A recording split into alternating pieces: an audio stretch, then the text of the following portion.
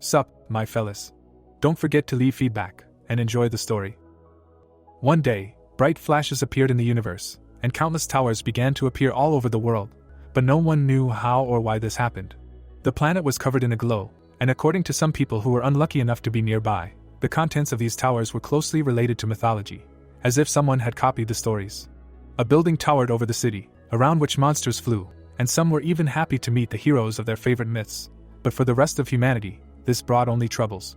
At the top sat a dragon, breathing fire, because dungeons and monsters began to appear more and more often around the towers. And then, in order to protect the world from their influence, selected warriors came, who began to analyze and clear the dungeons. People with weapons and magic, who were called adventurers. As a child, the hero sat in front of the TV, admiring such heroes. The boy's eyes lit up at the sight of those who use their skills to save people, and who become famous throughout the world. The child smiled with delight and decided to become one of them. He put a stack of books on the table. The hero sat at the textbooks for days on end to achieve his goal. At first, the little boy happily read the book, increasing his understanding of mana. Then the young man wrote down notes, increasing his understanding of mutation. Then the hero leaned over the textbook, realizing that he had read almost all the suitable books in the country. Some time later, he looked at the board with the results with excitement. It showed that he had managed to take first place in the 27th written exam. The hero smiled happily, because he had managed to get into the academy, where only the best were admitted. The brunette was touched and covered his mouth in delight, deciding that he would finally become an adventurer. However, after this, the young man stood and looked at the sheet in shock. In his hands was the ranking of the first semester of the second year, where he was already in 274th place. The young man froze, because he learned that there are obstacles that he will never overcome. The hero was on his knees, having lost another fight, because no matter how much he trained, his body did not move better, and the boy was devastated. Yungmin took his things and left the academy, deciding to forget about his only dream, because he did not have the skills that adventurers are famous for. The boy was typing quickly on his laptop. He looked tiredly at the screen, chewing on a snack, and muttered that a couple of years had passed, and the rest should have already finished the third year. The boy continued typing, because instead of reaching for an impossible dream, he began to write imaginary stories. He imagined the man from his story about a swordsman who can cut the horizon, and a hunter who spent his entire life in the forest of death. Then he visualized a man in a cloak with an orb and in the center of a magic circle, the creator of magic. The protagonist sat at the laptop, describing things that he could not achieve in real life. A sign appeared, "Your story is complete." The file with the final chapter was opened on the screen, and the guy thought that it was almost done. He looked down and muttered, "What a shame." The brunette continued typing, realizing that every story will have its ending. Yungmin lay down on the bed and decided to take a nap first and then finish, as he was too tired. The young man took the remote and turned on the TV. The host in glasses looked at the camera, and behind him was an image of a girl, and he said that the only sacred hero of their country, Rachel, completed a mission in the United States and was returning to Korea. In the video, the girl smiled and created a glow, and the voice said that most of the towers had already been cleared, and the planet was one step closer to peaceful existence, and Yungmin thought with annoyance that the girl was still so young, but already a star. He sat up on the bed and noted that this was cool. The brunette squinted, trying to understand why he did not have the skill, although he put in much more effort than the others. The guy gritted his teeth in displeasure. The hero buried his face in his pillow and exclaimed that this had not affected him for a long time. While he was sleeping, his laptop continued to work. A glow appeared above it, and the sign said that the world was looking for stories for new towers, after which a new setting was discovered that could be used in the towers. The screen began to glow, and the inscription appeared, "The world begins to form new towers with a similar setting." A tall building appeared somewhere, engulfed in light. The system created a new tower. Soft light fell through the window. The protagonist closed his eyes, waking up from the noise. The TV was on, and the young man realized that he forgot to turn it off. The host looked at the camera with alarm and exclaimed that this was an unprecedented case, because 5 new towers appeared in their country at once. A building towered over the city, and the man listed the names of the identified objects: a sword that cuts through the horizon, a devil's mercenary, and a black divine spear. Yungmin's eyes widened in surprise. He jumped up in bed and exclaimed in confusion. The journalist leaned towards the microphone and said that when they were almost able to achieve peace, new towers and dungeons began to appear, and then added that 2 more towers had been discovered. The reporter stood among the people near the building and said that in total 7 towers had appeared, and the association assumed that they would be the highest level. Yungmin frowned in shock, trying to understand why the news was saying the names of the characters from his novel. It couldn't have been heard like that. The guy ran to the laptop and thought that they were too similar. There was not a single file on the desktop. The brunette's eyes widened and exclaimed that everything was gone. He looked down in surprise. The laptop was clean, even the original files that were stored in the root folder were gone. The young man knelt down. He was sitting in front of the TV, and the host was reporting that tonight the government would announce details about the towers that had appeared, and the association's top priority would be stabilizing the situation. Yungmin frowned and assumed that he was dreaming. A blue screen appeared in the air. A sign appeared in front of the boy, stating that the novel The Age of Destruction had been chosen by the world. The next window said that the boy's story was used to create the towers. The brunette sweated and thought that this couldn't be true. He stared in shock at the inscription. Your story was used by the world to create the towers. The boy realized that his novel was plagiarized. The system window showed name Han Yungmin, class author of the story, unique title, true owner of the 7 towers, skill, immersion, unique, status, confused. The boy sat in his room, realizing that the files of his novel had disappeared, and the news said that new towers with the names of his characters had appeared. The boy frowned, looking at the sign stating that he had unlocked the unique class skill, immersion. Yungmin reached out to the system window and was amazed that he, a person with no talents, got this. He smirked and thought that with this skill he could become an adventurer. But he was wrong. The brunette sat with a can in front of the sign and muttered that he drank too much. The young man took another sip and thought that he had already lost count of how many times he tried to activate this useless skill in the past few days. In front of him was still a sign with information about this ability. The hero frowned and tried to use the dive again. Several windows appeared in front of him, informing him that the dive failed because the target is not a real person, the difference in characteristics is too great, the target's character is unknown, and the target's emotions cannot be determined. The brunette grabbed his head and was indignant that there were so many activation conditions.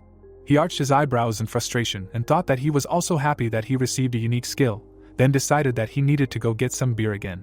There were products on the shelves. The guy was sorting through the goods, thinking about the purpose of the dive, emotions, and realized that he would have to figure everything out in order to use the new power. He reached out his hand to the package, wondering how to do it. Suddenly, the young man turned around when someone approached him and spoke. The girl with blonde hair looked at him in surprise and asked if it was him. The protagonist smiled awkwardly and recognized Saran, his neighbor. He imagined the image of the girl covered in blue magic and remembered that she was a student with a unique skill, the world of ice. The guy remembered how they sat together at the table, while Yungmin helped with her studies at the request of her mother, and now the girl is studying at the same academy. But during their studies they almost never crossed paths.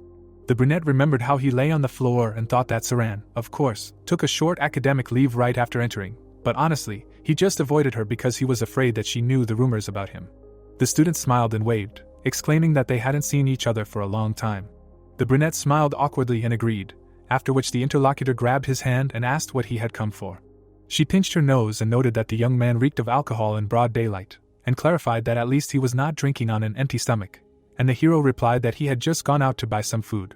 Saran puffed out her cheeks and asked him to eat normally sometimes, and not just snacks. The guy took the noodles and asked if she was doing well at the academy, and the girl answered in the affirmative, indignant that he was changing the subject. The student smiled and said that he was quite famous there. The girl's eyes sparkled and said that she heard that the Heavenly Palace Guild tried to recruit him, and they don't invite just anyone to be an analyst. She introduced 3 guys and added that it was one of the strongest guilds in Korea, and you can never get in with just good grades, so everyone knows the one who refused their offer. The interlocutors were still standing near the shelves, and the hero was surprised that they still remembered this. The brunette nodded and interrupted the girl when she wanted to say something else, saying that he had already bought everything and it was time for him to go. But in reality it was just a story that he did not want to tell anyone, and this was a world to which he no longer belonged. The guy silently turned around. Suddenly Yungmin froze, feeling Everton's energy from the man standing behind him. The young man turned around abruptly and his eyes widened. Dark energy swirled around the man, and the hero was amazed that there were demon followers here. He sweated, not understanding where he came from. Saran leaned over to the hero and asked if something had happened, and the young man muttered something unintelligible. Dark energy separated from the man's body. The man fell to the floor, attracting attention. The girl looked at him worriedly, going to help, but her companion stopped her. Purple power was spreading from the buyer's body. Energy enveloped everything around, and the system announced that the Everton follower was summoning blood wolves. Dark mana was rising from the man. Yungmin and Saran looked through the purple passage in shock. Wolves appeared from nowhere and growled. They had fiery claws and horns. The monsters bared their fangs and glared. The customers ran away from the wolves in fear. People looked around, not understanding what was happening. They stumbled and ran towards the exit. A group of people who hated the 7 heroes and were ready to sacrifice anything for their goal came out of the darkness. They were demon worshippers. The protagonist looked at them in horror and realized that these fanatics were part of his novel. Saran turned towards the danger and shouted to her interlocutor that there were people there, and they needed to be saved. The girl shuddered and remembered that he did not have the skill. Yungmin frowned and asked the student to protect the people while he distracted the wolves. She obediently ran to the customers, leaving the hero alone. The brunette turned pale and thought that he only knew how to run away. Suddenly, a growling beast appeared in front of him. The young man gritted his teeth and jerked, and the system reported that the blood wolves were aiming at him. The monster jumped above the hero and growled. The guy managed to dodge, but received a cut on his cheek. He looked around for some kind of weapon and found a small pole with an advertisement. The young man hurried to grab it. The wolf immediately pounced on the hero, but he managed to block the blow. The metal bent from the claws, and the guy noticed this, mentally cursing. The monsters were approaching the brunette, and the guy was not sure that his weapon would withstand another attack. He looked back at Saran, who put up an ice shield, protecting the people, and realized that she was busy now. The guy frowned and thought that it would be good if he could use immersion. A sign appeared in the air. The author of the story uses immersion. The young man looked at the system window, informing that the memories of the original story are used. Yungmin's eyes widened in surprise. Scenes from his novel flashed before him, the events he had imagined for the past 2 years, its world and characters, and the guy realized that he knew everything about them. The hero frowned, remembering the strongest warrior in the book, who was the swordsman who cut through the horizon, and decided to borrow his abilities. The brunette opened his mouth and shouted, "Immersion!" A system window appeared in the air, which said that the difference in strength was too big, and the chance of dying when activated was 100%. Yungmin opened his mouth in shock and realized that it had failed. The inscription appeared again that the author of the story uses immersion. The brunette clenched his teeth and thought that it was not turning on. The wolf bared his teeth, drooling, and the hero thought about what he could try to use on 7 heroes with such a body. A system window appeared in front of the guy, and he was asked to choose a target for immersion. Yungmin's eyes widened in surprise and guessed. He squeezed the stick in his hand, asking himself to remember. The boy closed his eyes, wondering which character would help him. The hero took a fighting stance, and his body emitted blue energy. The boy grinned and said, "Dive." A system window appeared in the air, informing that the dive was successful. The boy imagined a tall building and thought that the towers were a combination of reality and myths. He visualized a man in skins and remembered that if the tower was based on Greek mythology, and the owner was Hercules, then all the events that happened in his myths become reality. The main character closed his eyes, realizing that right now the heroes of his novel received their own towers. He clenched the weapon in his hand and thought that all the people associated with them now existed in this reality, even the background characters. The boy opened his eyes and resolutely looked forward. The silhouette of a knight stood above him, and the boy shouted, "Dive." Yungmin squinted and noticed that the Malin soldier was just an ordinary gate guard, whose name no one would even remember, but he was mentioned in his story. The guy pushed off the floor. The wolves rushed towards him, and the hero thought that the guard's job was to defeat superior numbers of opponents with little force. System windows appeared in the air, informing that the hero had enough knowledge of the target, and the immersion conditions were met. The beast's eyes flashed and swung its paw. The brunette frowned and activated a unique skill, deciding that he could. He swung the weapon several times, striking each wolf. The guy looked to the side. At the sight of him, the wolf shuddered in fear. Yungmin swung, increasing the effectiveness of the spear and activating maneuvering skills, and the enemy pressed his ears. The young man squeezed his cane. He forcefully thrust the stick into the monster. Purple blood dripped from the edge. The hero straightened up and looked at the next wolf. He bared his teeth and growled warily. Then the enemy turned around and tried to run away. Yungmin grabbed the weapon in his hand. He swung it, preparing to throw it. The brunette frowned, realizing that he couldn't let the enemy go. The young man threw the improvised spear with force. The wolf looked back, noticing the approaching danger. Saran took a fighting stance, creating an ice wall in front of her with her unique skill, Ice World. She wiped the sweat from her face, breathing heavily. The girl turned to look at the customers and asked if everyone was safe, to which she received an affirmative answer. The student turned and suggested that they leave, thinking about evacuating the civilians and helping Yungmin. She frowned, thinking about what she heard, that he hadn't awakened his skills yet, but he should be able to handle it because he was studying at the academy. Saran looked back to check if her friend was okay. Her eyes widened in surprise. Blood was dripping onto the floor. The protagonist threw his weapon over his shoulder, standing among the corpses, and the system announced that the Everton Blood Wolves had been defeated. The young man took a deep breath, and the immersion turned off. He staggered, and his strength left him. Yungmin fell to the floor, and the girl called out to him. The brunette smiled, glad that he now knew how to use the skill. His body shuddered in pain, and the system reported that he had learned a combat technique, level 1, and the muscles of the body would be used more effectively, but so far it was not able to withstand such a force, and forced increase causes a recoil. The brunette shuddered, trying to cope with this, and at that moment the girl ran up. Saran sat down next to him and asked if he was okay, and the hero calmed her down, explaining that it was just muscle pain, since he had not moved so abruptly for a long time. The interlocutor put her hand on him, and once again clarified whether he was really okay, receiving an affirmative answer. She helped him sit up and told him that they said at the academy that he had no skills, and the boy confirmed it. There were traces of his battle in the store, and Saran wondered how he could fight so well then. The hero looked around in surprise, not believing that he had done this himself. The young man looked at the calluses on his hand. He smiled, glad that he was able to do this. The brunette clenched his trembling fingers into a fist. Saran looked uncertainly at her comrade, who noted that on the verge of death, his body began to move on its own, so apparently the training at the academy was not in vain. Yungmin smiled and thought that the unique immersion skill could be used even on secondary characters, which meant that he would be able to borrow the strength of people who matched his level. The guy winced, feeling pain in his side, and was indignant that the recoil was so strong. The girl looked at him worriedly, suggesting that they go to the hospital after all, but the interlocutor replied that he just needed some exercise, and he himself realized that in this state he would not be able to use immersion, so he needed to build up his endurance. From the street, the main character was seen sleeping on the bed. The phone next to him was ringing loudly. The young man pressed it and muttered that it was very noisy. The guy opened his eyes and looked at the screen. There was a message from Saran, who was apologizing for something. The brunette finally woke up and opened his eyes, hoping that this was not what he thought. The hero got out of bed, deciding that he urgently needed to check something. The guy froze and screamed, feeling a sharp pain in his muscles. The young man fell to the floor, exhausted. He rubbed his head and noted that it hurt. A lot of missed calls and messages appeared on the phone, and the hero did not understand where so many notifications came from. Yungmin frowned, trying to understand what was going on. The guy opened a website with his photo and the news that the academy students saved everyone from the wolves, and at that moment Saran called again with an apology.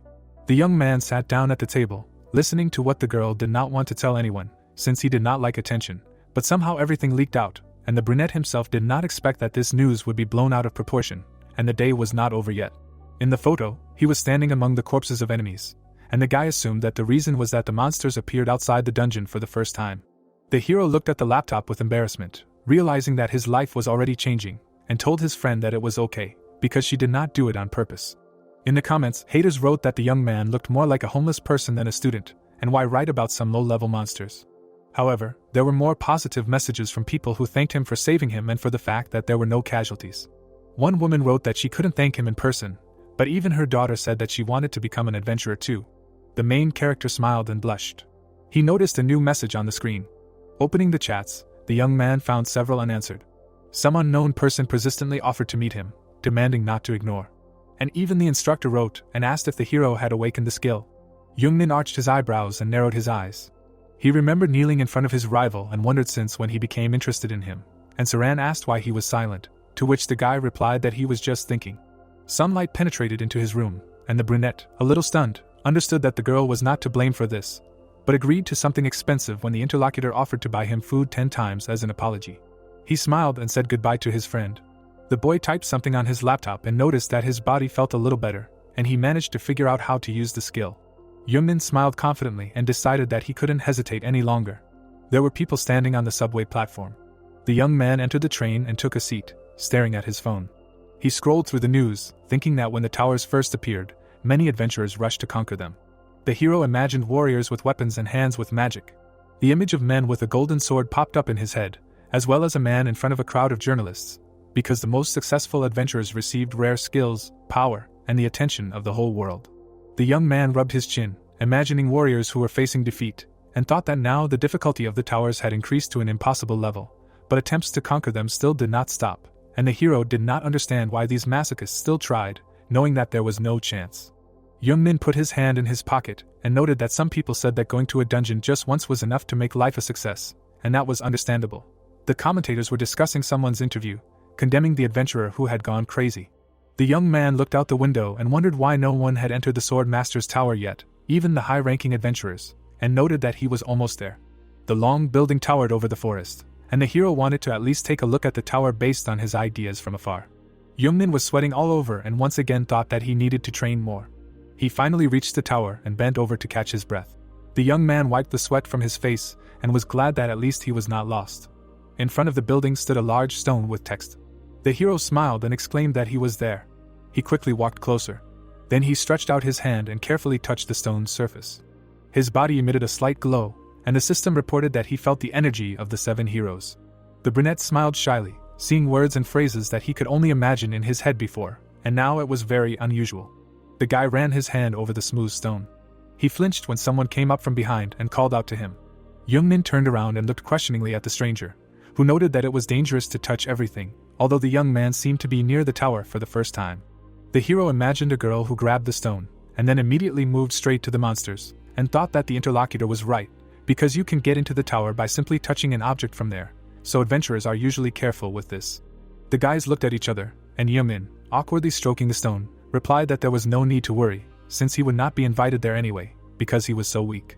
The brunette became serious, thinking that it was even better this way, because he would have had to run away anyway if he got there, although it was a shame. The letters under his hand began to glow.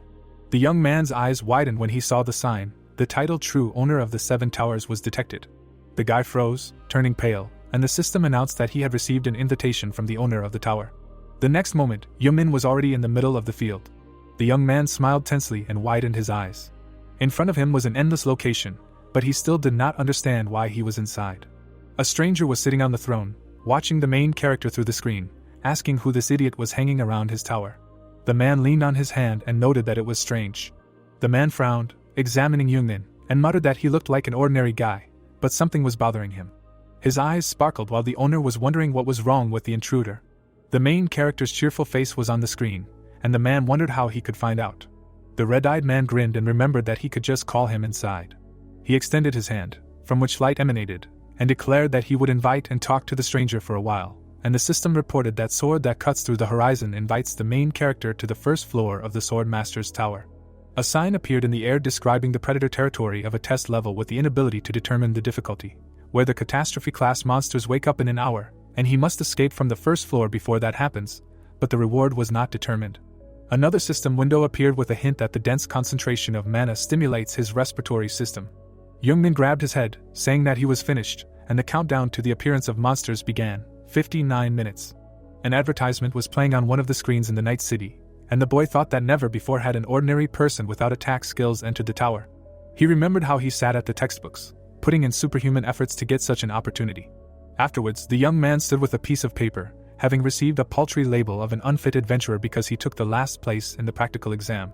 The brunette sweated and thought that even after awakening a unique skill, there was no chance that he would immediately cope with conquering the tower. Suddenly, a purple sign appeared in front of his face, where someone wrote that he was standing with his mouth open like a scarecrow, which was quite funny. Yungmin recoiled in surprise, and the voice continued to say that it had lowered the difficulty and invited him to the tower, so stop dreaming, but was he really just a loser who got lucky? The hero opened his mouth in offense, hearing such an insult. The young man widened his eyes, asking again if the interlocutor could change the difficulty. A message with the answer appeared in front of the brunette. This is my tower, of course I can. The guy frowned and asked if this was Eden, and the man was surprised that they knew him. Yungmin sweated, wondering if he could say that he created it himself, because the interlocutor could be different from the character he came up with, so he needed to make sure. The young man laughed awkwardly, having received the desired proof when the owner of the tower exclaimed that only a couple of days had passed, and he was already so famous, but it would even be a little tiring if he became too popular. The main character imagined a man in a cloak near the tower and remembered that Eden was the main character of the 7 heroes, whom the young man wrote from himself, mediocrity, because he was a guy who can hold a sword, but has no talent for mana, but with the help of a teacher awakens it, and finds companions to go to the castle of demons. The brunette remembered typing on a laptop. He imagined a man slaying a dragon, who became a hero and earned everyone's respect, that is, he became what the protagonist himself wanted to be, and that is why he is his favorite character. Yungmin rubbed his nose contentedly, and thought that he did not even expect to be able to talk to the main character of the book, and the interlocutor was indignant that he was smirking and not listening to him. The young man shuddered when the man said that he let him through and lowered the difficulty, so he would get out somehow, and wished him luck. The protagonist sat on the ground, confused, left alone. He scratched the back of his head and muttered that there was no choice, and if he had no chance, he would not have ended up in the tower at all. The guy got up and looked at the timer, thinking that it was based on his novel, so there must be an option. The brunette suddenly froze. He shuddered and turned to the side.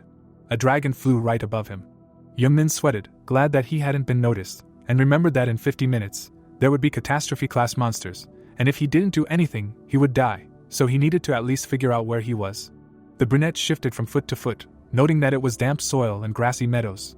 He moved forward, and the system notified that it was receiving information about the area by examining the surroundings, and also searching for records based on the new information. The boy looked around, frowning. He lowered his head, feeling that he had stepped on something. There was a stick lying underneath it. The boy looked forward and found that there were many pieces of wood. Yungmin picked one up and thought that it looked like pieces of wooden swords, not even suitable for training because the shape of the blade was strange. On the piece was written Eden. The boy smiled when he realized what it was. A sign appeared above the grass, stating that a key had been found, the broken wooden sword Eden. The protagonist knelt down after hearing that information about the first floor of the tower had been found, and realized that this was the first chapter of his novel. He imagined the man with red eyes. He was sitting and sharpening pieces of wood, and Yungmin remembered that the place where the talentless boy awakened his talent was the training ground. Here, he was swinging the sword in the middle of the field. The protagonist looked at the trophy with a smile and noted that the introduction to the novel was embodied in the tower, after which the system windows appeared with a notification that information about the Age of Destruction, the chapter Eden Awakening, and information about the area in the middle of the grassland had been collected. The brunette smiled tiredly, muttering that he knew how to get out of here, but he knew that this was not a lowered difficulty at all. He clutched the shard in his hand. The boy looked at the piece of wood, remembering his time at the academy, and wondered if he could handle something like this even with his training. Yungmin sat in the middle of the field, cursing at the circumstances.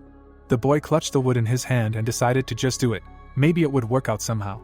The hero looked down and reminded himself that the more he whined, the less time he would have.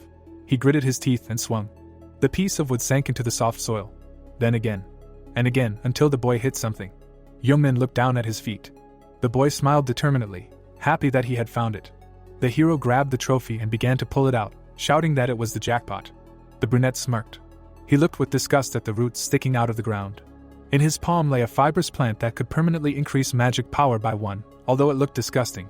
The system reported that it was braided coconut fiber, a very rare spiritual plant that can only be found in places with high mana concentrations.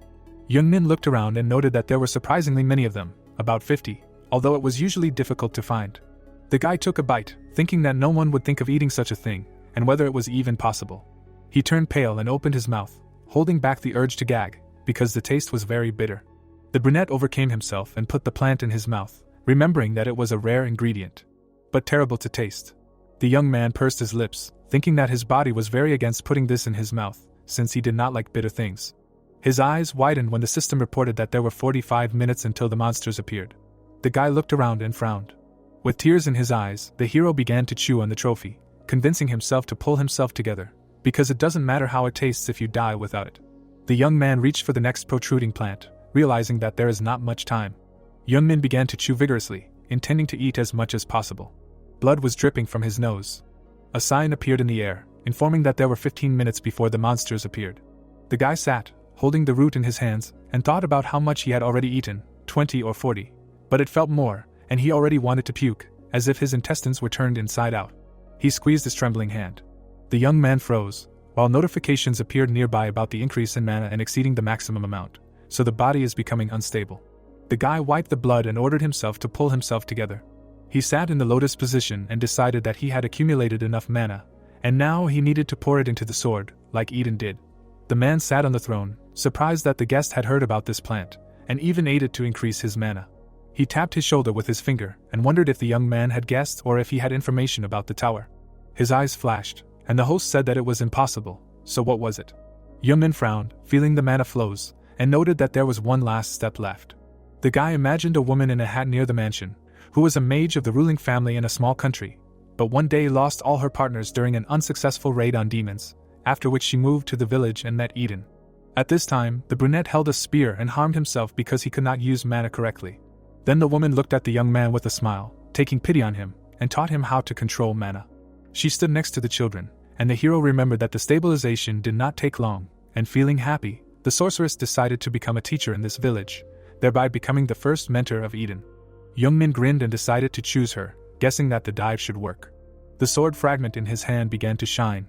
He forcefully thrust it into the ground, engulfed in blue energy. The hero smiled and shouted, "Dive!" The silhouette of a high-level mage de Marcia appeared above him, and the system notified that he was surrounded by a magical aura. The man jumped up from the throne in shock, recognizing this energy. His eyes widened, and he thought that this looked like the mana of the teacher, so who is this guy anyway? The brunette held onto the weapon, trying to slowly purify the mana and direct it to the heart, from there to the fingertips, then to the sword. A system window appeared, reporting that the mana has begun to move, but is undergoing severe depletion. The boy furrowed his brows and tensed up, ignoring the fact that the mana flow was out of control. His body had taken a hit, and the system had detected an anomaly in his heart, and the forced movement of mana had caused an anomaly throughout his body. The boy lowered his head and coughed up blood. The tower's master chuckled. He put his hand to his head, not understanding who this bastard was and how he knew how to use mana control. A table appeared in front of the protagonist. Slicing the horizon warns that you may die. The boy clutched the sword and thought that he knew perfectly well that this was almost suicide, and of course he was afraid of dying. The brunette held onto the weapon, engulfed in powerful energy, and decided that instead of quietly awaiting his fate, it was better to die, putting all his strength into trying to survive. He opened his glittering eyes. Pain pierced his body, and mana burst out with frantic force, making the boy scream. Yungmin's eyes rolled back and everything around him sparkled. Finally, everything became quiet and the boy was left sitting in the middle of the field with the sword. The weapon in his hand was vibrating. The brunette lowered his head, leaning on it. A system window appeared. Give life to your sword, the first floor is cleared. The boy smiled weakly, and a notification about his death appeared. Yungmin fell to the ground, and sword that cuts the horizon paid tribute to his sacrifice. The system announced that the title true owner of the 7 towers had unlocked a hidden path. The girl with the microphone stood in front of the stone, greeting the viewers of the online clearing site, and said that she was standing right in front of the tower of the swordsman who cuts the horizon. She looked at it along with the operators and said that there were many adventurers here who decided to try their luck, but for 2 weeks no one was even allowed inside. The host smiled and asked if there would be a hero who would clear the tower and stop the dungeons from appearing, after which she offered to listen to their thoughts. The young man looked at her in confusion when she handed him the microphone and exclaimed that she thought he was a celebrity. She looked at the guy and asked for an interview, to which the interlocutor immediately agreed. The journalist grinned and, noting that 2 weeks had passed since the tower appeared, asked if anyone would get inside today. The adventurer smiled smugly and replied that it was impossible, since this tower had something to do with swords, but the myth behind it was still unknown. He pointed to himself and declared that only a handsome guy like him could clear this tower. At that moment, a system window appeared in front of everyone, notifying that the first floor had been cleared. The adventurer, the reporter, and the cameraman froze in shock. They turned to the tall building, and the system reported that the passage to the Swordmaster's tower was blocked. Everyone's eyes widened, not understanding when they had managed to do this. A black screen appeared on the live broadcast, after which it was written that an advertisement would start in 60 seconds. The cameramen looked at each other, discussing how this was even possible in just 2 weeks. But maybe the person had the right attribute or even free entry, but this tower was one of the last, so it was unlikely that a ranker was here. Their eyes lit up as they imagined the appearance of a strong newcomer sitting on the throne. The girl turned to the men, who exclaimed that the settings table was being displayed there, and they could have time to take an exclusive interview if they hurried to the entrance. She smiled and replied that they needed to run faster. At that moment, the journalist accidentally stepped on the lying protagonist. The guy turned pale, and the host wondered what a sleeping man was doing here. She shuddered, surprised that he did not wake up from being stepped on, and thought that there was no one else here, and was it worth waking a stranger? The journalist turned to her colleagues, who hurried her. The girl jumped off Yungmin and shouted that she was coming. The young man clasped his hands in front of him, muttering the name Dere Marsha. After a while, he opened his eyes, lying outside the tower. He jumped up, not believing that he had cleared it. The brunette froze when he heard an indignant voice that the guy finally woke up when everyone had already left. Yungmin threw his head back and asked if Eden could really talk outside the tower. He looked at the purple signs, where the interlocutor answered that in a sense, yes. The brunette raised his eyebrows in surprise and clarified what that meant.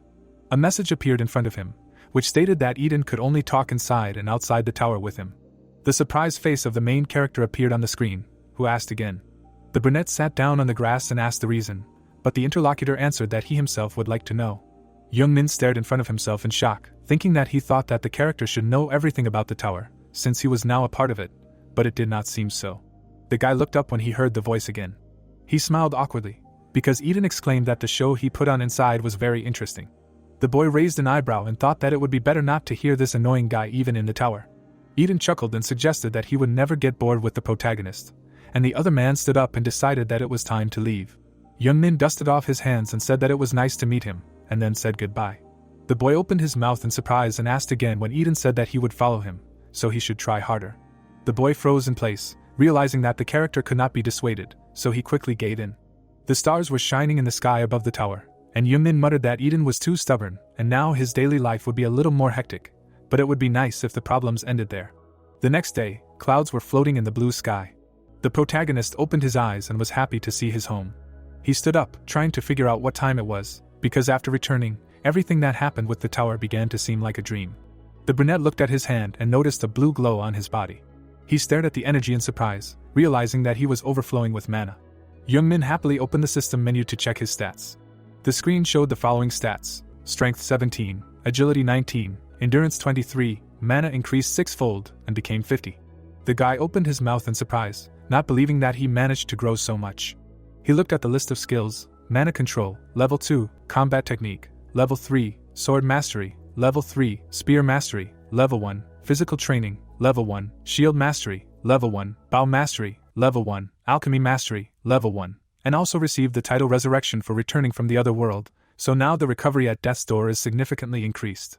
The hero happily looked at the system window and admired that 7 new skills were added. He shuddered in embarrassment when he heard a voice that smirked that the young man was so simple. Yungmin glanced sideways and asked to warn him about what he was going to say, because anyone would be surprised if Heir suddenly started talking to him, and Eden only asked why the young man was so rude. The interlocutor smirked and said that he gave him more than just these skills, so let him check the characteristics window. The brunette looked away in bewilderment, and replied that he was just looking, but the man demanded that he shut up and do it again. The hero obediently opened the characteristics window again. His eyes widened at the sight of what was written. He pointed at the system window in shock, which showed that he had an exclusive passive skill inherited from 7 heroes, which allowed him to greatly increase his concentration, collection, sensitivity and control of mana, and any actions with mana gave a positive effect, but more importantly, the mana limit in the body was removed. Yungmin grinned in amazement, and thought that this was just cheating, and the other guy noted that this was exactly the reaction he was expecting. The brunette jumped up and exclaimed that he did not have time to sit around, and Eden asked what he was talking about. It was beautiful outside, and the hero said that it was time to go, while the other guy tried to figure out where he was going. The sun was shining over the building. The young man put his pass to the turnstile, and went through. He quickly walked down the corridor, and Eden asked if he really decided to train right after clearing the first floor. There were other adventurers in the hall. Yungmin walked into the first testing center with a smile to test his new combat abilities and skills. A man grimaced and muttered, "What a piece of shit." The brunette turned pale, and the system warned about the use of mana. A can flew into the wall right in front of his face, but the young man dodged it. The crushed soda smoked from the impact. Someone tensed his hand, engulfed in red energy, and said that they had not seen each other for a long time, calling the guy an asshole. The man grinned and asked where he had been hiding all this time. The protagonist turned pale at the sight of Han Yugel.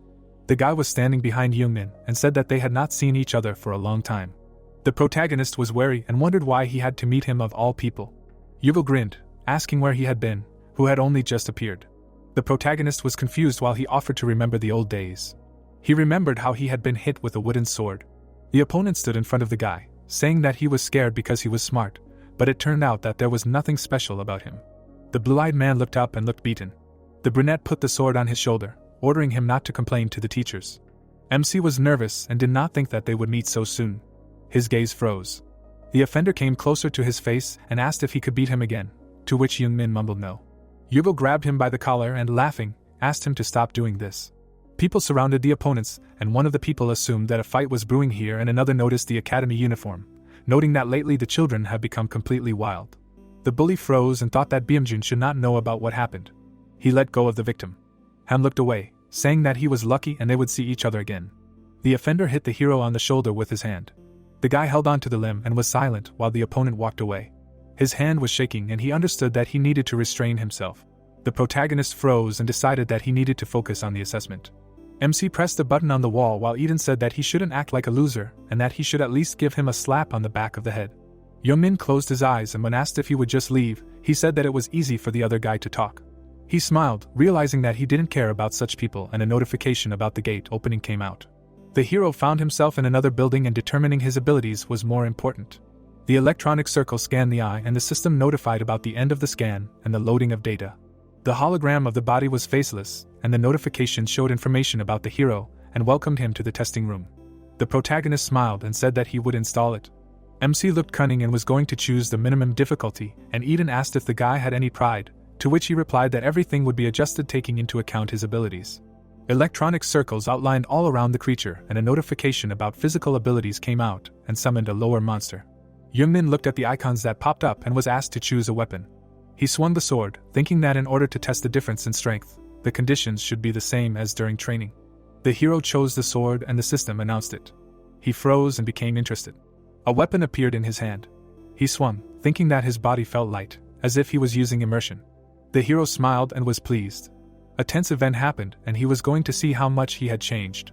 There was a blow and the creature's body was split in half and a notification appeared about the player's victory in 3 seconds. There was nothing in the building and the system showed previous records and increased the difficulty.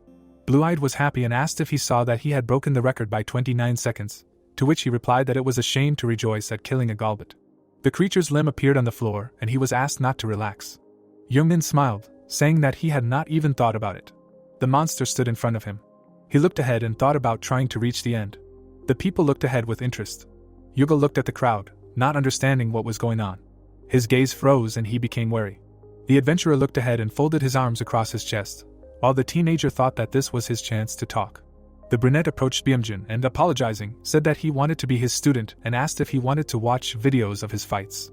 The elder smiled, saying that it would be difficult, because he had just found an interesting guy. The student looked away and thought who could interest the interlocutor. Yungmin stood in front of the monster and assumed that he was a nerd.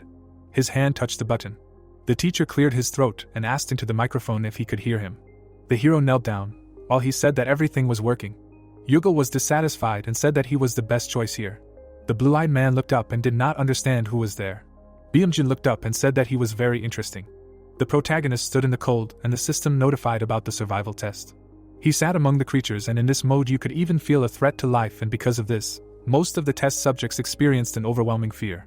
MC held a sword in his hands while he thought about the fact that he did not understand what was wrong with him. Yungmin was concentrated while he saw that he was not scared at all. The bearded man was serious and did not understand whether he was brave or stupid. He pressed the microphone and decided to see everything with his own eyes.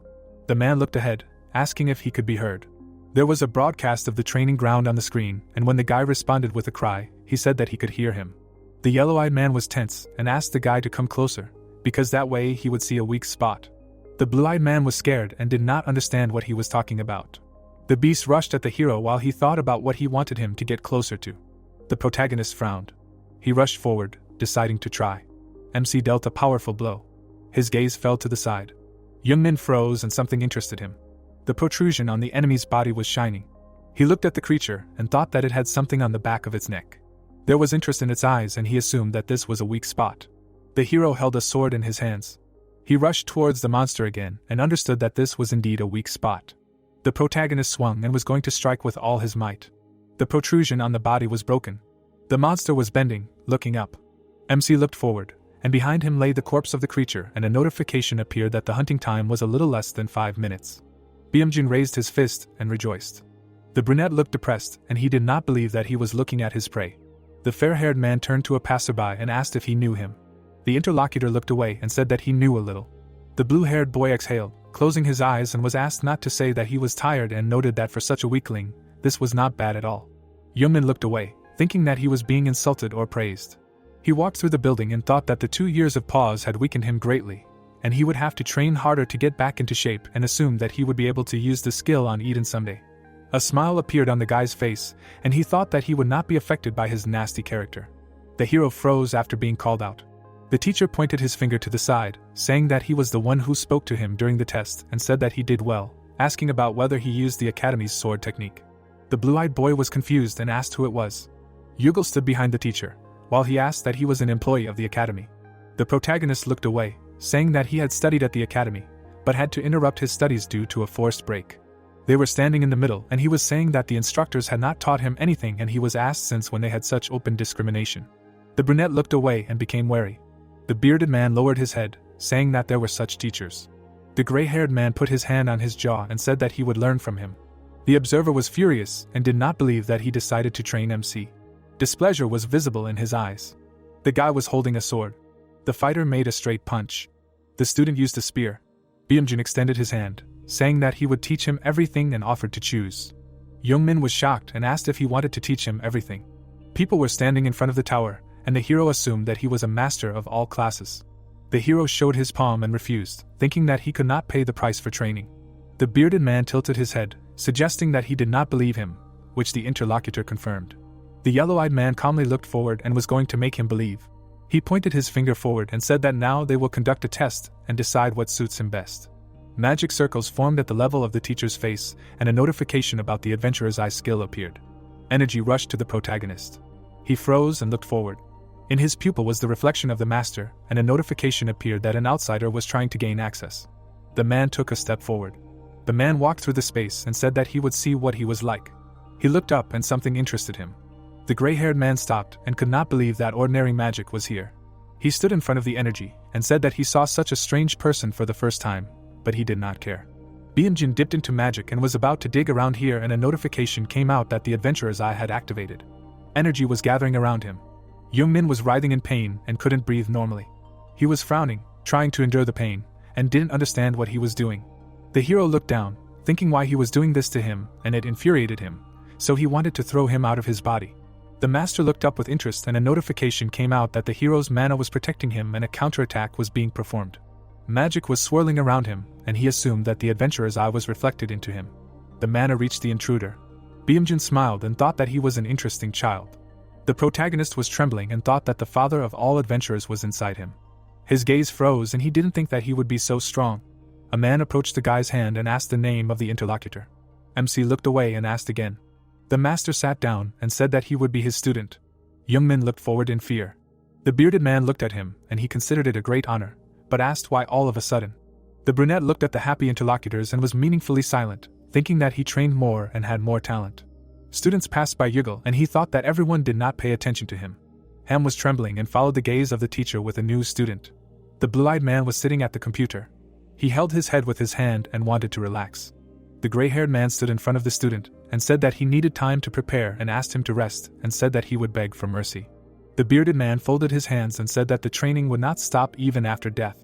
The guy was trembling and said that he would just rest and look for information. On TV, he was talking about a scandal at the academy, and the viewer was asking how all the teachers could be fired. The blue-eyed man was introducing the founder to the teachers and assumed that it was because of that. A notification appeared on the monitor that a fragment of the original story had been found. Blue Eyes looked to the side and asked what kind of fragment it was. Under the news about the alchemist competition, people were unhappy with the unworthy prize. Eden looked at the comments and was unhappy with the situation. He pointed to the side and said that this was Bastium. Yungmin looked ahead and asked if this was a rare ore from the era of destruction and if it had materialized. The stone emitted purple light and was an ancient fragment. The figure was sitting on a throne and this was proof of the existence of God. The high-ranking man took the jewels out of the chest, and even the imperial family highly valued and bought Bastium every year, but they collected no more than 30 kilograms. He looked at the monitor, thinking that in the novel it was a very rare material. The hero leaned back, saying that it looked like an ordinary stone, while Eden objected and asked what kind of stupid person could put it up as a prize. The protagonist closed his eyes, and when asked if he knew how valuable it was, he thought he understood, because he invented it. The interlocutor looked at the screen and asked if he knew how to brew potions. The blue-eyed man smiled, saying that he never understood it. The dark-haired man closed his eyes and made strange sounds. He frowned and said that they would begin hellish training, because they needed to get Bastium at any cost, to which he asked that there was only a week left until the competition. Eden stood near the chair and said that the one who would suffer anyway, not him. The guy looked up and was unhappy with this arrangement. The potions were enveloped in energy, and such medicines were able to rid a person of negative ones. Yungmin drank liquid from a bottle and they could be easily carried around, especially receiving a positive effect. The girl in glasses looked at the flasks and wrote information on a piece of paper. The hero smiled. People were in the room, and if there was a person who could easily create even low-level potions, then every guild would want to recruit him. He looked down, and something interested him, and a notification about the creation of the first potion came out. The protagonist looked at the bottle and did not understand how this was possible, and the system notified about the increase in alchemy study. The flask stood on the table, and the notification showed the characteristics of the potion, and that day he planned to use immersion on a low-level alchemist for 2 hours. He sat on the chair and realized that he lost track of time because of Eden.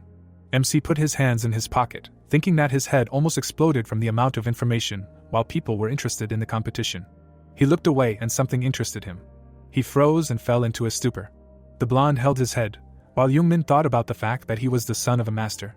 The hero was tense, and thought that such professionals were prohibited from participating in competitions, and said that no one would be interested in an unknown stone, but forgot about the artisans. People stood next to the emblem and they collected things in towers and dungeons, various materials. Workers held tools and things were created by artisans. A flag was fluttering behind Reynolds, and among such working classes there were always craftsmen. The protagonist drooped and thought that he came here in vain, but Eden said that if there is time to whine, then let him read another book. MC opened the potion and thought that he was yelling again and decided to drink another potion. He looked in the direction he was called from. The blonde-haired man leaned over to the guy and said he hadn't seen him before and asked what kind of potion it was, to which he replied that it was for fatigue. Reynolds looked at the guy with disdain, asking if it was helping, while the guy was thinking about how he dared not greet him. The blue-eyed man looked at the guy while the guy was thinking about how, judging by his appearance, he didn't belong to any of the groups. The interlocutor smiled and said that he didn't know that yard dogs could get into the competition. Yungmin squeezed the potion in his hands. The alchemist left after his group was announced and said that he had to go. The hero looked ahead and told his partner that he had to win at any cost. Eden grinned and ordered to beat this loser. The spectators looked at the arena with tables and the host said that he was giving everyone 2 hours to prepare the potion. The participants ran up to the plants, and even though the competition was for beginners, the ingredients were not bad. Reynolds held a container in his hands and said that they even installed an expensive mixing machine, although he had one at home. He looked at the guy and did not understand why he froze. MC looked down with his eyes closed. The blonde smiled, asking about him practicing his imagination in the middle of the competition or not knowing that he needed to collect the ingredients faster. He turned around, deciding not to pay attention.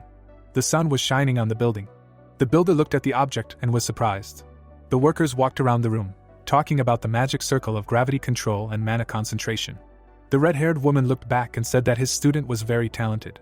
The worker folded her arms and said that in ordinary halls they do not install so many circles. She looked at Bamjun and asked who this child was, to which he replied that he was a student who was taking a break from the academy. He froze and noticed that he was the only one who could block his unique adventurer's eye. He remembered how the energy absorbed him and thought that he was either higher or at his level. The bearded man closed his eyes, saying that he wanted to take care of the student who was trying his best and that's why he was called the father of all adventurers, to which she said that the man had a lot of pathos. He looked at his watch, saying that he had an important meeting today. The teacher was leaving, asking to finish quickly, to which the green-eyed girl asked about the fact that he gave everyone instructions and was leaving. The building stood under a tree and he was driven away from there. The blue-haired man closed his eyes. Yungmin looked ahead. He walked along the book and a notification appeared that his target was Aryan Pepper, the apprentice of the great alchemist from the original. The bird flew over the forest, turning into a horse, and that girl had no equal. The blonde sat among a pile of books and was fully aware of the shortcomings and therefore read, closing the problems. The girl was given a potion and eventually she was made a direct disciple of the great master, passing on the knowledge of the ancestors. The hero reached for the liquid and behind him stood a woman. He began to drink it, waiting to receive the missing information. The book was opened and a notification appeared about receiving knowledge that exceeded the limit and that the hero's mana was replenishing the lack of energy. He rose among the books and began to gain energy. Yungmin looked ahead and did not know if he could remember it. He froze and was scared. The hero was falling down and the system said there was too much difference in strength. He felt discomfort and understood that his head was about to burst and he needed to endure. His eyes sparkled and the system notified about the temporary alchemist skill. Eden smiled and thought that the energy was different from what was during their training and again this strange skill. The protagonist held his head. He looked down and thought that he had finished and understood that he would have definitely failed if he hadn't been studying for the last week. He looked away. He ran up to the counter. There was nothing on the beds and everything had been taken away while he was busy diving. His gaze fell on something interesting and his partner asked if he had found anything useful. MC stroked the back of his head, saying that there were only poisonous plants here. He looked around and Eden was talking about how they would get a few points if the poison could kill several monsters at once. An Aston stood on the bed and a notification about its characteristics appeared. Milk mushrooms of fruits hung on the branches of the baryon, and the system showed its characteristics. Yungmin smiled, saying that everything was fine. He began to collect baryon branches. The guy ran forward. Terra was flying down and in any case, he needed ingredients with a strong effect. There was a plant on the table. The hero used magic to properly process the weeds. The berries were levitating and all the previous potions were just a trifle compared to this one. He watched the process carefully and understood that no newbie would dare to do this. The blue-eyed man looked at the drops. The master was sitting on the chair. He watched the participants prepare the medicines and thought that these were ordinary recovery potions. The blonde man dripped red liquid into a test tube. The mustachioed man frowned, thinking that there was an idiot who did not use the machine. Attention fell on MC and he asked if he understood that he was limited in time. The man froze and asked to stop. Yungmin used mana and was going to remove the poison first, and then move everything into purified water. The master watched the participants' actions and assumed that he wanted to remove the poison manually, and it seemed to him that he was able to separate and enhance the effect of the plants. The judge watched what was happening, and when asked if it was possible to complete this process, he answered that in theory yes. But no one had succeeded yet and did not understand who taught him. Yuzadi was tense, because he understood that if he made a mistake, the poison would intensify and spread not only throughout the room, but also for several kilometers. His face showed fear, and he could not believe that such a madman had been found and decided to tell the manager about it. The man pointed his finger at Yungmin and asked to stop the competition. The spectators were happy. The host looked at the table and said that a unique class potion had appeared and that the hero had made it. He froze and held a flask with liquid in his hands. Yuzadi leaned on the railing and could not believe that he had succeeded. Reynold was stunned after hearing that the winner had already been determined. The guy was holding a vessel with a unique flame potion, and a notification about its characteristics and the enhancement of a unique skill appeared. The protagonist looked at the text, thinking about the fact that it took much less time than expected. He looked in the direction from which he was called. The blonde grabbed him by the collar and looked angry. His face showed rage, and he asked if he was cheating. MC was confused and silent. The master walked towards the participants and asked what he was doing. The blue-eyed man looked to the side and called out to his father. The mustachioed man was angry and said that he had completely lost his conscience and did not understand why he was disgracing him. The son looked at his parent and said that he was a swindler. The master stood in front of the student and asked what he thought, that he could not distinguish a deceiver from an alchemist, to which he said that was not the point. The participant's father was angry. Reynold looked down and mumbled. He bent down in front of the teacher with an apology, to which the teacher said that he needed to apologize to Yungmin. He turned to him and asked for forgiveness, to which the teacher said that everything was fine. The master looked at the guy and said that his son was too rude.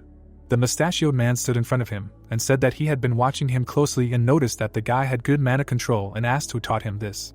The hero put his finger on his cheek and said that he was self-taught. The relatives were stunned with surprise. The host approached the protagonist and asked him to go on stage. He looked back at the interlocutors. The old man watched him and thought that he could not even know that such a talent existed in the country. He put his hand on his son's shoulder and said that he tried hard. Reynold looked down and was meaningfully silent. He raised his head and promised to study even better when they returned home. MC was standing on the stage, and the man suggested starting the award ceremony and announced the places of the participants. Yungmin looked up, thinking about them calling the master's name. The old man was holding a cup in his hands and smiling, asking where he was from. The hero was glad to see him and called out to the teacher. They were sitting in the food court. The adventurer's father looked at the stone, saying that he decided to participate because of him and was surprised that he could brew potions. The protagonist looked ahead, and when asked where he studied, he answered that he studied himself. The interlocutor closed his eyes and said that he never ceased to amaze him and did not even guess that he was capable of such a thing. They were sitting at the table, and the teacher suggested that he was a member of some guild, which MC denied. He pointed to the stone and asked what was so special about this stone. Yungmin looked at the old man and said that although the stone looked ordinary, it was actually very valuable and promised that he would be surprised too. He opened his eyes wide, saying that he didn't want to seem impudent, but still decided to ask about the man. He pointed his finger up and asked if he knew anyone above the average artisan. Bamjun moved the stone, saying that no blacksmith would undertake to make things from an ordinary piece of stone, to which the guy replied that he said that it was not just a stone and offered to check it with the eye of an adventurer. The man held the ore in his hands and asked him what he wanted, so that he could use a unique skill for such a stupid thing. The student beamed and begged to check. The bearded man examined the object and said that it was a stone like a stone. A magic circle appeared near the teacher's eye, and a notification appeared that he was trying to get information about the ore. The edge of the stone glowed, and the system notified about the change in information about the ore and the discovery of hidden information. Yungmin looked at the master with interest, and a notification appeared about the increase in mana. The man looked at the ore with interest and received information about the unique item. Bamjun was surprised and asked that it was of a unique level and that the mineral hid the owner, thinking that even the organizers said that it was just an unknown stone. He frowned and wanted to ask, but something stopped him. The hero smiled and did not understand why he was silent. The mentor smiled, thinking that he was just watching how he would grow in the future. He held out the stone, asking that he wanted to know if he knew any artisans. The protagonist was happy and thanked him for the fact that within a month he would pass the ore to whoever needed it. The master closed his eyes and said that he asked to rest, and he was dragged along by this joke, and if he was bored, he offered to just hang out with friends or something like that. MC froze and asked again. Bamjun stood in front of him and said that he would prepare hellish training and said that they would see each other. The guy watched him go and thought that he had not seen his friends for a long time. He looked to the side and after a pause thought about whether it was possible at all. The sun was reflecting off the roof of the building and he understood what he had seen for 2 years without remembering. He was holding a phone in his hands. A message about a call appeared on the screen. Yungmin was shaking and did not understand why he had called so suddenly, and thought that he was not ready yet. The guy looked to the side and waited for an answer. The hero looked away, paying attention to something. They were closer than they thought. The doors to the cafe were closed, and he did not expect that they would meet. The guys were sitting at the table and a friend was talking about how they had not seen each other for a long time, to which he was surprised by the coincidence. Taemin was holding tongs in his hands and was first or second place in the academy. He handed a piece of meat to the guy, and from the moment of admission he showed extraordinary abilities in all disciplines and was a talent, and most of all he stood out in swordsmanship. The protagonist held a glass in his hands and his skills were at the level of a Class A dungeon. The excellent student crossed his arms and asked if he knew what started in the group chat when he said that he promised him, to which he said that this was not a reason. He smiled, saying that she would be here soon, and she immediately wrote about it. MC froze and asked about Yuna. He swallowed a piece of meat, and he said that she would come soon, and he did not think that he would see her so soon, and she would probably be angry. They walked, eating ice cream, and this girl helped Yungmin with problems at the academy. He remembered moments with her, and remembered how she helped him. The brunette looked at the interlocutor, saying that his friend was having a very hard time when he stopped communicating, which the hero did not believe. He looked at the phone and asked to tell her where he disappeared to. The protagonist froze and a notification appeared that he felt the movement of the Everton curse. MC looked away, thinking about a bad feeling. There was worry in his eyes, but he did not notice bad intentions.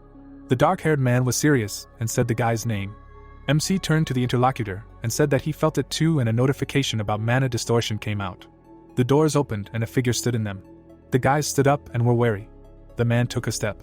Yuna smiled and said that they hadn't seen each other for a long time. They froze, saying her name, to which the girl closed her eyes and raised her hands. They assumed that she was cursed. It was a clear sunny day outside. A student was walking down the stairs. He saw his classmates discussing how he took first place in the written exam, but never awakened the skills and would be giving an opening speech. Yungmin was walking down the stairs. The green-eyed man looked down, asking about the fact that he just hit him. Ham tripped him. The hero froze. He fell down the stairs and the sheets flew to the sides, and they asked him about the fact that he couldn't even dodge. The protagonist lay and kept silent meaningfully. The girl looked at them and asked what they were doing. Yuna stood next to MC and demanded that the bullies apologize right now. Yungmin was surprised. The friend put her hands on her hips, saying that if they were going to talk about him behind his back, then it would be better to just shut up, because at least he was a normal student, and called those trash. The offender was angry and asked again what she called them. The friends held his hands, saying that she was the director's daughter, to which he expressed his indifference, and showed that he was not afraid of this. The savior showed an obscene gesture and asked not to bother the student anymore, while he begged to let him go. Yuna extended her hand to her friend and asked if he was okay. She leaned over and asked if he had lunch, to which he asked what it was. The friend closed her eyes, saying that she had argued with Taemin about lunch and won. Yungmin was stunned, and she suggested asking to buy lunch for two. The director's daughter smiled, and during that difficult period, she became the hero's first friend.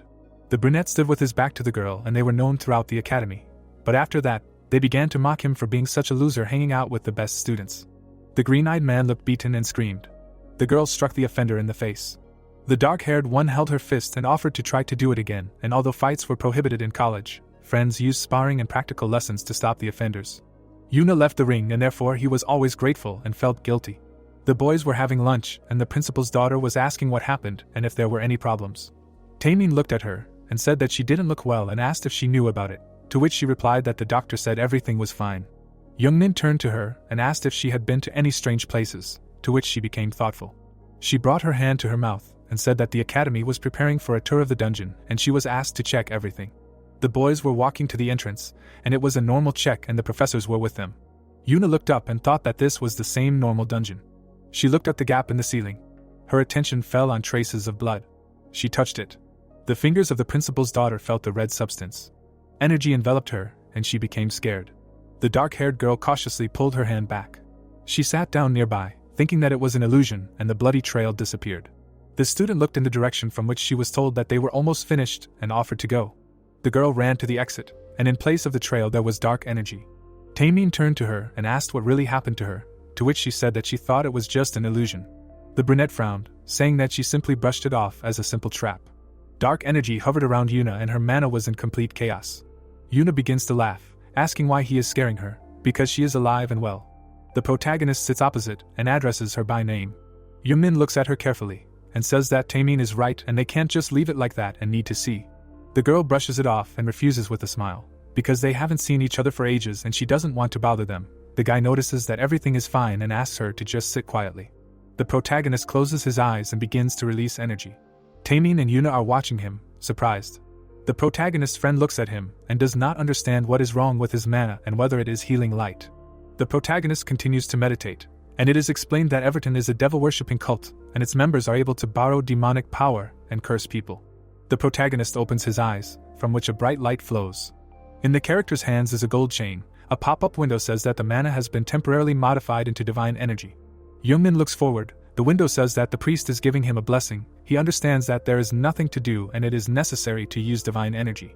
He looks at his hands and considers himself lucky, because the curse does not have much power, and even though the assistant is a junior priest, his power should be enough. He throws a surprised look and says that it is time to begin. Yuna understands him with a serious look, while thinking that she needs to be patient a little. The protagonist points his palms towards her. He releases a stream of light energy at the girl, assuring her that he will help her. Yuna looks at the healer in shock, who realizes that the aura defiling her mana has disappeared. Taemin and Yuna stand next to the protagonist, discouraged, and loudly ask how he did it, who in turn asks to speak one at a time. He smiles and says that they have helped him out so many times and this is the least he can do for them. Taemin asks in admiration if it was the healing light. Yuna claims that she has heard about it out of the corner of her ear, and it turns out that it really exists. Yungmin replies that skills are always different, and he does not know how to explain it. The guy starts shaking him and screams that there is no difference, because he has been waiting for the moment of awakening for so long, and it finally happened, with which he congratulates him. The boy asks him to be careful, because his shoulders are about to break. Yuna embarrassedly states that she always believed in the protagonist. The girl sits next to him and asks if she can get an autograph. Taemin asks if he will look for a team after graduation and return to the academy, offering him to sign a slave contract. Yungmin smiles and says that he actually decided to finally quit everything, since he has a teacher who will guide him. The friends are shocked, trying to find out who he is. Yungmin embarrassedly says that he will tell them later, while thinking that he cannot tell them that his teacher is Bamjun. They look at him in surprise, while he apologizes for not getting in touch for 2 years, calling them his closest friends. Yuna happily shouts that there is nothing wrong with it, and she is very happy that everything is fine with him. Taemin with a grin says that they would not think that he screwed them over, hinting that now they need to call more often. The guy with a smile says that they agreed and he is very glad that he has them. Yungmin is lying upside down on the floor, saying that he is very tired. The protagonist remembers happy moments from the bar, the toy machine, karaoke, and realizes that he has not had this much fun in a long time. A pop-up window says that the episode task is completed and he receives a reward. Yungmin looks at the screen and remembers that he freed Yuna from the curse, and in the reward column, information about Everton is written. He is determined to see the reward. His eyes widen in surprise when he sees that it says about the Academy dungeon raid. Yungmin jumps up and insults them in displeasure. The window says that the Everton raid will begin in 15 days. The guy remembers the villains and wonders if they are really going to attack the Academy. He realizes that if so, Yuna and Taemin are in danger. He grits his teeth and realizes in anger that he needs to notify the professors immediately. But he thinks that the cult members might find out and then Everton will change their plans. He exhales and tries to calm down, saying that he created Everton and he must stop them. Yungmin looks ahead and realizes that he must stop at any cost. He is sure that no one should get hurt because of him. He remembers the funny moments and realizes that this should especially not affect Taemin and Yuna. Yungmin with a serious face realizes that he cannot only accept help and declares that he will figure it out himself in 15 days. The frame shows a gym. In the other corner there are armor and shields. The protagonist is standing in the room and does not understand what it is. Bamjun, crossing his arms, declares that he was stunned, noticing that this is his training place. Yungmin imagines a huge underground world under the house and does not understand what kind of masterpiece fits in the basement, because it does not even compare to the gyms of the Academy. He points to the side and exclaims that this is a virtual battle system of the 5th generation. The teacher pats him on the back and says that there is no need to worry so much, because he just needs to try hard, like he did before. Bamjun walks next to the guy and remembers something, saying that this is what he told him last time. The protagonist takes a small box and looks at it questioningly.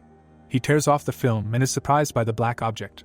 He holds the box in his hands and opens it. The window says that the true author of the story discovered Bastium, its characteristics, unique rarity, mana enhancement effect, accumulation, concentration, shape change. It is explained that this is a mineral that chooses the owner itself. Additional mana can accumulate and be stored in it.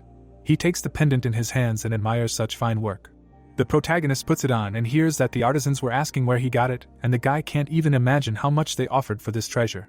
Yungmin holds the box with a smile and says that it should never be sold, because it is priceless and now belongs to him. Bamjun stands next to him and offers to start training, starting with a warm-up. He in turn agrees. The protagonist stands in front of the open elevator door. He looks around and realizes that the teacher previously established academic teaching, and he is curious about what he will teach him. Yungmin imagines different outcomes of events in which he may learn the art of swordsmanship, or mana control, or spear wielding and hand-to-hand combat, or magic. A pop-up window says that the door is locked. He looks away in surprise. On the background of the device it is written that the air circulation in the room is suspended. The floor begins to shine with different lights. Yungmin sees it in shock, not understanding what it is. Bamjun sits nearby and states that he thought long and hard about what to teach him first, since he studied theory at the academy. The surprised protagonist looks around and sees dark smoke, while the teacher states that the adventurer needs experience, so the training hall is desecrated. Yungmin looks around in fear and sees windows that the mana in the air is forcibly polluted and the hero's mana has reached its maximum sensitivity, and is spreading through the air. Green slime begins to envelop Jungmin's leg. It is written that it is viscous energy. The surprised protagonist begins to fall. He hits his chest on the floor and cries out in pain. He is frightened to realize that his body does not obey, as if he is in a swamp. The protagonist is shocked to hear a question about how he is getting air.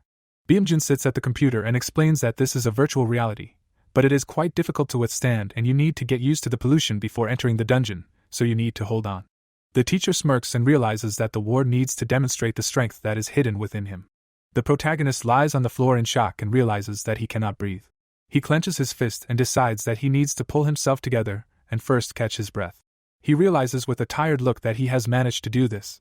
Bamjun, crossing his arms, says that he adapted faster than he thought, but this is only the beginning, clarifying whether he knows that the dungeons have a different ecosystem. The protagonist sees various monsters in front of him. The teacher explains that he needs to know that this is the best environment for monsters and there is a reason for this. The picture shows a guy dying from a snake. It is said that when someone dies in the dungeon, their corpse slowly melts, leaving behind only a feeling of burning resentment. The skeleton lies on the ground. It is explained that all this fills the dungeon until it can dissolve the organs and destroy them. The teacher sits behind the glass and thinks about the student not being able to hide his unique abilities. Yungmin is holding his chest in fear. Dark energy is around him. Pop-up windows say that he was exposed to pollution for 55 minutes and his power increased. The motor functions of the body are lost. He sits on the floor and realizes that the tower has an automatic cleaning system built into it, so he has never encountered anything like this, and here he cannot go far on endurance alone. Yungmin puts his fist to his lips and states that if it weren't for this skill, he wouldn't have a problem. A pop-up window says that the hero's mana protects his organs from the penetration of filth. The notification says that the hero's mana is strengthened by continuous purification. He looks at his hands and feels that he is already at the limit. Bamjun looks at the screen and realizes that it is hard for him and 57 minutes is enough. The teacher looks at his watch and tells him to go out, while realizing that he never saw his ability, but he lasted a long time without it. Yungmin looks down with a tired look and asks if it is possible to use a unique ability, feeling that just a little more, and he will not be able to withstand it. Bamjun asks again in surprise what exactly he just said. He asks if the guy is normal. The protagonist says with a smile that it is not possible, as he thought. Yungmin listens with a smile that he seriously sat for an hour without an ability. Although he could use it, he again asks if it is possible. The man answers why he is waiting. He awkwardly says that he could have warned him that it was okay to use it. Bamjun shouts in rage that the dungeon is not a joke. The protagonist thinks what is funny about it. Eden nearby says with a grin that he held up well, but without him he wouldn't have lasted a minute. Yungmin sits in front of his assistant, while he asks if the hero's mana is really a miraculous skill. The protagonist says with a grin that he is right. He understands that not only divine energy can resist demonic energy, but its pure concentrate, which only 7 heroes have. The protagonist burns with a bright flame. It is said that this is the hero's mana and it is really easier with it. Yungmin generates a bright ball of light.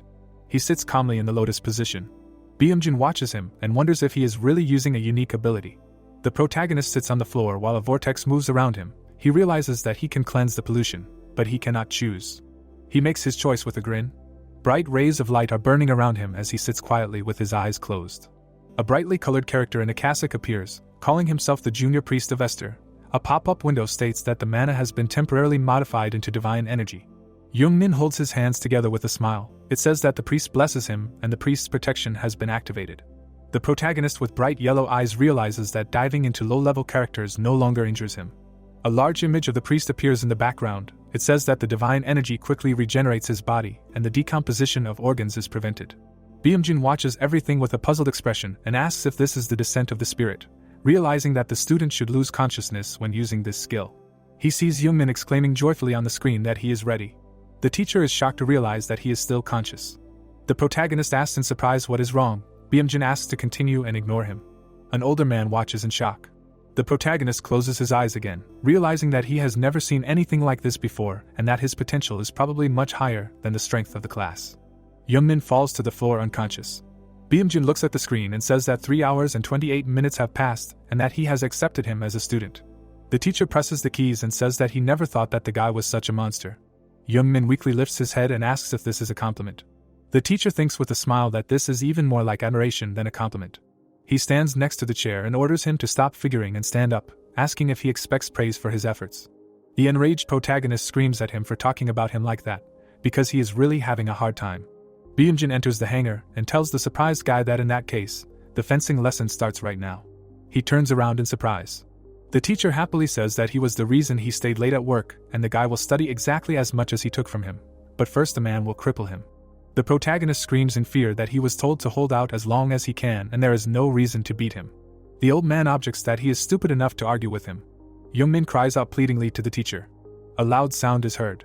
The guy stands in the bathtub and touches his muscles, declaring that the training is very effective. He has built up his mass and pumped up his characteristics, realizing that during the classes he has collected information about the dungeons that the academy is going to visit.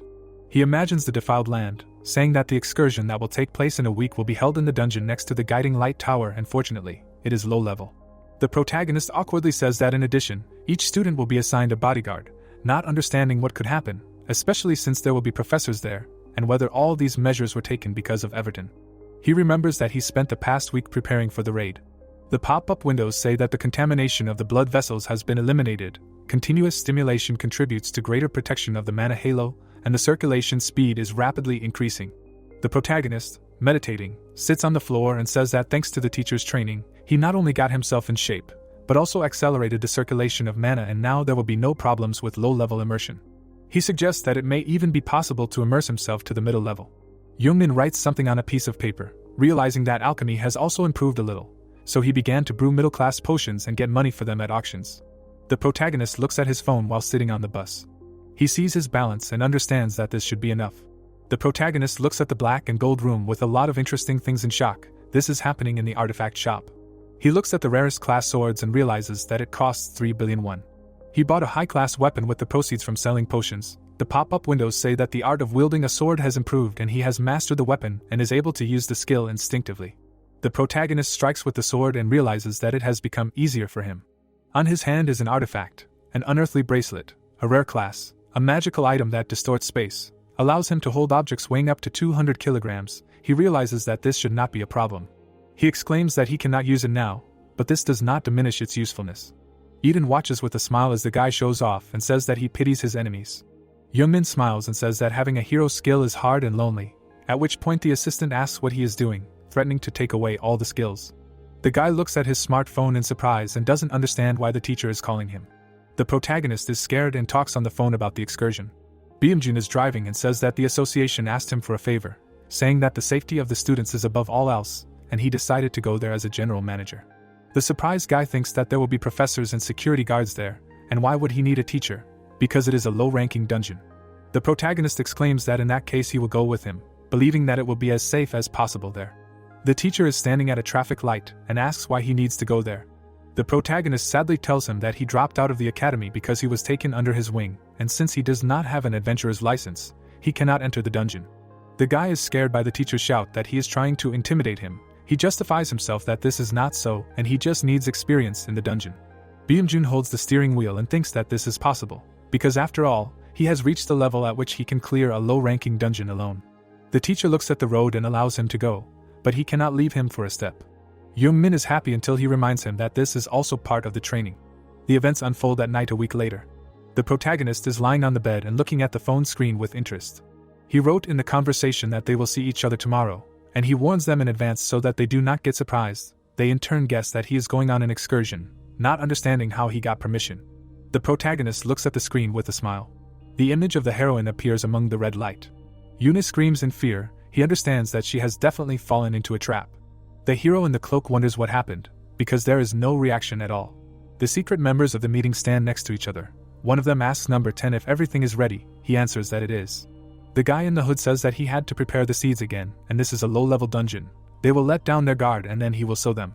Another member in the cloak asks if he realizes that if he makes a mistake, he will say goodbye to life. He in turn understands everything. The mysterious hero tells number 10 to step, talking about the seal in the face of failure. He raises his hand up, there is a tattoo on it, talking about annihilation in the face of impossibility. The secret circle all raise their hands together. One of them has a seal on his cheek, talking about a curse in the face of death. They shout that they need to plant the seeds. The guy in the cassock declares that they are doing this in the name of Everton. The member of the mysterious cult walks away. The protagonist yawns discontentedly. He sits alone and wonders if he came too early. Someone pokes his shoulder. Saran greets the boss with a smile, wondering what he is doing here. The surprised protagonist asks in response if she is going on a field trip. The girl happily declares that she was accepted because she is a scholarship student. Yungmin awkwardly says that he understands, while thinking that she is a student of Yuna and Taemin, but if something goes wrong, she will be in danger. The friends happily walk towards them. They greet the protagonist and Saran. Taemin stands in front of them and says that yesterday he wrote in the chat that he was going on a field trip, clarifying whether it is true that they accept expelled people, while the blonde is interested in the fact that he is not on vacation after all.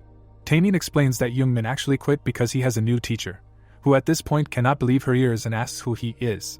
Saran covers her mouth in surprise and exclaims that it must be Bamjun. An old man in a suit walks towards them and waves. The protagonist holds on to his delighted friends, who exclaim that he is really going with them, while he is indignant that he has not told them yet. They assure him that no matter what, he is incredibly cool. Yungmin covers his face in shame and thinks about how he did not want to attract attention. He cries and just wants to leave. The teacher comes up to greet him and says that he should have said hello if he noticed him. He crosses his arms and demands that he not pretend not to know his teacher. The protagonist awkwardly introduces his teacher to the guys. The three look at the man in surprise and admiration. They all exclaim together that this is really his teacher. Saran loudly shouts that Bamjun is really his teacher. Taemin asks how they met. Yuna, crossing her arms, asks what does this mean and how can you keep such a secret. They are riding a bus and the protagonist asks to ask questions one by one. A group of people walk in the darkness of a screen. The defiled magical power presses on them, and the hero's mana removes the pollution. Taemin looks ahead and tells Yuna that this is a little different from what she said, because in her story there was nothing about the forest. Saran notices that they went on the wrong way. Yuna, with a frightened look, says that it is creepy here and they need to tell the professors about it, because they definitely said that the group would go to the lowest level. The heroes look at the fog in the middle of the treacherous forest and the girl notices that the difficulty of the dungeon, apparently, has changed. Saran claims that she is scared and needs to get out of there quickly. Yungmin looks with a smile at the blonde, who abstains even from watching horror movies. The guy stands behind and gets angry that he is training this weakling without understanding how this is happening. He looks at the protagonist and wonders why this brat is still here, because he hates him with all his soul. The protagonist looks up and sees a window about searching for the name of the darkness of the scream in the original novel. The true author of the story is activated. He thinks about the fact that the darkness of the scream does not mention something like this in the book, remembering what happened there. He walks on the ground. Yungmin opens his eyes in surprise. He sees a huge cave in front of him. There is an army of the dead, which notices people. The guy with glasses clutches his heart and asks in fear what it is, because during the earlier inspection of the dungeon everything was clean. Bamjun asks everyone not to run away and not to panic. The dead with scary faces walk forward, whispering about the flesh. The heroes see how they are surrounded by enemies talking about warm people. The protagonist looks ahead in surprise and notices ghosts. Yungmin remembers something in fear. He sees the elders taking out their weapons. The protagonist realizes in shock that if he understands correctly, something should happen according to the plot. He turns to his teacher. Yungmin looks at him and asks him not to attack under any circumstances. The teacher stares at him in surprise.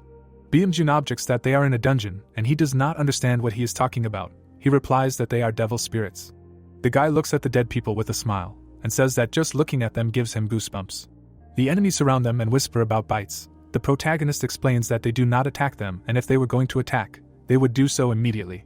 A window appears with information that the adventurer's eye skill checks words for lies. Bamjun looks at him and asks how he can be so sure of that. The heroes stand in front of the enemies. He understands that he is simply familiar with this episode in history. The darkness of the scream. The difficulty is low. The description is that the cemetery is full of souls of those who died in agony due to the fault of the devil's followers, and the souls, overwhelmed by resentment, experience a strong attraction to the bodies of living beings. It is said that if they attack, all the dead in this forest will turn into devil ghosts and torment them to death. Yungmin says with a serious look that he read about it in a book, explaining that now they are not monsters, but if they attack, something irreparable will happen. A colleague yells at Bamjun that he is going to indulge the words of the boy. The old man silently looks at the protagonist. The adventurer's eye did not detect a lie in his words. He looks at his subordinates and orders not to attack first. They will keep their ears open until they themselves attack. All the expedition members hear this in shock. Yugal loudly protests that they are already scared to death, asking if the principal will still accept them as his students. Bamjun calmly looks at the enraged member. He calmly states that he will listen to all their complaints later. Yugal looks at the teacher in confusion.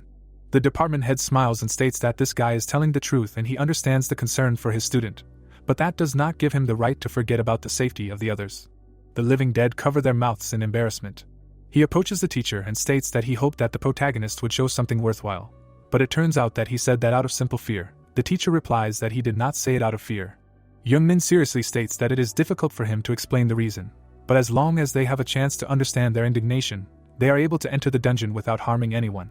The surprised students hear the question that the protagonist means ascension to heaven. He answers that this is true. The head of the department with a grin calls him a funny bastard, asking if the teacher is really going to believe his words.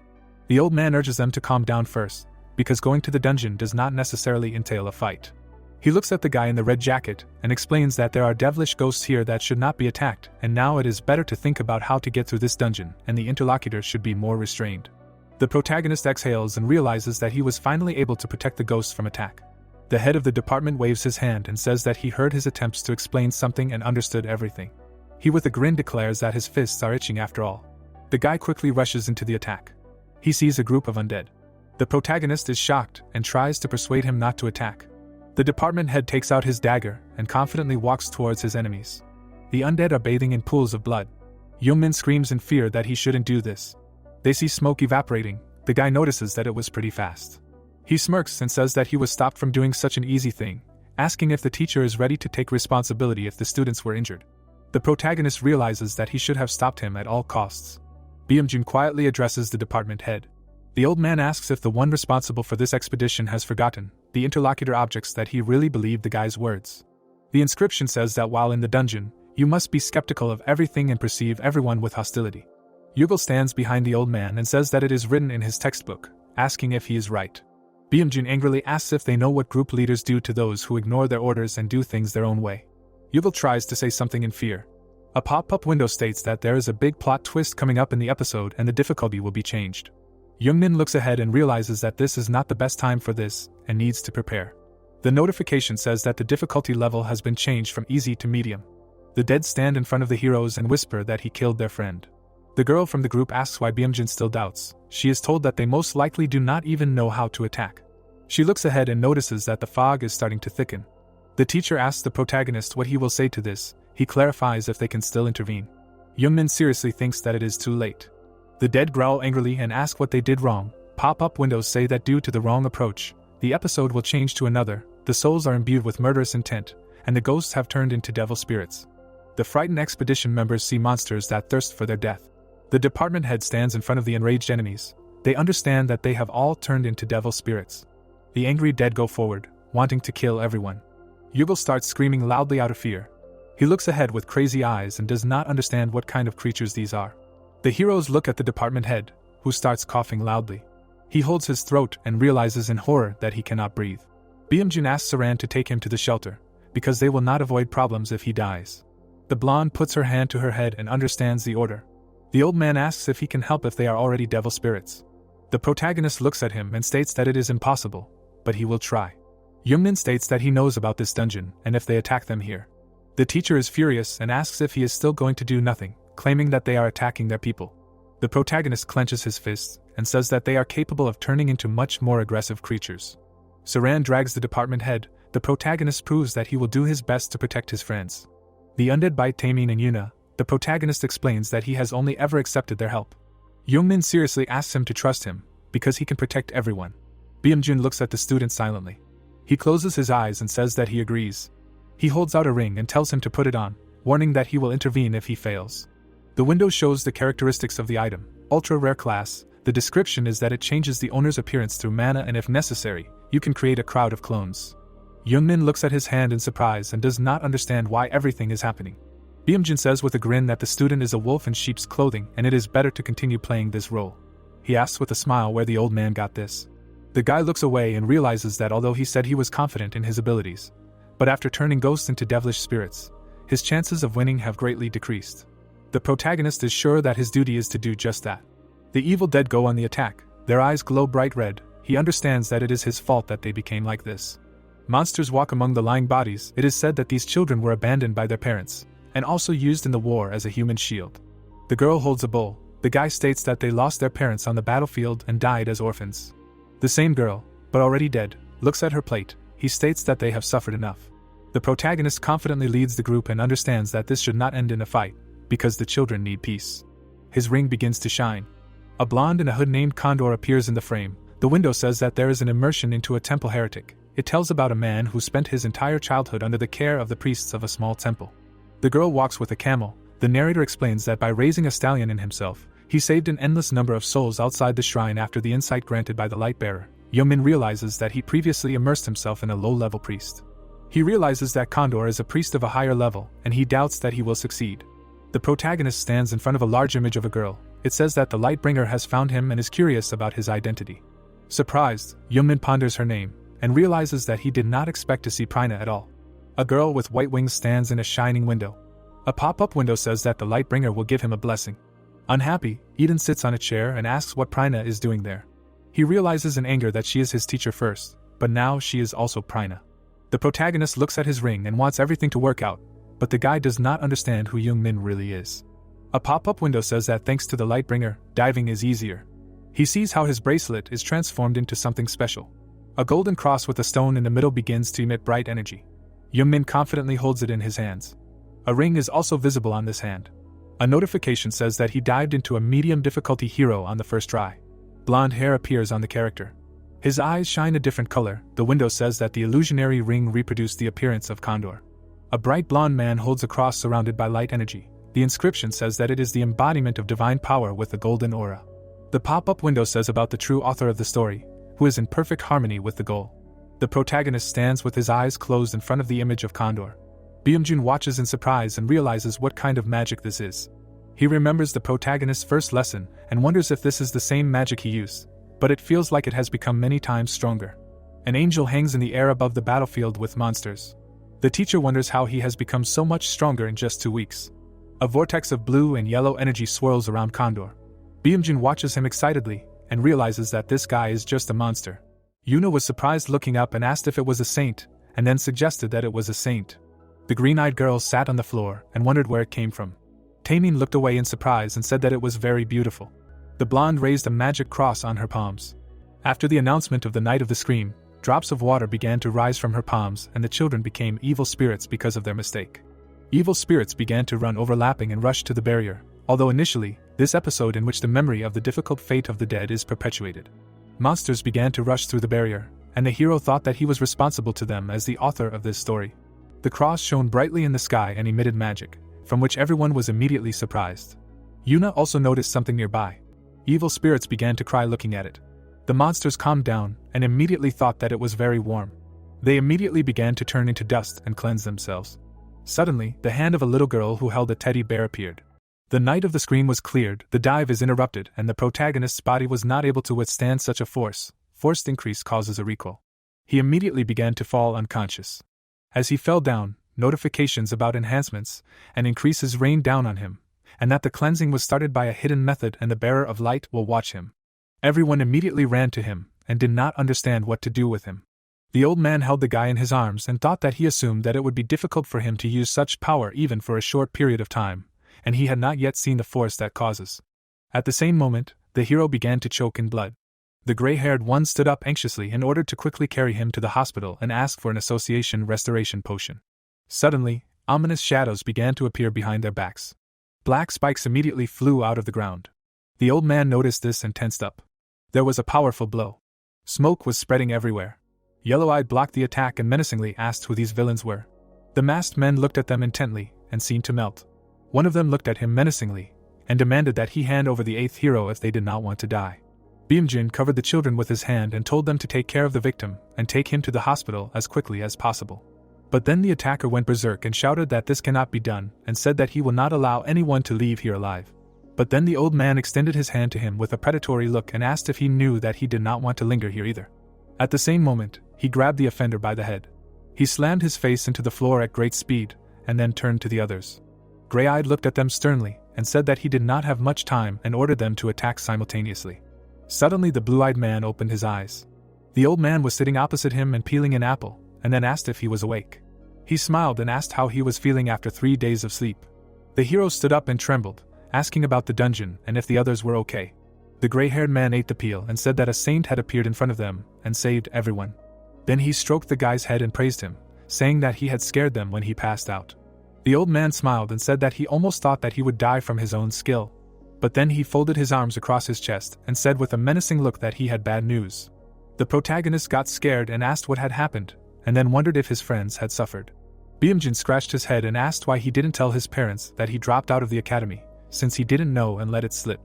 The guy immediately jumped out of bed and yelled at him, cursing, but the old man didn't let himself be offended and said that he should have warned him in the first place. Screams could be heard from the hospital window that the protagonist would now be killed, but the gray-haired man immediately yelled that it was his own fault, and the nurse yelled in a rage that it was forbidden to make noise in the hospital. A sparrow sat on a branch. The leaves swayed slightly in the wind. A private house was in the sunlight, and the hero immediately said that he hadn't been here for a long time. He pulled the door handle and said that he hadn't returned home since he left the academy, and almost 2 years had passed. When suddenly he instantly became furious. He began to pull his hair, and imagining that old man, he became even angrier. He looked down with great anxiety, and thought about how they even put up a big poster when he entered the academy. After that, he grabbed the door handle tightly and got ready. The door opened slightly and he thought about what's done is done. He closed his eyes and thought about how he would just fall on his forehead and ask for forgiveness. But then his mother greeted him with a smile and dinner, and said that he had finally come. Blue-eyed was surprised by this. He stuffed his stomach to the brim and ran his hand over it, and said with a smile that his mother's food was the best. She folded her hands with a smile and asked if he was full and asked if he wanted dessert. He immediately laughed and said that he couldn't fit anything else in. But then his father looked away menacingly and said that he not only skipped classes, but also left the academy, to which the boy immediately thought that the time had come and said that it was so. But the black-haired man was not strict and, looking down, said that he tried so hard to enter there, the dungeons are too dangerous, so he quit and quit. The hero was very surprised by this, and thought that he did not expect such a reaction.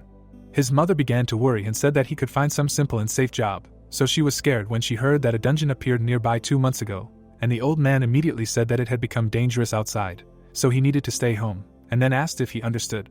The boy tensed up and asked again. He was a little scared and thought that 2 months ago was the time when his romance became reality. He carefully walked into the bamboo forest and thought that he was sure that it was somewhere around here. The guy released an aura and thought about what to look at. The Advanced Academy skill detection was used, and the range doubled. He looked away with concern and wondered what was going on and where so much information came from. Eden broke into the action of his ability and asked him why he was so surprised, because this was his reward for completing the last dungeon, an improved mana system. The hero looked deep into the forest and thought that he did not expect to become so strong, and the detection radius was about 1 kilometer, to which the red-eyed man was immediately surprised and said that he should have been able to see at least an entire mountain. After the protagonist climbed into the bushes and said that it seemed like it was somewhere around here.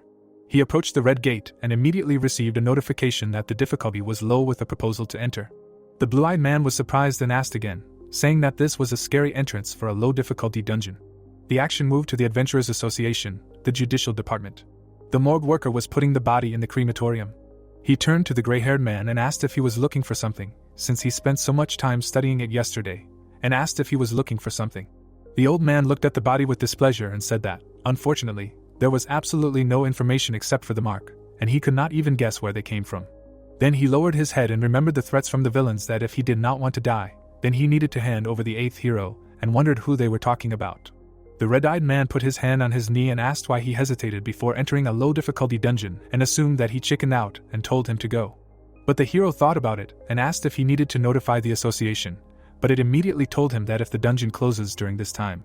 And then a notification came out that the dungeon of the election path is awaiting.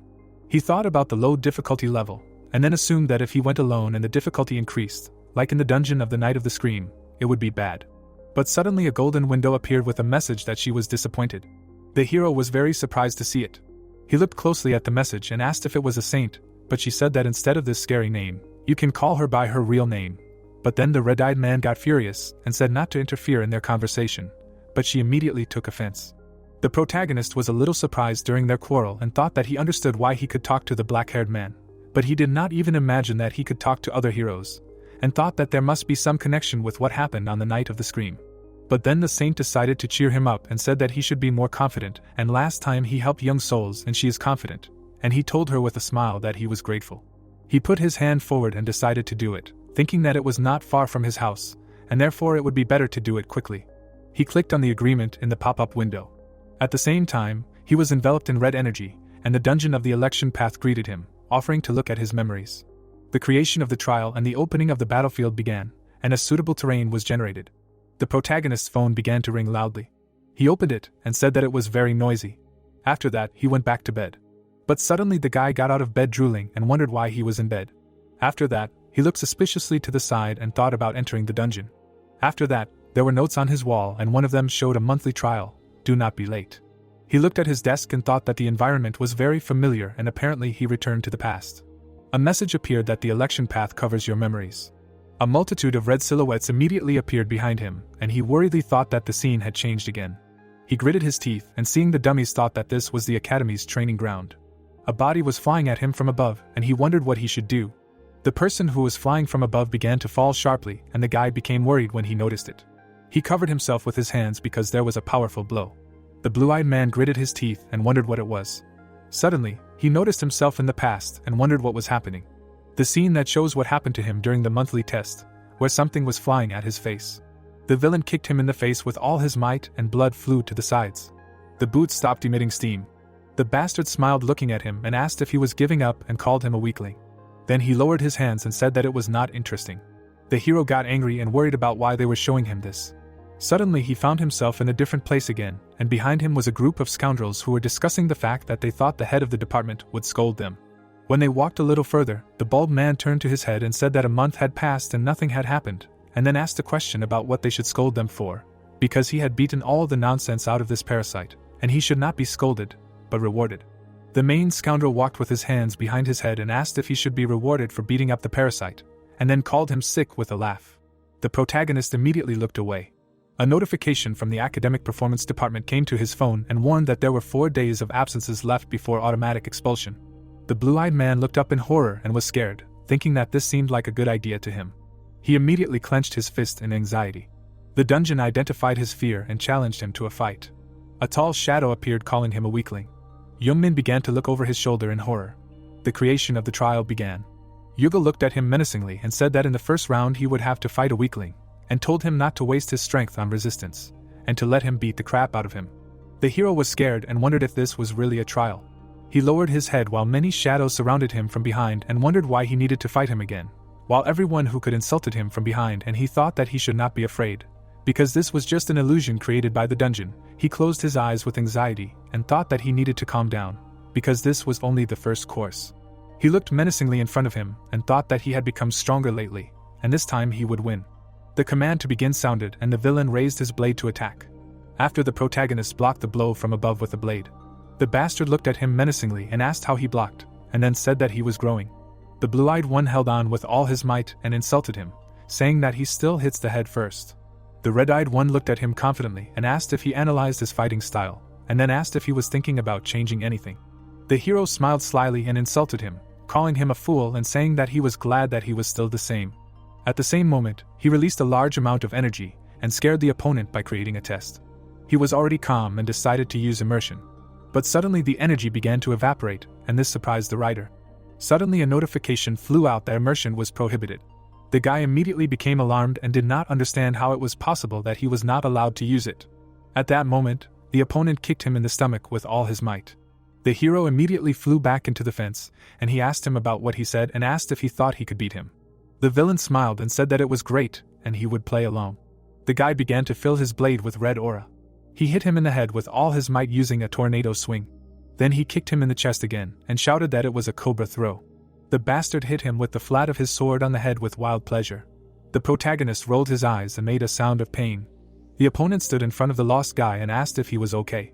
He raised an eyebrow, saying that everything was getting much more interesting. Yuga was about to kick him and asked if he had passed out, and said that it was shameful to lose like that, asking him to have fun a little longer. Eden grinned, not understanding what was happening to him, and he did not look like himself. He sat in a chair and asked about him letting some bird beat him up, and in the end, the same thing happened again. A leg hit a trembling body while Yungmin thought about how pathetic he was still without a unique skill. He closed his eyes and assumed that he would never be able to get stronger again, and was asked what he was doing. The hero opened his eyes wide in surprise and noticed his partner. The guy was sitting on a chair and saying that he was ashamed of him and didn't know that he would give up so easily. He was incredibly angry, asking about where the guy was who escaped death in his tower. The body was lying on the street. Red Ice frowned, saying that he was surprised that he could grovel like that after a couple of blows and assumed that it was still an illusion. The protagonist clenched his fists, thinking that he didn't know how hard it was for him right now, but he was still right. The guy remembered looking at the city and hating himself for adapting to what was happening and therefore creating that one, a hero who would not give up and wanted to be like that one. MC bowed his head, shouting his partner's name. Yugal stood in a stance and did not understand what was happening. Yungmin looked back and asked to wait, because it would soon be over. The opponent frowned and asked what he was talking about and assumed that the guy had gone crazy and wanted to sort it all out as soon as possible. He rushed to attack, saying that he had a couple more tricks for that. The bastard threw his head back after a blow to the jaw. The hero hit him with a sword and his body spun in the air. The fighter looked forward and realized that he was stronger. Eden smiled contentedly and asked if he had come to his senses. The protagonist held a weapon in his hands and confirmed his companion's words and was glad that he had taken the right path. The bully was holding his jaw and was dissatisfied. Blood was running down his fingers and he was asking how dare he do that. The space was distorted in front of him and he assumed that he thought he could defeat him only because he played with him a little, to which he promised that he would make him beg for mercy from pain. Dust rose around MC and the opponent used the skill of stealth running. Yungmin looked ahead and was in a stupor. He suffered blows and groaned in pain. The hero slowed his feet on the floor. He was wary and could not understand where he was at all. The silhouette of the offender flashed in front of him, and he asked if he would try to hit him. He dissolved into thin air and noted if he could, of course. The protagonist looked ahead. He closed his eyes and used an advanced academic skill. Behind MC, the opponent was about to strike and a notification about the increase in the effect of the enhanced mana system appeared. The guy looked away. He blocked the blow. Yuga was surprised and did not understand how he managed to block the blow. He jumped back and did not understand how his skill could not work against the weak. Ham rushed to attack, believing that this was complete nonsense. Yungmin held a sword 2 years ago, such skills worked against him. He swung and was ready to meet the blow. In the guy's pupil, the silhouette of a fighter was visible. The hero was concentrated and parried the opponent's attacks. The bastard was furious and did not understand what was happening. The blades crossed and a blow occurred. The brunette looked forward in bewilderment. Eden was behind the protagonist, and he thought about the powerful energy next to the protagonist. His face changed and he was scared. MC struck and was far enough away from the threat. Yugal's eyes rolled back and he screamed in pain. The case fell, dropping the weapon. Yungmin stood next to the trembling bully and exhaled. The guy was getting up, and the hero was watching him from behind. The brunette turned around, asking what he was like and where he got such enormous power from. The protagonist narrowed his eyes and said that he was simply no longer afraid of him, and from that moment on the offender had to be afraid of him, and a notification about a protected dungeon appeared. The guys were standing at a bus stop and MC asked to look in more often, because they had already begun to forget what he looked like. He smiled, thinking that he had returned successfully. The guy grinned and thought that he could beat all the nonsense out of the enemy. People waved at the departing public transport. Yungmin opened his laptop and everything was going well for him, because he was able to prevent the dungeon from closing and a notification about the offer to receive a reward for the election path appeared.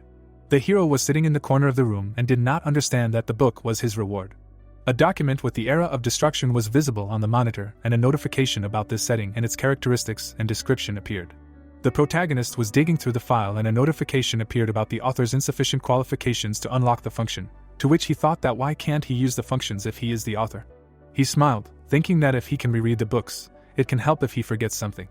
Yuna appeared behind MC and asked what he was reading and asked about the black screen. He got scared and, turning to his friend, asked what she was doing here and shouldn't she be at the academy. The dark-haired girl closed her eyes and, after asking again, said that she also left.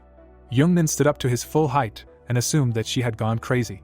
The girl got angry and said that he also quit and asked why he was angry, to which he replied that she had many opportunities after graduation and what's more, she was very good at it. Taemin looked at the conflicting people and was interested in the reason for the argument. He raised his hand up and to the question that he was also here, he said that he also left. The hero lowered his head in disappointment and asked what they were doing. The straight-A student turned to him and asked if it wasn't cool that they could study together and prepare for the adventurer test. She put her hand on the irritated man's shoulder and said that they could use the training room, to which he asked who said that. He looked away, warning that if she called him that, he might get mad because he preferred being called master, to which she replied that the teacher allowed them to call him whatever they wanted.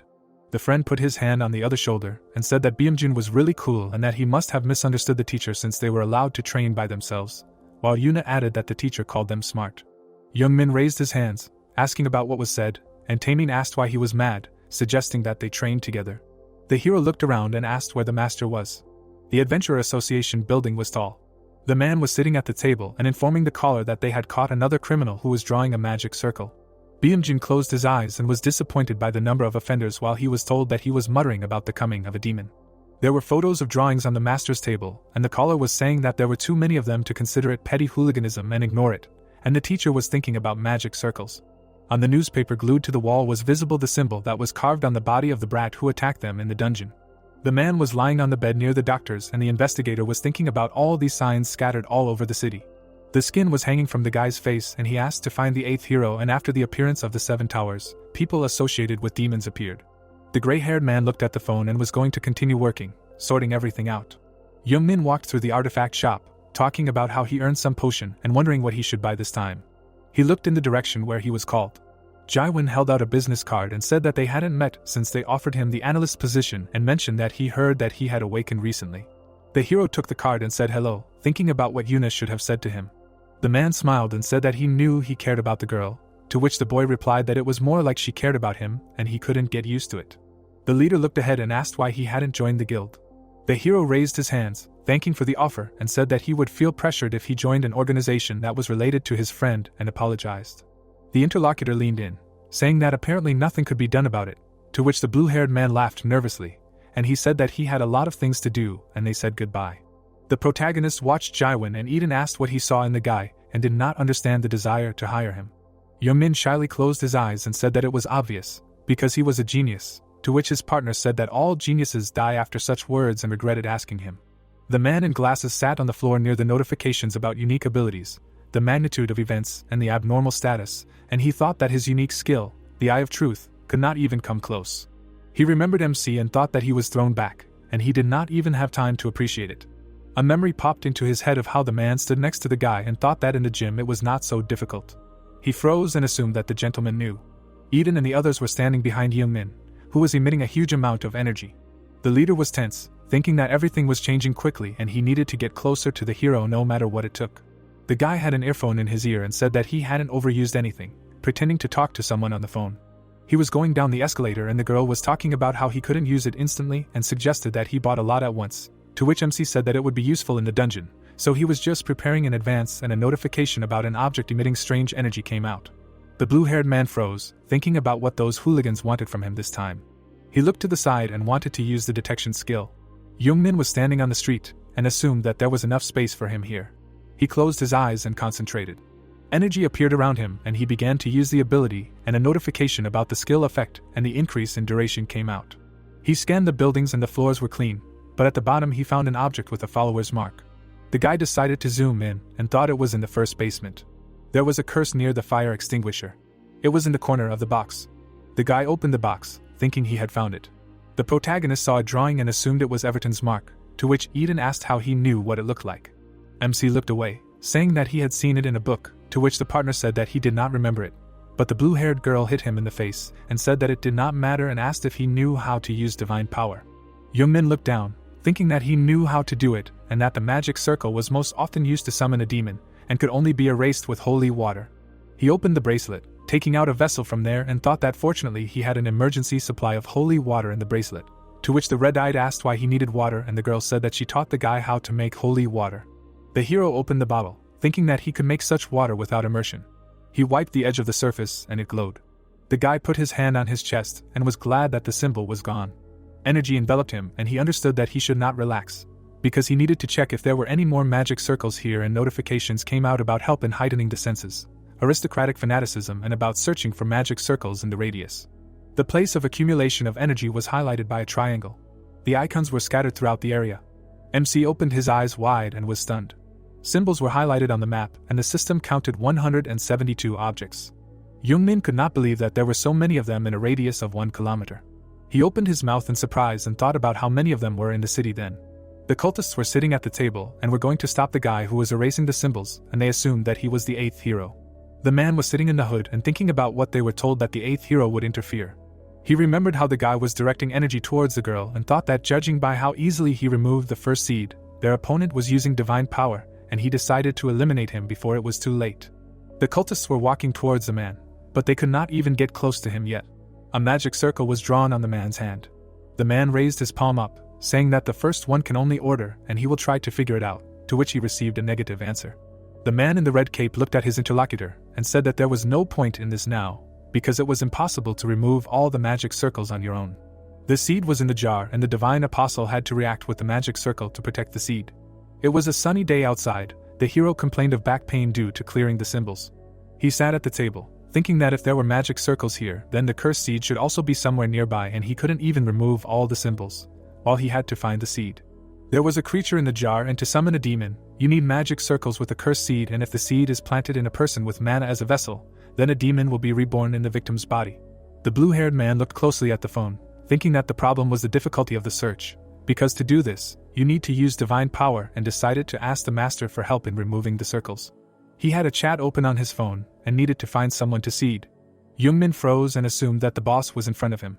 Saran walked to the table and said that it was really him, and asked how he was doing. She stood next to him and asked when the guy was discharged, to which he said that it was recently, and asked how the girl knew that the guy was here. He smiled, saying what she saw through the window, and asked if he wanted her to buy a drink, and they celebrated, to which he thanked her and said that he would need to leave soon. His heart was beating in his chest. The hero froze, not understanding what happened, and assumed that he had just heard 2 heartbeats and a notification about an abnormal flow. He remembered Yuna, who was cursed, and thought that it was an illness again. The protagonist put his hand on the table and asked the blonde to give her hand, saying that he needed to check something. His fingers touched his palm and she asked if she did the right thing. The girlfriend pulled her hand back and screamed in pain. She held onto the point of contact and looked at the puzzled guy, and a notification about the detection of the cursed seed came out. MC was puzzled and thought that it reacted to the divine power. Saran blew on her hand while he did not understand how this could happen. He remembered being in the dungeon and thought that this could have happened during a visit to the dungeon, because enough time had passed for the seed to stabilize and a notification about the book came out. He looked ahead and thought that it was good that nothing happened to her yet, because the seed had not yet attached to her mana core, so it could be removed. He smiled, thinking that everything could be simpler than he thought. The heart was wrapped around the seed, and Yungmin assumed that if the demon was summoned, the battle would not be easy. They were standing opposite each other, and the blonde was asking the boss what happened and didn't understand what was funny about her being in pain, to which he called out to her, thinking that the Everton people had gotten too cheeky. The green-eyed girl frowned and asked the guy. The hero looked at the girl with a grin and asked her to be patient one more time, and next time he would buy her something tasty. Saran was confused and asked what he wanted to do, while the guy thought that before the seed stabilized, everything would end here. The protagonist stood at the table in front of his girlfriend, getting ready to use immersion. The man bared his teeth, showing sharp teeth, and said that nothing would work. MC looked away warily. Yungmin covered himself with his hands from the shards of glass. The visitors screamed and hid their faces from the broken glass, and Eden asked what was going on, and the blue-haired girl asked if their master was okay. The hero bared his teeth and said that he was fine. He walked forward and asked who he was, thinking that all this was happening at the wrong time. The monster was advancing on the structure, asking what he was doing and assuming that the guy wanted to stop him. He swung, suggesting that he just die. The claws were approaching the protagonist, and his girlfriend was watching this, while he thought that the enemy was fast. The blow hit the monster's face. Bamjun dealt a powerful blow. The body rushed to the side like a whirlwind. MC was terrified and screamed the name of the savior. The master stood in front of the trench dug by the body and said that he was a bastard. The gray-haired man frowned and asked how he dared to attack his students. He looked back and the guy asked him how he ended up there, to which he replied that he finished his work early and asked if his student was injured. The teacher looked ahead, ordering the guy to hide somewhere safe and promised to figure it out, to which MC said that he was not going anywhere and everything was fine. The gray-haired man froze after his words were repeated. The red-haired man stretched out his hand and laughed. He grabbed his jaw, saying that it was rude, because any S-class would have died a long time ago. The monster began to warm up, asking if he was helping again. The mustachioed man was wary and did not understand how he survived if he broke his neck. The apostle leaned over and introduced himself, saying that it was nice to meet you. The master bowed his head and asked that he was one of the fanatics. The monster smiled and asked not to equate him with ordinary priests, because he received a blessing from their great god and, unlike their god, their creature answered prayers. The apostle looked ahead and said that time was up. The magic circle on the pole shone, and he suggested starting the party. The hero tensed up greatly upon hearing this. A notification appeared that 1048 pre-prepared magic circles were simultaneously resonating. The old man was surprised and anxiously asked what it was. The blue-haired man froze, thinking that there were so many magic circles left. He looked away in horror and thought that he was just stalling for time and it would be better to destroy a couple of seeds. But then his thoughts were interrupted by something terrible. Saran disappeared next to him, leaving a smoky spot. He quickly looked around, wondering where she had gone. Suddenly, something surprised him again. The guy saw a blonde curled up in a ball in front of him and loudly called her. A man in a business suit stood in front of her and, spreading his arms, asked if he knew what demons loved most. The red-haired man bared his teeth and said that it was human fear. Many black rays appeared over the city. The boy held his mother's hand and asked what it was. People turned their attention to the sky and wondered what was happening there and what it was. The dome suddenly began to collect dark energy. Suddenly, a long-haired guy pointed to the sky and said to look, because a hole was opening up there. A rift began to form at the top of the sphere. People were immediately covered in black smoke and everyone was scared. Dark silhouettes of souls began to appear. Essence was pulled out of people and pain was brought. Sucked feelings began to reach for the rift. The hero noticed this and thought with horror that it was taking the souls of people without mana, and Saran would become a demon if he absorbed all this. He clenched his fist and anxiously thought that he needed to get rid of the seed as soon as possible. But then he was alerted by words about not doing stupid things. The demon showed him a girlfriend and with a wild smile said that it was too late and everything was over. The claws began to crawl out of the hole and he continued, saying that he could not do anything anymore. The streams reached out to the girl and he continued, saying that a demon would come to this world. A bright beam suddenly flew out from behind him. Suddenly, the blue-haired man was even more surprised when he heard a loud cry from behind asking what he was talking about and insults. The old man furiously jumped out and asked what demon they were talking about and asked how he even grew up and still talks such nonsense. Suddenly, the protagonist was hurt by the words that he had read too many geek books and he thought that this was actually his novel. But then the demon showed his teeth and, meaningfully silent, said that he apparently could not wait to die early. He extended his claws and said that he advised fighting with all his might if he still had something in store. But then the gray-haired man asked with a smile how he knew, because it would not be necessary anyway. At that moment, they suddenly collided in battle. The scattered energy hit the area and pushed the protagonist away. He covered himself with his hands and thought that this was unexpected, but the master pushed him away from Saran, and wondered if he could take advantage of the moment and destroy the seed. But suddenly the blue-haired man suddenly felt a wild pressure. There was a heavy dark energy and smell behind him. Suddenly, a clawed foot appeared. The aura began to actively disperse behind his back. He tensed up, thinking about the demon appearing before Eden and the heroes, and the air around was filled with the smell of decomposing bodies and blood. Sweat spread down his cheeks and he thought that everything was exactly the same as when he first described the appearance of the demon. He turned around abruptly and thought that this could not be. His eyes sparkled at that moment. Curled scarlet horns appeared. Large black wings suddenly flapped behind her back, and it was Saran. She stood up with her arms outstretched, and the hero thought that she had transformed into a demon. He looked at her with sadness, and thought that it was all because of his novel. The guy anxiously tried to stretch out his hand in front of him, and tried to ask if she recognized him. But the girl tilted her head in confusion, and asked who he was. The author leaned forward with great anxiety, and remembered the quotes from his book about how the demon's voice sounded like it was from another world, like metal rubbing against metal. The demon seemed to have raised her claws above him, and he thought that even the voice was the same as he described in the novel, and then he thought that the situation really was hopeless. But suddenly he remembered her in her uniform and thought that this was not true and there was no way to save a person who had reincarnated as a demon. He imagined her smile and thought about what if he couldn't stop her. The guy burst into tears with anger and thought that many more people would die. He clenched his teeth and strained himself with all his might. The demon was very surprised after the cry of immersion. She became alarmed, feeling something strange. At the same moment, the girl was put in a cage and held by a statue. He put his hands in front of him and said that he condemned him in the name of God. Saran immediately tensed up and screamed in pain. She arched and a notification appeared that a divine spell that destroys the demon was spreading throughout the target's body. Blood began to flow from the protagonist's nose, and he apologized in his head. In the shadows, he saw a silhouette and thought that this was the only way to stop the demons. But then horror seized him. He looked in front of him at a silhouette with wings. The demon continued to feel pain and arched. But suddenly she began to slowly get up. She clenched her teeth and asked angrily about what he did to her. The blonde immediately flew towards him at great speed, her claws outstretched. Yungmin was scared when he saw her and thought that the divine spell apparently didn't work. Suddenly, the old man became alarmed when he felt an explosion behind him. He was scared and froze, thinking that it was an explosion and wondering where the children were. He immediately started to turn around and heard a question about what seemed to be distracted. The demon jumped on him and asked with a smile how he dared to turn away from him during the fight. But then the old man jumped up. He raised his leg up and said that he needed to get to the students. From his blow, the ground shattered. The red-haired man's head was smashed into the floor, and Bamjun asked him to die faster. Then he turned away and said that there were only problems. But then something surprised him. The demon grabbed his leg and asked where he was going, because this was not the end yet. The hero was smashed into the ground and left to smoke. He started shaking and stood up thinking that he had done everything he could.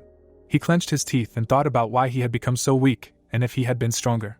He imagined a heart covered in semen, and thought about saving Saran. Then he imagined souls flowing into the rift, and thought about not putting others in danger. Then he imagined himself at the computer, and thought about how he shouldn't have written this book in the first place. Tears started to well up in his eyes and he asked her to come back. But then, while he was kneeling, he was very surprised by the painfully familiar address. He raised his head and called her by name again, thinking about how when she became a demon, her soul should have completely collapsed. She started crying and saying that she was scared. Half of her body returned to normal and asked him to save her. The hero was as if in a fog and wondered if she was still conscious. The girl was in the void and said that she was in pain and couldn't breathe. She was kneeling in horror and asking where she was, because she seemed to be in a cafe. She immediately remembered how a strange red-haired guy attacked her. The green-eyed girl was afraid and wondered what happened next and thought about the fact that she did not remember. But suddenly she was surprised when she heard requests to save her behind her. She immediately turned around. The green-haired girl immediately felt fear and clenched her teeth. The people seemed to be in cages and begged to be saved. There were just a huge number of them. She looked at the cages and thought that this was hell, hearing multiple screams and requests for help. The blonde immediately hurried to help them and asked to wait a minute. But then a red hand reached for the cages. It immediately turned in that direction. A handful of people were grabbed and dragged up. The souls of people immediately began to break free and scream. Saran clenched her teeth and got scared. She immediately put her hands in front of her trying to use magic and told them to leave them. She used the unique ability of the ice world and created a spire. Ice began to cover the hand. All the people were thus saved. She looked at it in surprise and thought that it worked and that the next attack would come soon. But then a heavy blow flew at her back. She flew tumbling on the ground. Her entire back was torn apart and steam was coming from it. She began to cry and thought about how painful it was and wondered what to do. A huge five-fingered hand with claws flew towards her. She closed her eyes and thought about saving them. But then a golden stream flew by and words were heard that she was being judged in the name of the Lord. At the same moment, a golden beam struck the demonic appendage. Smoke began to come from the demonic beginning and a vile screaming voice was heard. The green-eyed girl turned around with tears and wondered why the blow was reflected. Suddenly she turned around, hearing the hero's voice, and light appeared. The protagonist broke through the wall, and she thought about what this voice was. The blonde looked at him with tears in her eyes and called. She immediately stretched her hand towards the light.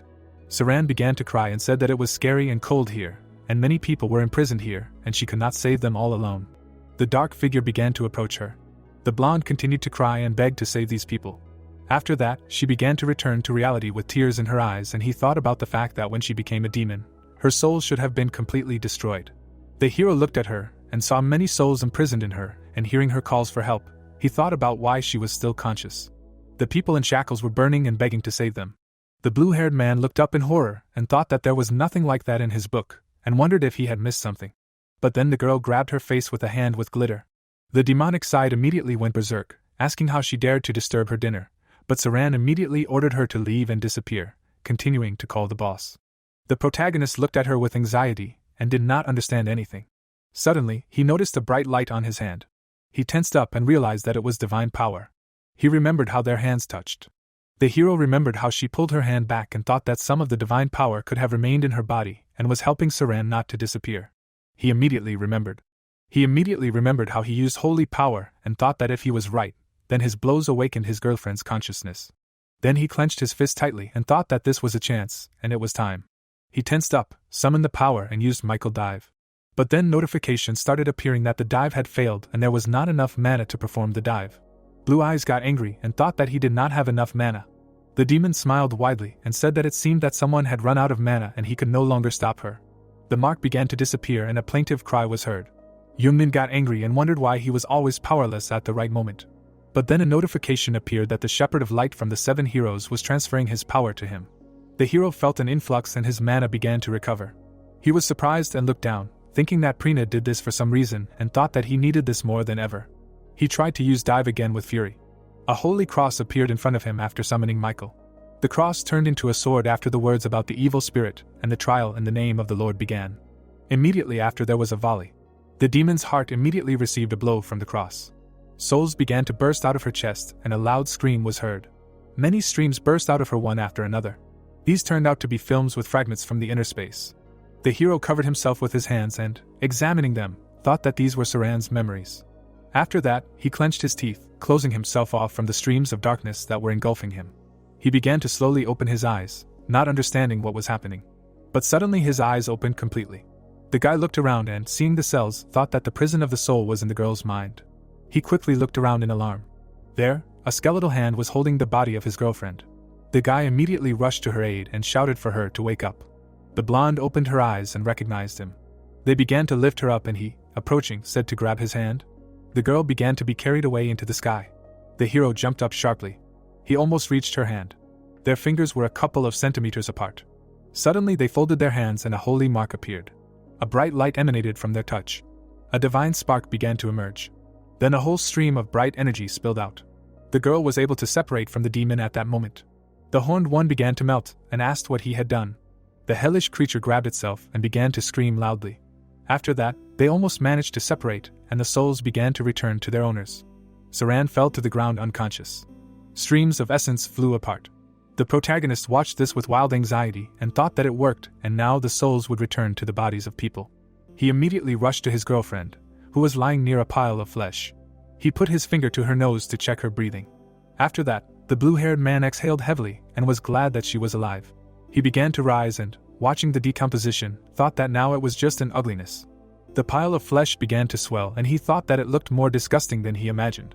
But then the demon went berserk and began to demand the body back. He bared his teeth and continued to demand. The pile jumped straight at Yungmin and attacked with a scream. The fangs almost reached the hero's head. He tightly closed his eyes. But then there was an explosion. He slowly opened his eyes, not understanding what was happening. The guy was wildly surprised to see what was happening. Yuna was standing right in front of him. She turned to him with a confident smile and asked if he was okay, and said that she hoped she was not late. The guy was very surprised and asked how she ended up here. She turned around with a displeased look and said that she saw how the souls were gathering and ran after them, and then asked what was happening. The huge shadow streams became active again. The black-haired girl looked away in surprise and asked if it was Saran, and then asked why she was unconscious and said something about a monster. But then the meatball jumped into the attack again, but from behind. The blue-eyed girl tried to quickly turn around after the warning. Suddenly, sparks of measured interference and transformation of singularity and properties, as well as wave interference, began to descend from her finger. The circle aimed at the monster, and a set of coordinates was obtained. She ran her finger and made a division, cutting the enemy. The girl was scared and said that she was worried for a second. But then she was overcome with horror. The matter began to make sounds and shrink again. She looked at the mass of flesh with horror and asked why it did not die. The hero, while the matter was floating near him, thought with horror that it was restored with the help of mana. Then they needed a force that would exceed its recovery speed and wondered who could. The demon began to cry and screamed that it was not enough. It opened its eyes and screamed that it needed a body. Suddenly, the red-haired one caught its eye. Meatball jumped on it to eat it and demanded a body. The formally dressed one was wildly surprised by this. The old man was very surprised and asked what kind of crazy monster it was. But then he was surprised, saying that he killed his ally and asked what he was trying to do. But then he gritted his teeth and insulted him again in his head. He looked at the huge creature and thought that it was about a 20-meter creature. But he clenched his fist, surrounding it with lightning and said that it did not matter and said that the more, the merrier. He used the discovery of lightning-type mana inherited from the god of thunder Zeus and said that he would destroy it in one fell swoop. But then the demon looked at him with a happy expression and said about the lightning mana and said that he wanted to try it. But Bamjun raised his hand up, creating a Rasengan, and smilingly asked if he thought he could absorb it and offered to do so if he could. The creature used the mouth on its stomach to absorb. The gray-haired man immediately became angry and urged him to act faster. He used the lightning spear as straff and created an explosion. The mana quickly began to swirl, creating streams of air. The protagonist covered himself with his hands and clenched his teeth, thought that this was not surprising, because the master was great, but if the situation worsened, he would become a snack. The demon stood up to his full height again and said that the mana was very nutritious and asked if this was all he had.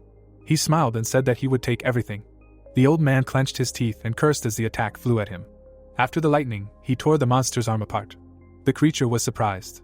Here Bamjun himself was surprised, asking why it was collapsing, because he hadn't even attacked yet. But then the blue-haired man thought with alarm that the master's power had worked. He quickly turned around and thought that he should have added explosive mana there and called his friend. He approached her and asked if she could use her strongest fire spell, to which she immediately asked why. The author looked at her with a smile and told her to trust him and attack after the signal. The girl was very surprised. She put her hands in front of her, creating a circle, and agreed, starting the calculations, and said that she was ready. The guy looked at her with an anxious smile and thought that this was the insane speed of mana calculation, and it was logical, because she was the best student. He picked up his trembling bracelet and thought that it was his turn, after which a notification appeared that the noble phantasm had begun and was searching for the best skill based on the information of the era of destruction. A blue stream appeared, which reduced the results. After that, a notification appeared that the skill had been restored, which could be used with the remaining amount of divine power. A spark appeared and the information began to be transferred directly to the host's brain. He closed his eyes and thought that it was a rather strange feeling from the transfer of information to the brain in detail. He spread his hands, surrounding himself with an aura, and thought that Michael dared to use the divine formula. The guy closed his eyes and thought about the harmony of power.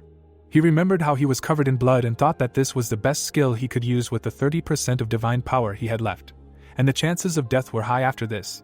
But then he thought that he was ready. His eyes lit up and he immediately shouted to start.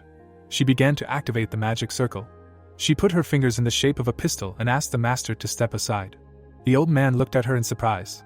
A flame flew through 3 magic circles after using an explosion. The demon was immediately engulfed in flames. The hero with shining eyes put his hand in front of him and said that in order to cleanse the soul of greed, it must be sanctified. A holy ray of sanctification immediately flew from him. The monster immediately opened its mouth. Blue-eyed looked at this in surprise and wondered what kind of skill this was. She became alarmed and thought that she had never seen anything like this. But then the hellish creature rolled its eyes and said that it did not want to die. Notifications came out that the seed of the curse was purified and the demon's mind was destroyed, and a forced stop of the dive occurred due to insufficient strength. The area immediately cleared and Bamjun thought that he had enveloped the mana with divine power and wondered if it was really the hero who did it. He immediately remembered how he was lying in his arms and worriedly thought that he had overdone it again. He turned around abruptly, thinking about his critical condition, and called out loudly to him. But he was calmly standing on his feet and answered. The gray-haired man ran to him and asked why he was okay, and then asked if he was injured, but the guy immediately said that he was fine. He looked away in horror and thought about how he had used big moves 3 times and wondered why there was still no penalty. And then Yuna looked at the old man with confusion, asking what he was talking about, and he immediately waved her off. He became a little worried and thought with a smile that he needed to watch his language. But then he noticed something strange. The blue-eyed man began to slowly dissolve into matter and disappear. The guy almost completely disappeared and tried to call him, but did not have time. The bearded man looked at this in horror. The girl was also shocked by what was happening. Eden watched what was happening through the screen and thought that he had combined mana and divine power, and immediately said that this was the Prina skill. He looked away and said that it seemed that he was familiar enough with all this to consider it just a coincidence, and thought that he knew this from the very beginning, but there was one thing. He remembered saving Saran and thought that he could not even imagine that the hero would be able to turn the demon back into a human. But then he became much more serious and said that he would soon die. The black-haired man imagined a picture of a torn body, due to the use of power beyond his limits. But then he closed his eyes and said that he had fun. But then he was suddenly forced to come to his senses by the old man's screams asking why he was okay, and he also asked why he was safe and what was going on. Eden sat on his throne and loudly called the saint, asking if she could hear him and asked why she had saved him. Then she appeared as a notification and asked if he wanted to let him die, since he had used his highest skills 3 times and was on the verge of life and death, to which the red-eyed man said that he thought she would be glad. But then Prina appeared again and asked what kind of nonsense he was talking, to which the guy immediately said that she would see when he went to the 2nd floor of the tower. But she angered him even more by mimicking him, and he told her that she was crossing the line. After that, the black-haired man lowered his head and said that he didn't care about it and suggested forgetting about it. Eden immediately looked up after she said that she knew he was worried, to which he asked why she continued when he asked her to stop. But he looked up in surprise when he was reminded that the 1st floor was made impassable so that it was impossible to get to the 2nd floor, but Yungmin was able to get through it. Then the alternate hero got furious and ordered her to shut up. The saint folded her hands with interest and said that she thought he was capable enough. She watched the protagonist, who stood there in confusion as to why there was no penalty, and asked if she was curious about what kind of future awaited him. The red-eyed man looked sternly ahead and meaningfully remained silent.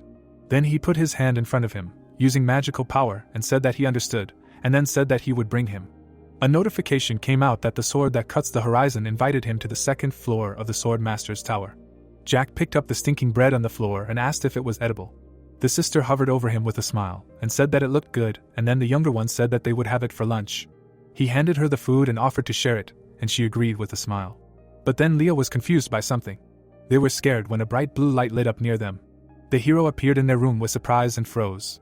While the elder was scared, Jack looked at him with glowing eyes. Yungmin was surprised and wondered what it was. He covered himself with his hands and wondered where he was now. He saw a notification that the sword cutting the horizon invited him to the second floor of the tower, which was called the Rotten Ghetto, and did not understand why so suddenly. The girl hugged her brother and anxiously asked the hero about who he was, and he immediately became sad when he was called Lord. Notifications appeared that a character existing in the original setting was discovered and the revival of character information began.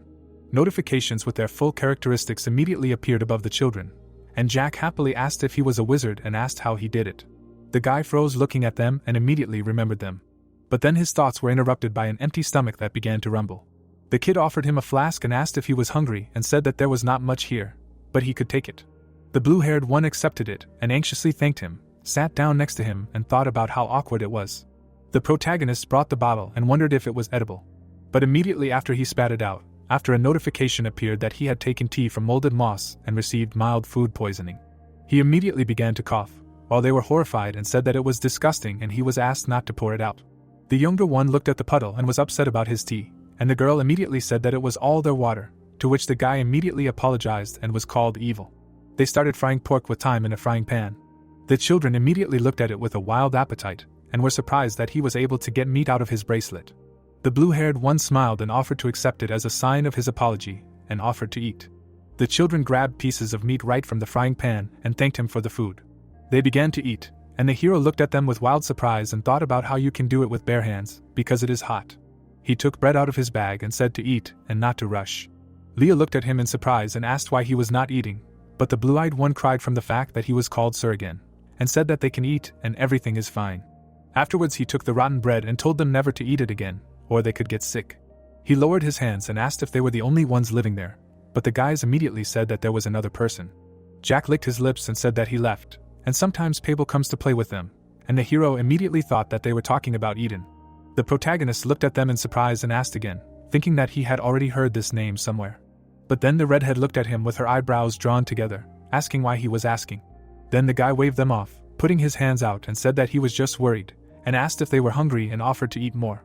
He immediately began to leave, lifting the canvas, and after the question about where he was going, he grimaced and said that he needed to go to the toilet. The blue-haired man headed for the exit and grabbed his stomach. The guy walked down the street and whispered thanks for the invitation to the second floor, and then asked if he could just leave. He put his hand to his chin and said that he needed to take Saran to the hospital and find out if everything was okay, but all he got in response was silence. He immediately got furious and demanded an answer, because he knew that he should not be here, and demanded to let him out. But then a notification appeared in front of him about the request being rejected. He was even more surprised by the notification demanding to go to the second floor. He immediately sat down holding his head and thought about how he would go crazy and thought about how everyone would worry because he disappeared. Yungmin got even more furious and wondered what Eden was thinking. But then a group of people appeared near him. A gray-haired man approached him and called out loudly. The green-eyed man was angry and held a gun in his hands, asking if he was with those children. The hero covered his head with his hands and was suddenly surprised by the address. The menacing bearded man frowned and asked if he knew these children. They surrounded the protagonist, and he continued, saying that the guy seemed to be a stranger, and asked who he was. An old woman with a scythe aimed at him. There was also a man with a knife, and everyone wanted to kill the blue-eyed man. He looked at the old woman and wondered if it was because he was a stranger and did not understand what was happening. He fell into a complete stupor and thought that this episode ends when Eden leaves the city, and this was a story that even the author did not know. After that, he put his hands in front of himself with a smile and said that he was not completely sure and offered to talk to the end. But the old woman got furious and ordered him to shut up, because people like him killed her son, and the gray-haired man immediately grinned and said that these monsters must be killed, but the hero again tried to calm them down. A red-haired girl approached them and asked him if he was okay. Everyone immediately rushed to kill her. The bearded man raised his scythe and continued chanting a call to kill. Leah covered herself with her hand and screamed loudly. But then the protagonist jumped up and called them loudly. He flew into the old man with the scythe with his shoulder and ordered him to calm down. The grandmother immediately saw the fallen man and called him loudly. The young guys got even more angry and said that he was one of them and ordered him to die. The blue-haired man grabbed his head and thought with alarm that everything had not gone according to plan. He put it in front of him again and offered to talk, but they immediately said that no one would believe him. A notification appeared about the threat of the ghetto and the type of tower test, and it was necessary to detect the threat and win, and the penalty for defeat was to be stuck in the tower forever, and the reward was the end of the test. He began to carefully examine it, and thought about why the task was given right now and where the penalty for defeat came from. He immediately turned to the side with wild anxiety. Leah pressed herself against him and tearfully asked for help, and he immediately thought about letting her die. The guy thought, and imagining the red-eyed man on the throne, he thought that these were not his abilities, and he wondered what he was thinking. Suddenly, a bottle flew through the air with lightning speed. It immediately smashed on the hero's face, cutting his cheek. He immediately grabbed his face and cursed, and the girl looked at him in horror and screamed that he was bleeding. Suddenly, the townspeople rushed at them again, calling for the three of them to be killed, and did not spare them. The unknown man quickly ran to them and demanded that they calm down. The green-haired guy grabbed the old woman and demanded that she calm down. Eden looked away with displeasure and wondered who it was. The tailed one spread his arms to the side, and while they tried to drive him away and asked why he was protecting them, he said that it was not so, and he said that they had corpses at home, but there was a catch. He frowned with wild anxiety and asked how children could kill adults, and the hero immediately wondered who it was and why he was helping them. The system notifications about the character's memories began to appear, and his name, age and other little things appeared. The blue-eyed one looked at him in surprise and thought about what he remembered, and it was the same blacksmith who took care of Leah and Jack when Eden left. The candle began to flutter in the wind. The hero laid the girl and the guy on his lap and thanked the green-haired one for his help, to which he scratched the back of his head and said that there were no problems, and he did what he had to. Blue-haired leaned forward a little and asked about this, and asked about what was going on here, and everyone seemed to go crazy. The blacksmith looked down sadly and said that not long ago, many people died in Jack and Lee's house. Yungmin immediately perked up and asked who the suspect was, but he immediately answered, saying that no one could be found, and there were only 2 children at the pile of corpses, but he had someone in mind. Red-Eyed put his hand under his head and heard how they said about him, that he used to live with them. Yellow-Eyed looked away and said that now he left and thought that he did it. Shaggy immediately went crazy and wondered what he was talking about. The hero was immediately stunned and dumbfounded by the loud scream from the black-haired man that this guy was crazy, and the blue-haired man thought that his head was about to explode. He went crazy inside and thought about what was wrong with him, and he didn't even answer right away. The blacksmith wondered what happened, but he covered his ear and said that nothing happened. After that, the green-haired man stood up and said that he would go and ask to calm the children down, to which the hero immediately agreed with a smile and told him to be careful. Eden immediately jumped out of the notification and furiously asked where he went, calling him a murderer and a scoundrel, but the protagonist immediately tried to calm him down. The red-eyed man lowered his head down and became sad. Then he raised his head when he was called. Yungmin stroked the children and told him that there was probably a misunderstanding and he didn't think that he killed anyone. The red-eyed man was surprised and raised his head when he was asked if he had invited him to the 2nd floor because of these children. The hero was irritated when he heard silence in response and thought that he was being ignored. But then he was surprised when he heard the answer that he was right. Eden covered half of his face and said that he used to live with these children. He came across them during his adventure here in the ghetto. They ate, slept and played together. You could say they were a family. The blue-haired man stroked the girl's head and said with a soft smile that he remembered, because Pable was suspicious enough to accuse someone so easily. Suddenly the red-eyed man folded his legs with a displeased face and said that this was exactly so, and he had never seen him before. Suddenly the black-haired man opened his eyes wide and thought that he folded his arms over his chest and wondered how he remembered and why the blacksmith said that he knew everything and asked not to tell him about that. The red-eyed man thought with concern that he knew about his past. The saint said with a soft smile that the hero had passed this floor of insurmountable difficulty, and this fact alone showed that he was capable enough. Eden passed the 1st floor, as the yellow-eyed woman said, not like everyone else. He ate something with an anxious look and thought about what was hidden. The hero sat with the guys on his lap, and he thought about inviting him to the 2nd floor just out of curiosity. He watched the back of his head and thought that this was the guy they needed. The protagonist jumped on the floor and said with a smile that it was time to sleep and he was immediately called. He answered with a displeased look and said that he needed to sleep and offered to talk tomorrow. The red-eyed man was extremely serious and asked him who he was and why he was talking as if he knew everything. and then the blue-eyed man became very worried and thought about what he was talking about. Then he scratched his head and said with an anxious laugh that he did not know what he was talking about, and then asked if he was sure that he was talking about something. He frowned while laughing and thought that Eden would doubt him since he had already started, and it turns out he had screwed up. The black-haired man tensed up and said meaningfully. The sun began to rise over the ghetto. The guy was lying on the ground with a blanket on top and thought about how he had not slept all night. Then he began to thrash about on the ground and cursed inside himself, letting out an internal scream and wondered what to say. Then he rolled over on his side and thought about how he should just tell him the truth, and then he thought about how he couldn't.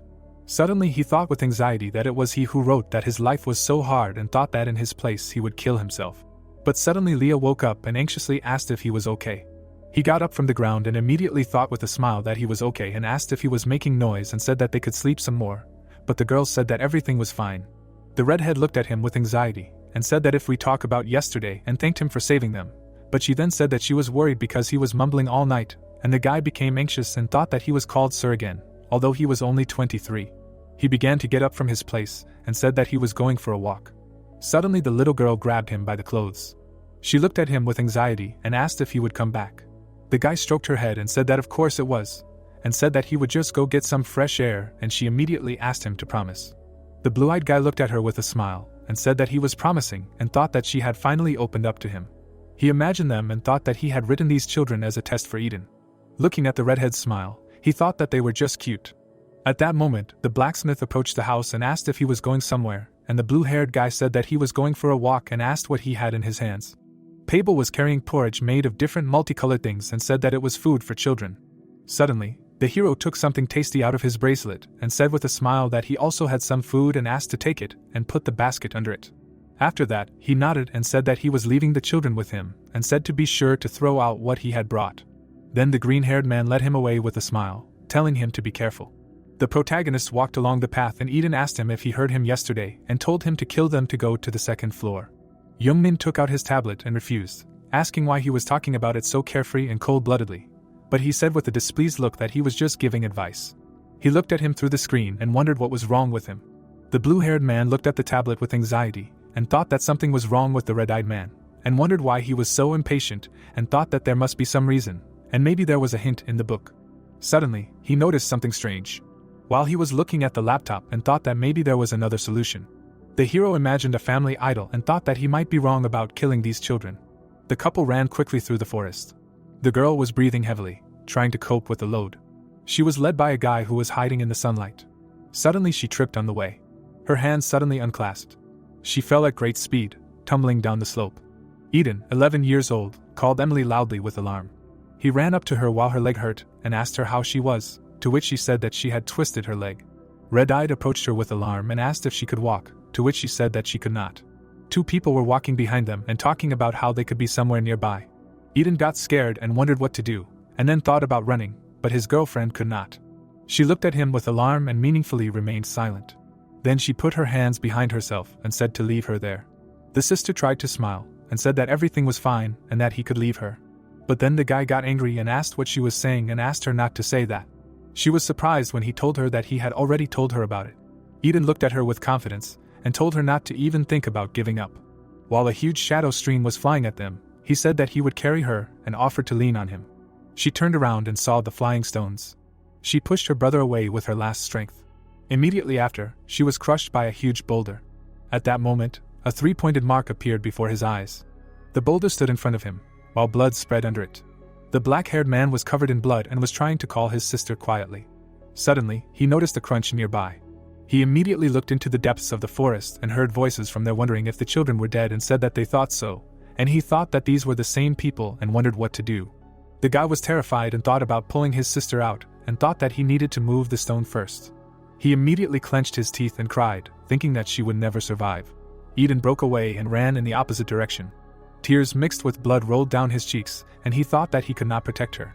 He held a loaf of bread in his teeth with a dull look and ran. There was a commotion in the square and shouts about a thief. The girl at the counter immediately noticed the black-haired man running away from the crime scene and asked to catch him. Several people stood in his way with their arms outstretched and shouted that he would not escape this time. The red-eyed man managed to dodge each grab. Afterwards, he waved his hand with a smile and offered to catch them if they could. The chase continued and Eden immediately ran into the alley and said with a smile that he would never agree to stop. Afterwards, he noticed something nearby with horror. A huge and very high wall appeared in front of him. He was wildly scared and clenched his teeth, cursing.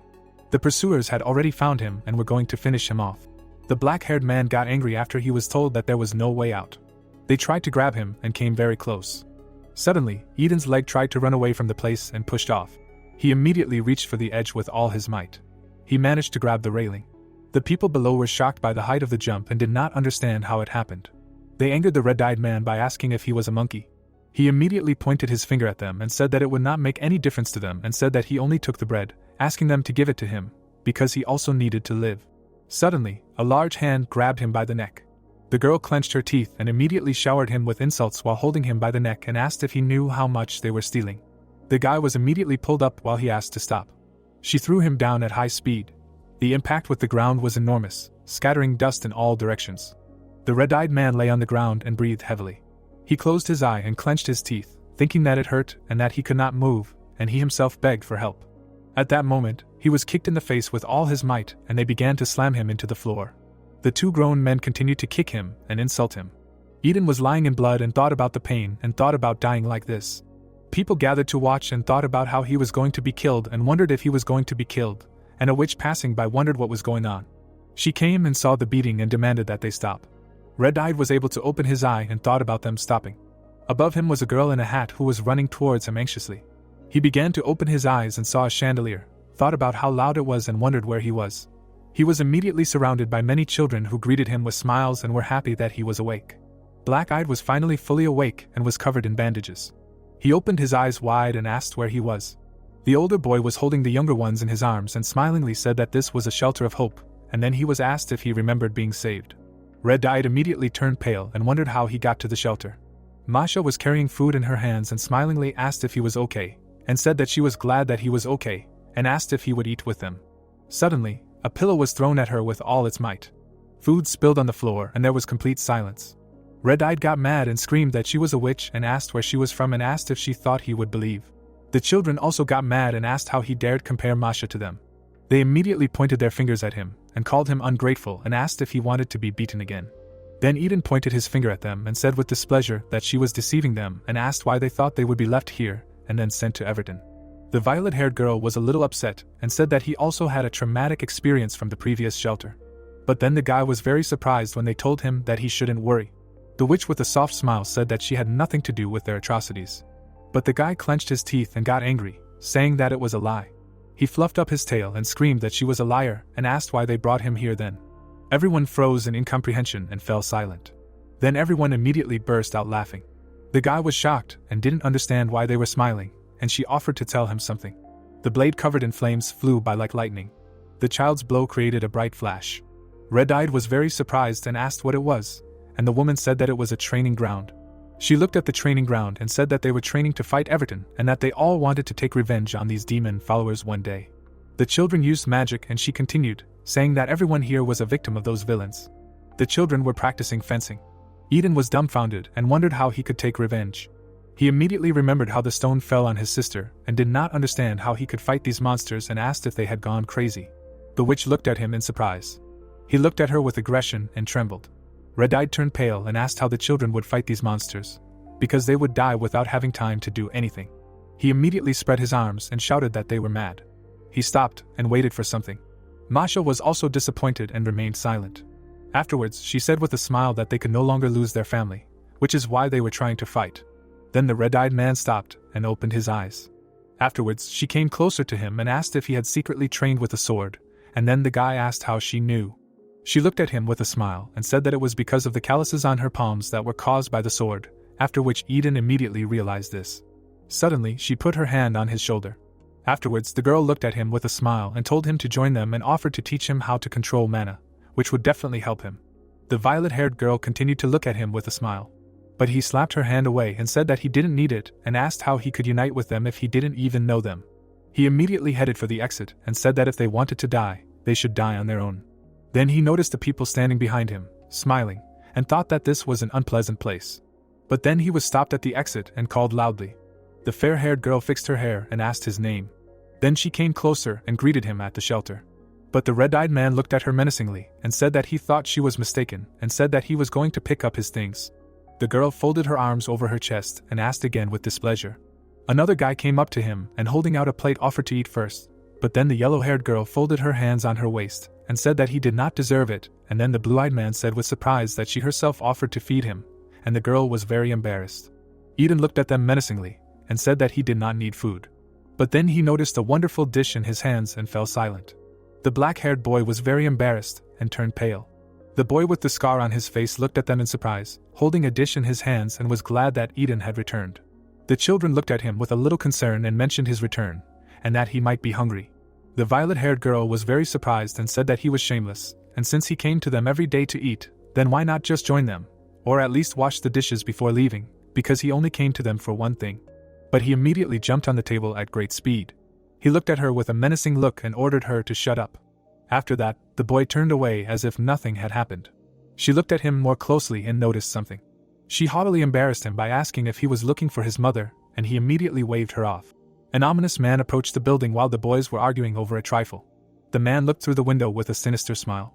He squinted menacingly and thought about what he found. The window shattered, startling the people inside. Suddenly, there was a powerful explosion. The shards caught Eden. The red-eyed man opened his eyes with difficulty and wondered what had happened. A red projectile flew past him, surprising him. Magic began to swirl. The red fruits in the jar lured the spell. Then the fire penetrated inside and was absorbed. The hero of the alternate history looked at how the bottle absorbed it. Suddenly, many magic circles appeared near him, and he thought that those people were from Everton. The blue-haired man looked at his ally with displeasure and said with a displeased expression that he asked to be easy, and the knight said with anxiety that he was asked to smash them to pieces. But he began to doubt, and said that he thought that he understood him the first time. The red-eyed man began to crawl and anxiously thought that he needed to run and should not have come here. But then something scared him. The villain looked at him with a little surprise. On the bandaged man's knees lay the dead Rose, and the villains noticed that she was already dead, and he said that it was necessary to take as much as possible. Eden looked down in horror and turned pale. He looked at the corpse and loudly called her. He clenched his teeth in horror and froze in fear. He immediately screamed without opening his teeth and thought that she died instead of him. The guy immediately remembered his sister and thought that everything happened the same way as last time. The evil magicians immediately looked at him. The blue-haired one looked at them with an ominous look and said with a smile that it was wonderful that he was alive. He held out the jar in front of him and said that he couldn't die, because he was a valuable experimental object. He immediately urged his people to attack in order to take the guy. They reached out to the red-eyed one and scared him, but then a voice was heard calling for Eden to be protected. The green-eyed one created a magic shield and closed it from spells. The magicians rushed into battle with displeasure and insulted them. The bandaged one looked through his hands with alarm. He opened his eyes and thought that he had blocked the spell. The brown-haired man looked at his ally with a smile and called him by name, saying that he shouldn't worry, because he was safe now. Many mages stood up to protect him. The blue-haired man looked at them with a wild smile and said that they had all gathered.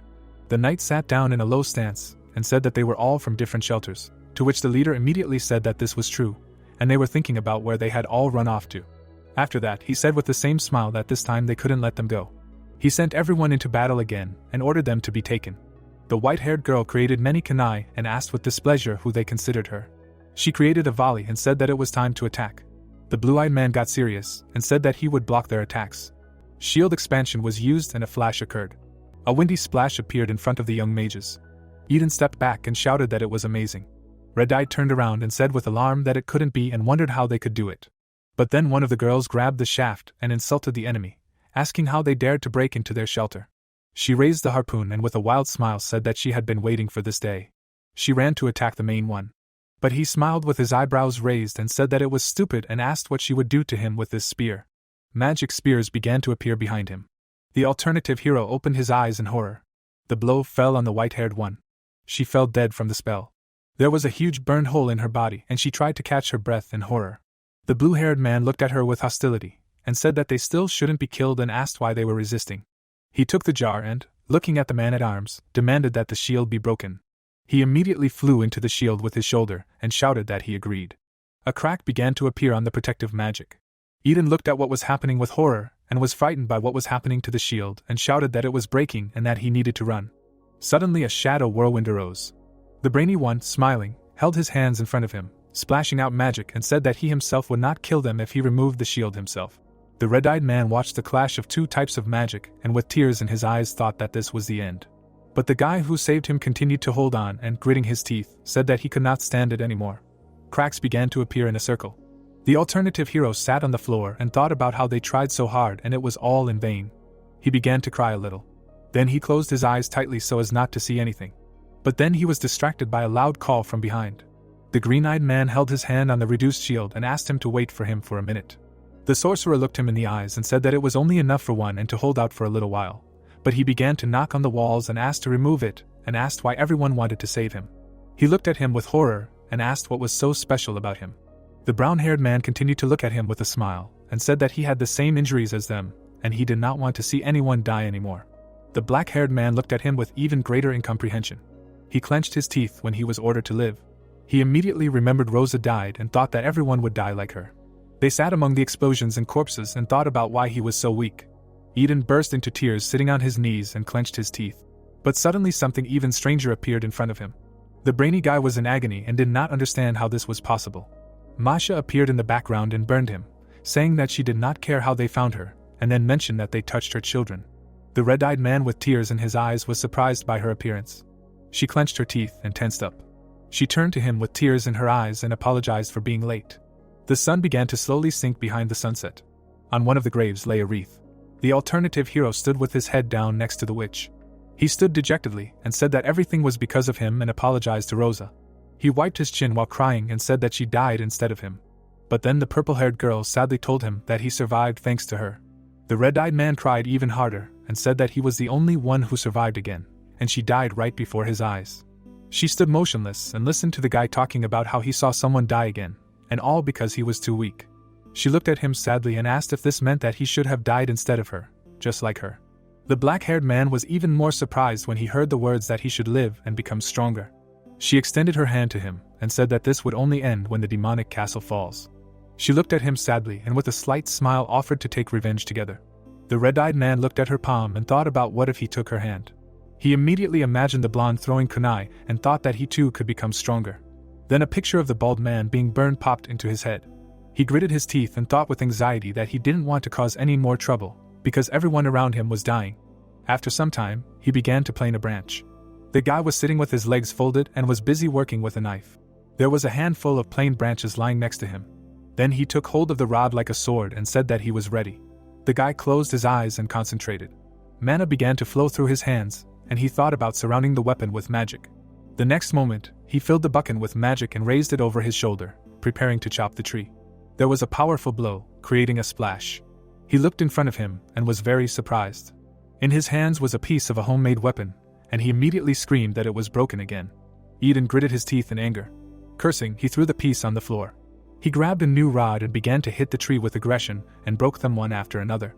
The blows flew along the tree trunk one after another. The guy grabbed the fragment with both hands and screamed aggressively that it happened again. Other children were watching him from behind the bushes. The magician, who was all bandaged, said with anxiety that it seemed to him that he was talking about leaving, and the blonde noticed with anxiety that he was here. She watched the training and asked if he was going to train like that himself, and why not take lessons from Masha, to which the green-eyed one immediately said about his stubbornness. After that, the white-haired one opened her eyes wide, noticing something strange.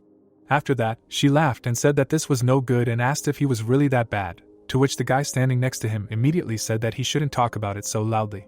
Afterwards, he said with an anxious look that if he continued to use mana, it could be dangerous, and suggested stopping him, because he could die. At that moment, the red-eyed man was breathing very heavily and cursed in his head. Afterwards, he began to slowly fall and thought that he could not stand still. His comrades immediately became scared and thought that he had died and tried to find out. Seeing the sleeping guy, the girl was surprised, asking if he was alive, and the brown-haired man said with anxiety that he was still breathing. The black-haired man managed to open his eyes slightly at the moment when the cries for artificial respiration began. He saw them and wondered what they were doing here. He immediately closed his eyes and thought that he needed to train and become stronger. After Eden abruptly got up from the bed thinking about what that noise was and thought about the smell of alcohol and was scared by it, and the magician standing next to him noticed that he had woken up and offered to treat his wounds. The red-eyed man looked at his savior with concern and thought that this was a familiar situation and thought that he had lost consciousness again. The brown-haired man with a soft smile said that the wounds on his face had healed, so he removed the bandages. The black-haired man immediately leaned over in concern, thinking that it was very embarrassing that he was helped again. Afterwards, he poked him in the face with a smile and said that he still needed to apply the medicine to his face, even though it stunk, and then asked him not to move, because he could hit his eye that way. The blue-eyed man looked at the disgruntled man with a wide smile and said that he heard that he helped them before leaving, to which the red-eyed man asked about that. So what? Because he did it, because they were dying. Then the magician remembered the white-haired woman with a soft smile and asked if it was true, because An almost died because of the hole in her stomach, but he saved her, and the others are better off thanks to him. But then Eden froze after hearing words of gratitude.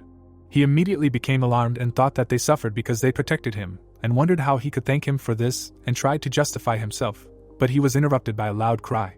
The blonde started waving her hand in greeting, saying that she heard that his bandages were removed.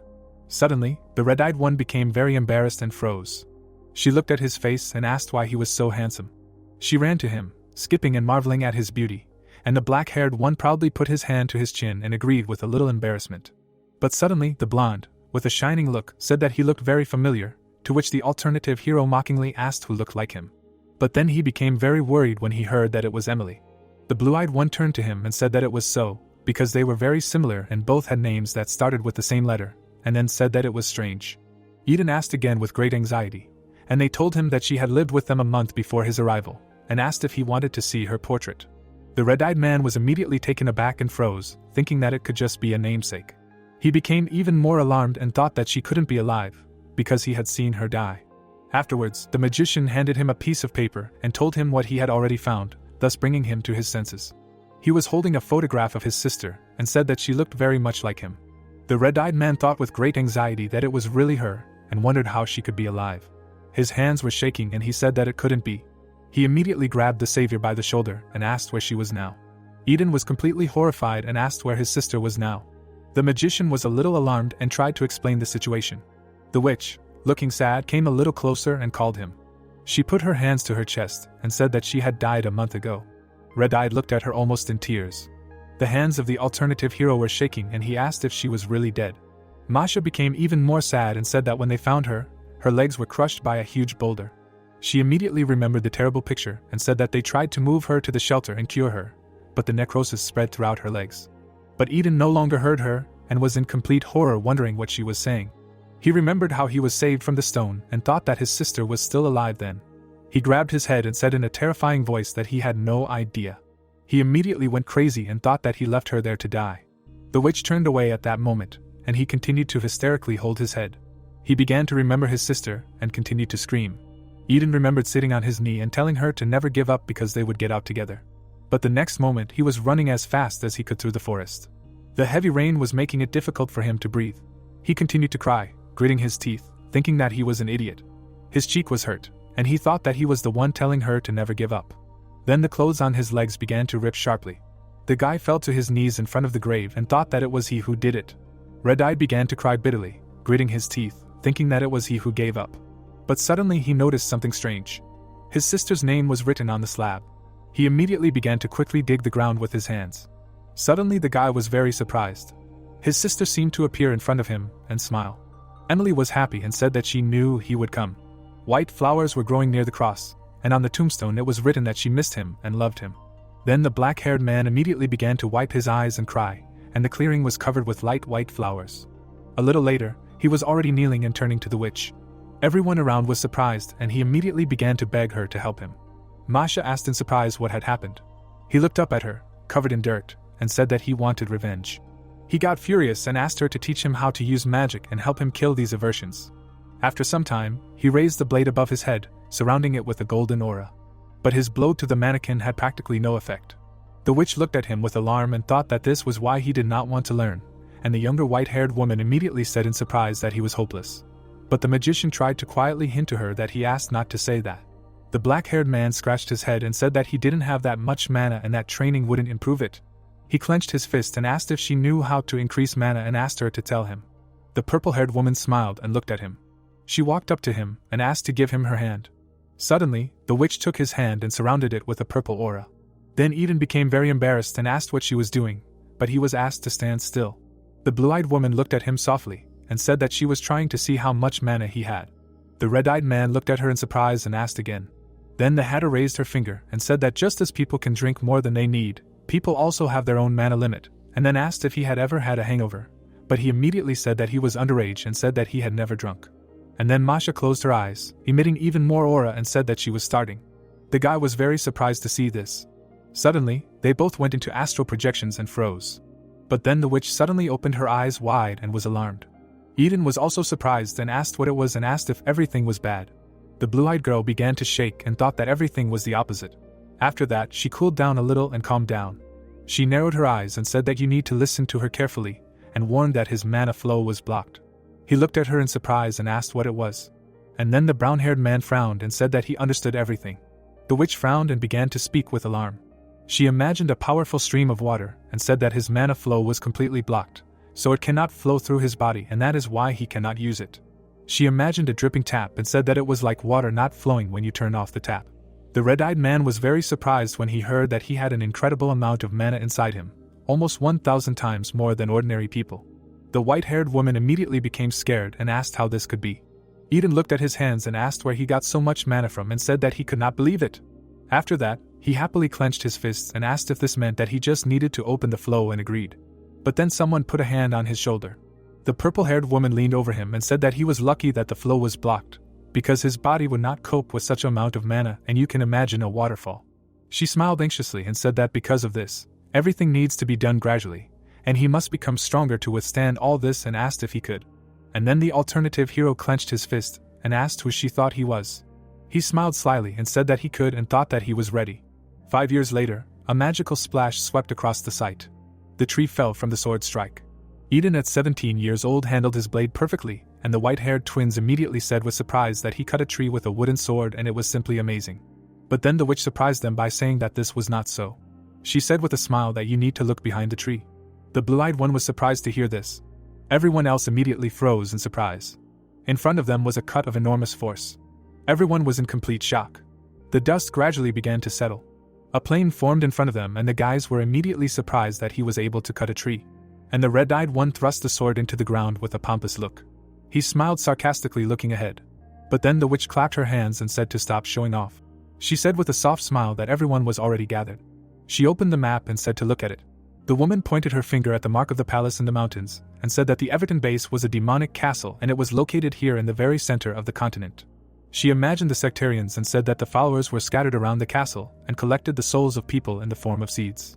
Then she imagined a white flower and said that they were trying to bring these seeds to the world flower that blooms once a year. Then in her fantasy, the villains brought fruits to the tree and said that they did this to summon the great devil.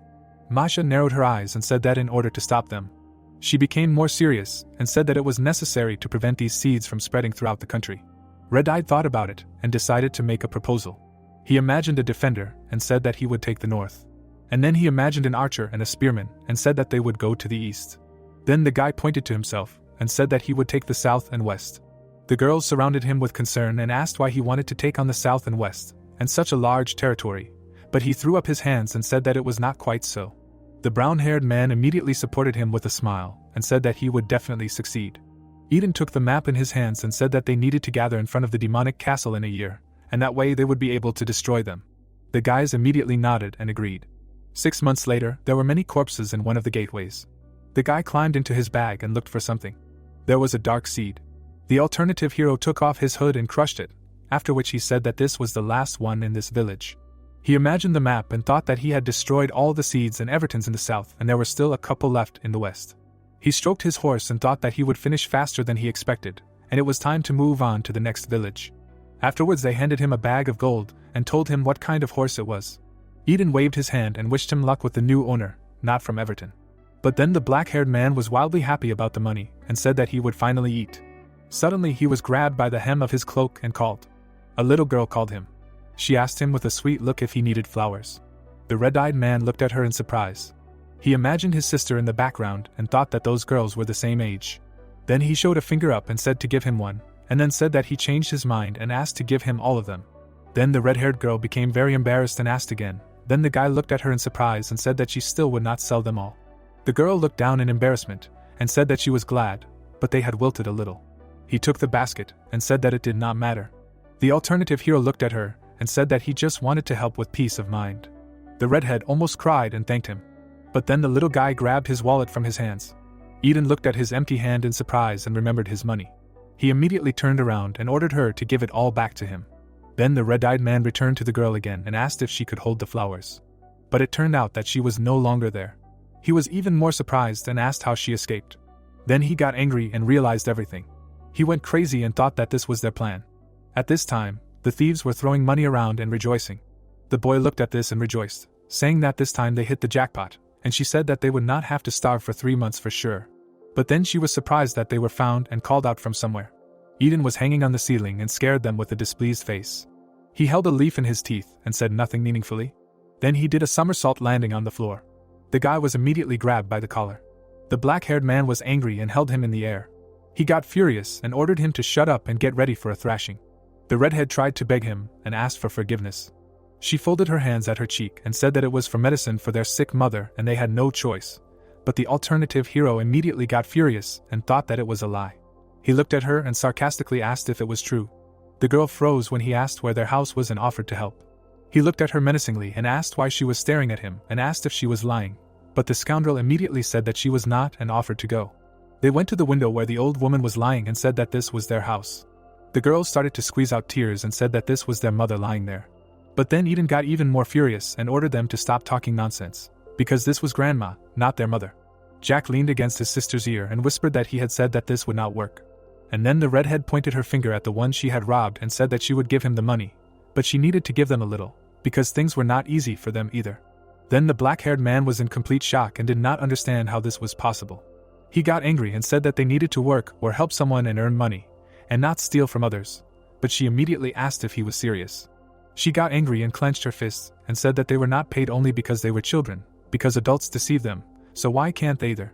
The hero got mad and asked why it had to be him, and Leah immediately told him to think that he was just unlucky. The black-haired man got even angrier and called her a thief. The red-haired girl screamed in sadness, asking what else she could do to survive with her brother. Then the red-eyed man was surprised and latched onto these words. He imagined himself against a backdrop of him and his sister, and they did not understand why he had gone silent. Eden covered his face with his hand and exhaled, realizing everything. He put his hands on his hips and asked if the problem would be solved if they could survive on their own. The girl was surprised and froze after the alternative hero's words about not stealing anymore. She folded her arms and became embarrassed, asking if he would give them the money, but he got mad again. He put his hand to his head and thought that there was still time before the meeting at the castle, and he could help them for now. He pulled his hand away and said that if they were caught stealing from bad people, her brother could be in danger. Leah immediately grabbed Jack and asked in horror if he was going to threaten them. But he leaned over in the sunlight and said that he just wanted to help with peace of mind. Many dilapidated houses were under the sunlight. In one of them there was a quiet rustle. Red was sleeping next to her brother. Suddenly, someone pulled the curtain. The alternative hero came to them and told them to wake up. Leah hugged her brother after they took the blanket off her and asked him to sleep some more, because it was cold, but he said not to be lazy and get up. Red complained with displeasure that it was hard. Her brother anxiously held the blade in his hands. Eden closed his eyes sitting by the tree and said that they didn't even know how to catch a hare, and they were hopeless, and he thought that there was still a month until the meeting at the demon castle. He looked down and thought that there was one thing. The redhead hit her brother on the head with a sword and apologized. The black-haired man watched their quarrel with a soft smile. He got up from his seat and thought that, unfortunately, he couldn't take these two with him. While they were running after each other, he thought about returning, how he would deal with Everton, and told them to stop playing and training. At some point, he came home with bread and said that he had returned. At that moment, Leah covered something with a cloth. The red-eyed man approached and scared them with a question about what they were doing. Jack tried to hide something and said that he had returned early, and they were cleaning up. Eden looked at him with a sly smile and patted his head and asked why he suddenly decided to clean up. The girl looked away with concern and said that there was a simple reason for this. But he interrupted her with a terrifying look and said that he knew, because they were supposed to help him, and then asked if they were doing something wrong. The redhead frowned with concern and said that everything was wrong, and then said that she was hungry and asked for food. The red-eyed man left with a bag and laughed, and said that they needed to wait a little. The girl turned around with a dull expression. Under the fabric were seeds from souls. Eden was tying his laces and was asked if he was going to the market. He turned around with a smile and said that the blacksmith had to fix his sword and sell the loot, and Jack asked to bring something tasty, and the girl asked for canned fruit like last time. He had already approached the sign of the forge. The guy entered the room and asked if his sword had been fixed, and the bearded man said that he had just finished and asked the assistant to bring the sword that they had just fixed. The brown-eyed man reached for the can and, sticking out his tongue, asked if these were the fruits that were sold nearby and said that he was very hungry. But the red-eyed man took the can and said that it was not for him, but for the children. Pabel held out the blade with a little anxiety, and they thanked him. Eden raised his sword and said that they were the best at this. He started to leave and said goodbye, saying that his children were waiting for him. Jack was walking through the snow at this time. His tracks were blurred. There were traces of blood on his cheek. But suddenly he opened his eyes wider, and it was as if he was awakened. He began to shake and refused to accept what was happening. The boy looked at his hands and said with horror that if only this would not happen again. He immediately jumped up and ran, screaming to call his sister. The alternative hero returned to the house and thought that it was very cold. He entered the house holding out a can and proudly said that only he took care of them and they should kneel if they wanted a piece. But then Jack ran past him. The black-haired man turned around and asked where he was rushing this time. Suddenly he noticed blood on his hands and was very surprised. The crying boy stopped after he was called loudly. He put his hands behind his back and asked if the guy was back, to which the guy said that almost all the shops were closed due to snowfall. He paid attention to his hands and asked if everything was okay, because there was blood on his hands, but the guy said that he cut himself while cooking, but he immediately asked again with suspicion. The black-haired man began to enter the tent and said that he warned them that they needed to be careful and offered to bandage him, and they wanted to stop him, but he did not listen. Eden's eyes widened and he was surprised. He saw how the bloody blade was pulled aside and asked what it was. Leah was standing near two corpses and greatly surprised him. He noticed an ominous jar on the table and was greatly surprised. He leaned forward with great anxiety and wondered what they were doing here and told her to move away from it. But the girl's eyes glowed the same color as his. She tried to strike, but he dodged. The black-haired man blocked the attack with his hand and gritted his teeth. He looked at the weapon and thought that her hand had turned into a sword. But then he was attacked from the other side. Eden rested his foot on her body. After that, he instantly sent her flying. But she managed to stay on her feet. The redhead stood in the smoke and waited. The alternative hero turned around and sternly asked who gave them to them, to which he, almost in tears, said that he did not know. But then the girl tore off. She flew at great speed straight into her savior. Eden stood in a stance and gritted his teeth. With difficulty, he managed to block the attack. The redhead looked at him with eyes thirsty for murder. The black-haired man was scared and thought that it was dangerous. He immediately turned around and told the boy to run away. He continued to fight and asked him to speed up while he stood motionless. Jack froze and barely breathed. His eyes were covered with a veil, and he thought that he knew nothing and did not understand. He looked down and lost his mind. Eden immediately turned to him and menacingly asked him what he was doing and told him to run away. But then Leah jumped at him with an attack. He tried to quickly turn around to block. He managed to grab her hand. Then he threw himself over himself. The redhead was slammed into the floor with a swing. She began to slowly open her eyes. At the same moment, she was grabbed by the throat. The alternate hero held her by the neck and hung over her. His eyes filled with malice, and he thought that there was definitely a jar of seeds on the table. He doubtfully imagined the seeds and thought that these children were members of Everton, and then thought that this could not be. The girl began to choke from the pressure on her throat. Suddenly he took his hands away and called her loudly. But then Jack stabbed him in the back. The red-eyed man turned around in great surprise. The boy abruptly pulled the blade away, attacking. Eden immediately spat out a clot of blood. He stood up and looked at the bloody knife and thought that it was acting strange, just like Leah. He closed one eye and held the wound, thinking that maybe the villains did this to them. He noticed the jar and wondered when it happened, because they were still normal during the day. He clenched his teeth and thought about how they were waiting for him to leave. The boy quickly jumped up. He pulled the blade away, making his guardian think even more. The black-haired man frowned and gathered his thoughts, thinking that he needed to stop thinking. He dodged the blow and thought that he needed to focus on stopping them. The redhead looked at him absolutely calmly. Eden again, but with difficulty dodged the lunge. They began a fierce battle. But then the red-eyed man noticed a blade on the floor behind him. He immediately grabbed it and thought that if he did not stop them, then even more people would die. At the same moment, he delivered a powerful blow, throwing the enemy back and thought that he should disarm them. But the blade was made of flesh. They crossed swords again. The alternate hero created sparks with the grinding of blades and thought that they could have deceived him from the very beginning. He threw the guy far back. He was able to stop the blade on the floor. Then, when he picked it up, Eden thought that if they really were members of Everton. He raised the blade and thought that he should kill them. But then his sister began to slowly get up. He looked away and was surprised. Her brother stood with a weapon in his hands, full of calm. But then he came to his senses. They looked at the black-haired man who stood with his blade raised and turned to him. His hands were shaking. The red-haired woman hugged her brother and turned to him with concern. The red-eyed man clenched his teeth and called them by name. He immediately remembered Emily, who was smiling while looking at him. He closed his eyes tightly. His blade flew diagonally at great speed. There was a fairly large splash of blood. Snow began to cover the streets. The guy walked with a hole in his back through the snow.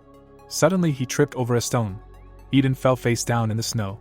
He remained lying there and began to laugh heartily and thought about how stupid he was. He remembered standing in front of the children and wondering why he killed them and how he told them never to do that again. He cut off their right hands, and as he left, he told them that they should never touch such weapons again, and next time they would not get away with it. He approached the jar with seeds and looked at his reflection. At the same moment, the vessel was broken with a blade. Now he is lying in the snow and said that it is good that they managed to destroy the seeds and get rid of the strange weapon.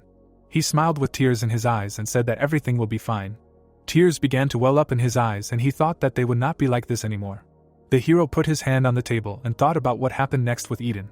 He imagined how they found him in the snow and thought about how he lost consciousness in the winter, and the saint with Michael found him and cured him, and Prina dealt with the children controlled by Everton and returned them to normal, and the mind control spell was removed from the children, so everything ended well. But then the red-eyed man called him loudly and distracted him from his thoughts. The hero covered the notification with his hand, and when he was told to kill them quickly and asked if he wanted to get out of the tower, he said that he needed to wait, because he was thinking. He immediately imagined a tall building and children, thinking that the second-floor building required getting rid of the ghetto threat, and thinking that Eden believed that the threat was Jack and Leah. But then he remembered the girl and thought that her hand was fine this time. Then he imagined the townspeople attacking and thought that the murders were continuing. The protagonist imagined the red-eyed man leaving for nowhere and thought that he had long since left, but the situation had not improved. He immediately thought that it was not the children's fault. The blue-eyed man became alarmed and thought that the mind control had been removed and that there must be another option, but then Eden knocked him down, asking if he was ignoring him. Then Yungmin put his hand on his hip in displeasure and agreed. But then he was surprised when he heard that some were already here, so it was time to go. He looked around the corner and worriedly wondered what was going on. He gritted his teeth in worry when he saw the torch and thought about those people who were at Leah's house during the day and wondered what they were saying. The townspeople were holding guns and were going to kill the children at night, just like the hero along with them. The blue-haired man was scared, not noticing how a blade was brought to his neck, and said that they had gone crazy and that they needed to go back to the children. The old man looked at him menacingly and asked what he was doing here. Yungmin looked at him in horror and thought about not having to deal with this now. The gray-haired man began to strike and said that he had come to his death. Smoke spread everywhere from the blows. The hero closed his eyes while sitting on the floor.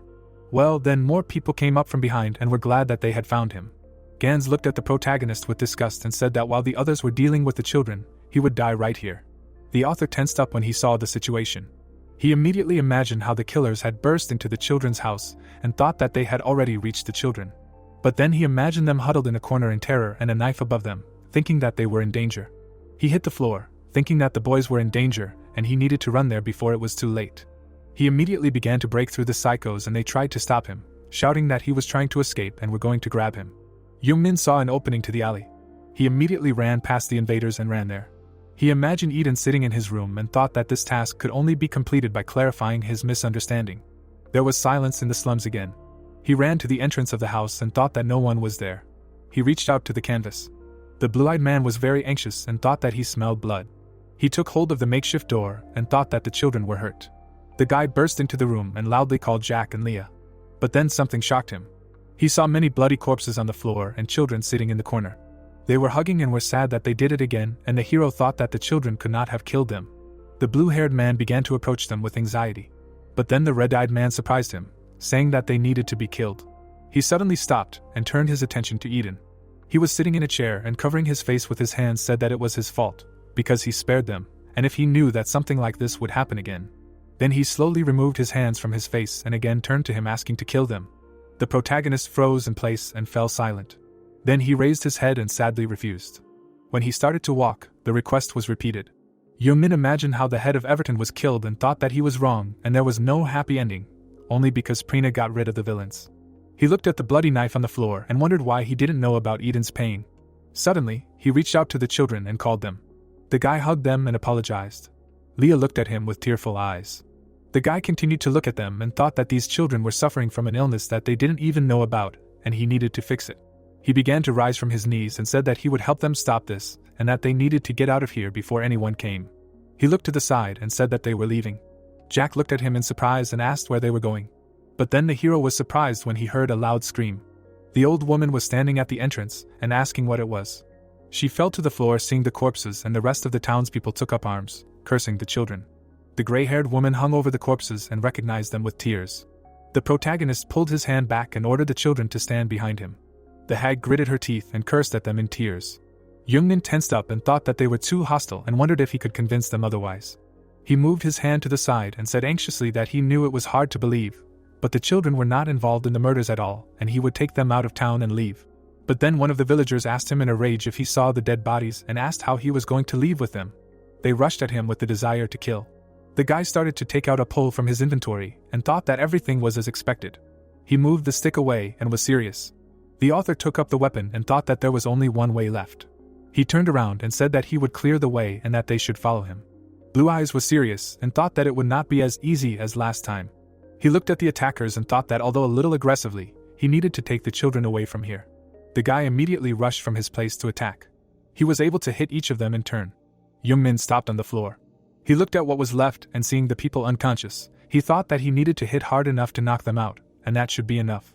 He waved his hand and called the redheads. But then his hand was grabbed tightly.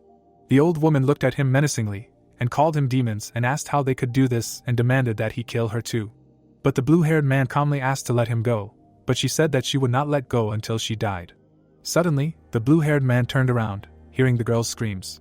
There, a townsman attacked them again, while they tried to beg him not to touch them. The author rushed from his place and loudly called the children. The guy with the knife was going to kill them, raising his hand. Leah closed her eyes tightly. But then the attack was stopped by a pole. The hero held on as best he could. He quickly swung the stick and said not to touch them. Then he managed to hit his opponent on the head. He immediately passed out and the protagonist thought that he had no choice. But then he turned around and menacingly asked what they were doing and told them to get out of here. The younger one pressed himself against his sister and said that they did not want to. He began to cry and asked what would happen if Eden returned. Suddenly, the blue-eyed one noticed something strange. He looked closely at the red-haired ones and froze. He immediately imagined the red-eyed one holding out his hand and thought that they still missed him. He imagined their dispersal and thought about what he wrote about it, but everything ended in misunderstanding. Yungmin tensed up and thought that everything would not be solved if he just ran away, and he still needed to solve the problem. Looking at the rising townspeople, he thought about showing that the children were brainwashed. After that, the blue-eyed man turned around, frowning. He took a bottle of holy water from his inventory, and thought that there was a way to find the source of all the problems. Eden sees in the system that the hero took out holy water and does not understand why the hell he took it out. While MC opens the bottle, the system asks what he is doing, but he answers that she should be quiet, since he wants to check something. Looking at the children, Yungmin adds that these children did nothing wrong. He widened his eyes in surprise. The guy notices an enemy behind him. Turning around, the protagonist recognizes that guy. The bottle rolls on the floor and MC decides that they need to finish quickly. The character asks with tears why they killed them all, and what they did to them. The guy's head was pierced through. Yungmin sees a bloody hand in front of his face in alarm. The girl pierced the character's head, and the protagonist does not want this to happen right now. She puts her blade back. MC hears screams. People panic as they see what is happening, and the protagonist shouts for them to run, as it is dangerous here. The grandmother trembles in fear and declares that they really are monsters, and this is how they killed her son. Looking at the children with knives, she calls them demons. Looking at the people standing in front of him, Yungmin decides to use holy water, as there are too many onlookers. A flash is heard in front of MC. The heroine runs forward. She approaches the people. The woman screams in horror. The protagonist makes a strike between the girl and the people. She moves back. Standing in front of him, MC tries to understand who took control of them, assuming someone from Everton, but immediately denies it. Gritting his teeth in anger, he realizes that Prina has already taken care of him. Yungmin hears Eden's voice from the system asking why he's hesitating since he saw the kids kill a man, adding that he should just finish them off. The guy yells at the character to get down. MC holds up a bottle of holy water, saying he'll show him, but Eden doesn't understand what he's doing. Standing in front of the opponent, he adds that he was talking about the guy who brainwashed those kids. There's blood on Jungmin's shirt, and Eden asks if he's using mind control. MC confirms it by closing his eye. The character darts. The girl runs to attack the character. The guy hits her. He sternly states that those kids aren't demons. Clutching his spear tightly, he adds that they aren't either. The protagonist hits the girl again and says that they're not the problem Eden was talking about. The character disappears. A boy with a blade jumps behind MC. Yungmin throws the bottle. It flies at a child. The boy's eyes reflect holy water. He cuts the bottle in half with his knife.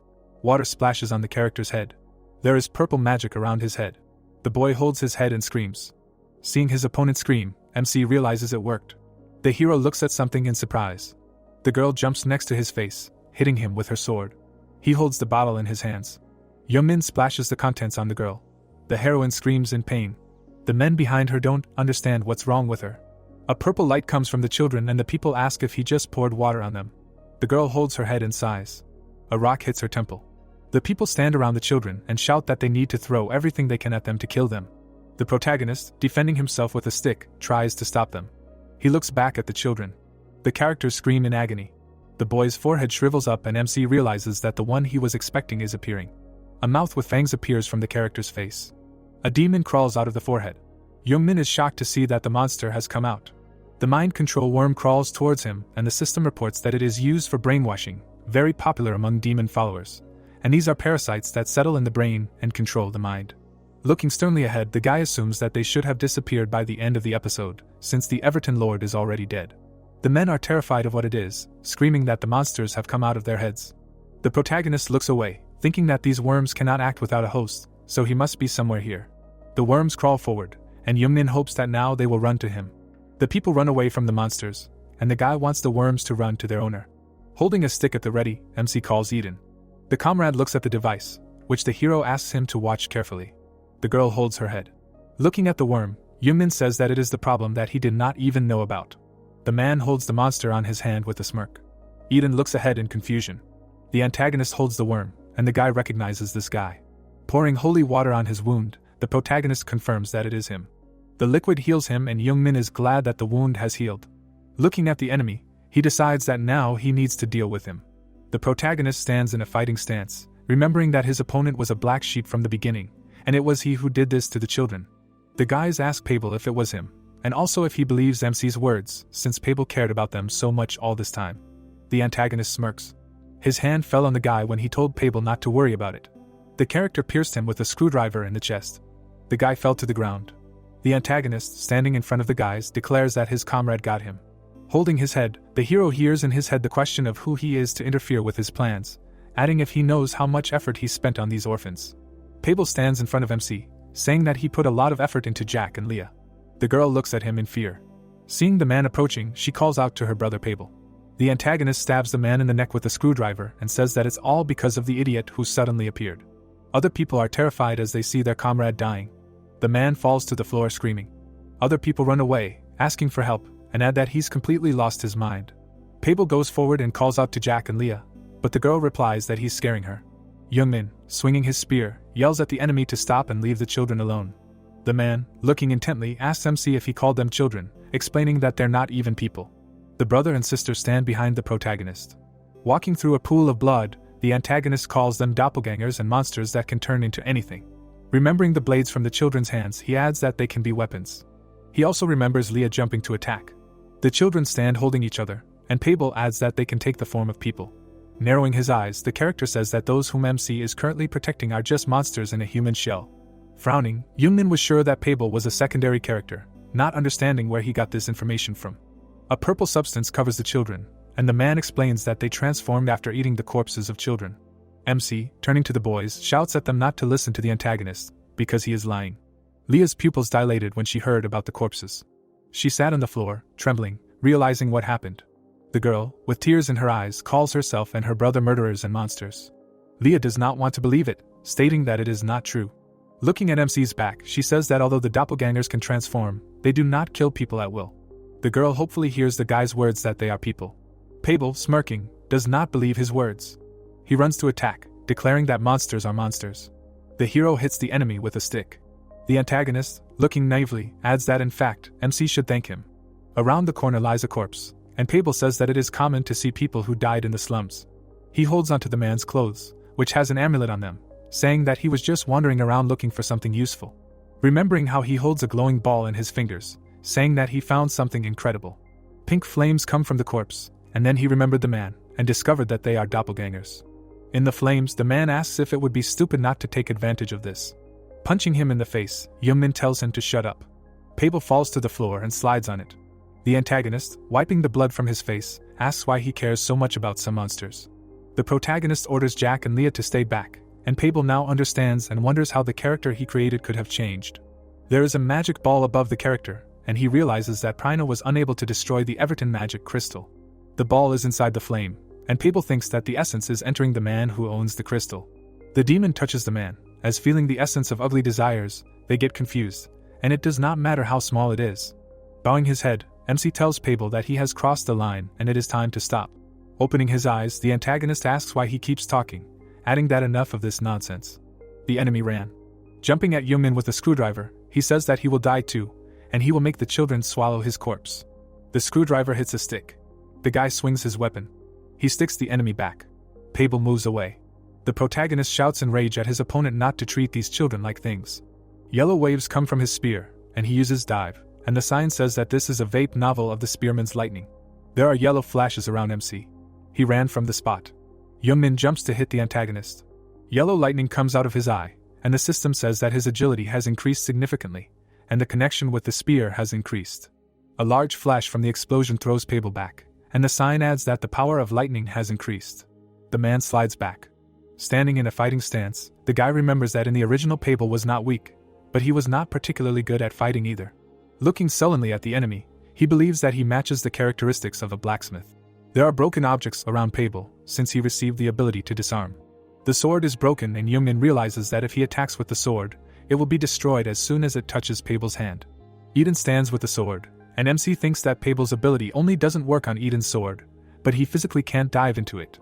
Looking ahead tensely, Yungmin decides that there is only one way out, and that is to defeat him using the magical power of the novel's lightning. The hero runs with the magic sword at the antagonist. The protagonist puts out the weapon to strike. Pabel is shocked to see that the aura of this idiot has changed. He dodges MC's blow and MC thinks that his enemy is nimble.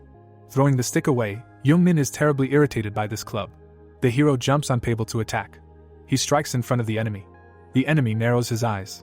The spear breaks in MC's hands and realizing that his affairs are bad, the hero understands that he simply must destroy him. Pabel dodges his blow again. Yungmin jumped with his feet on his face. The antagonist falls and MC does a backflip. The protagonist runs towards the enemy lying on the ground. As Pabel gets up, it seems as if MC anticipates his actions. The man stands up and says that if it weren't for that club, he could have won. Jungmin's eyes sparkle and he asks if the outcome would have been different if he hadn't had the spear. The children watch in fear as the magic emanates from MC as he asks the enemy if he had a chance of winning. Running towards the enemy, the system reports that the novel's lightning magic power has been activated. Pabel sees the protagonist preparing to strike. Yungmin punches the enemy in the face. He flies back. The protagonist delivers multiple blows to the enemy's face and stomach. As the boy holds his face, Pabel realizes that there is no time to fight back. MC throws him to the floor. Standing over the enemy, Yungmin agrees that he can destroy the weapon. As he punches, he yells for the antagonist to try to destroy his fist. Yellow flames come out of MC's hand. He grabs the man by the throat and Pabel asks what this will change.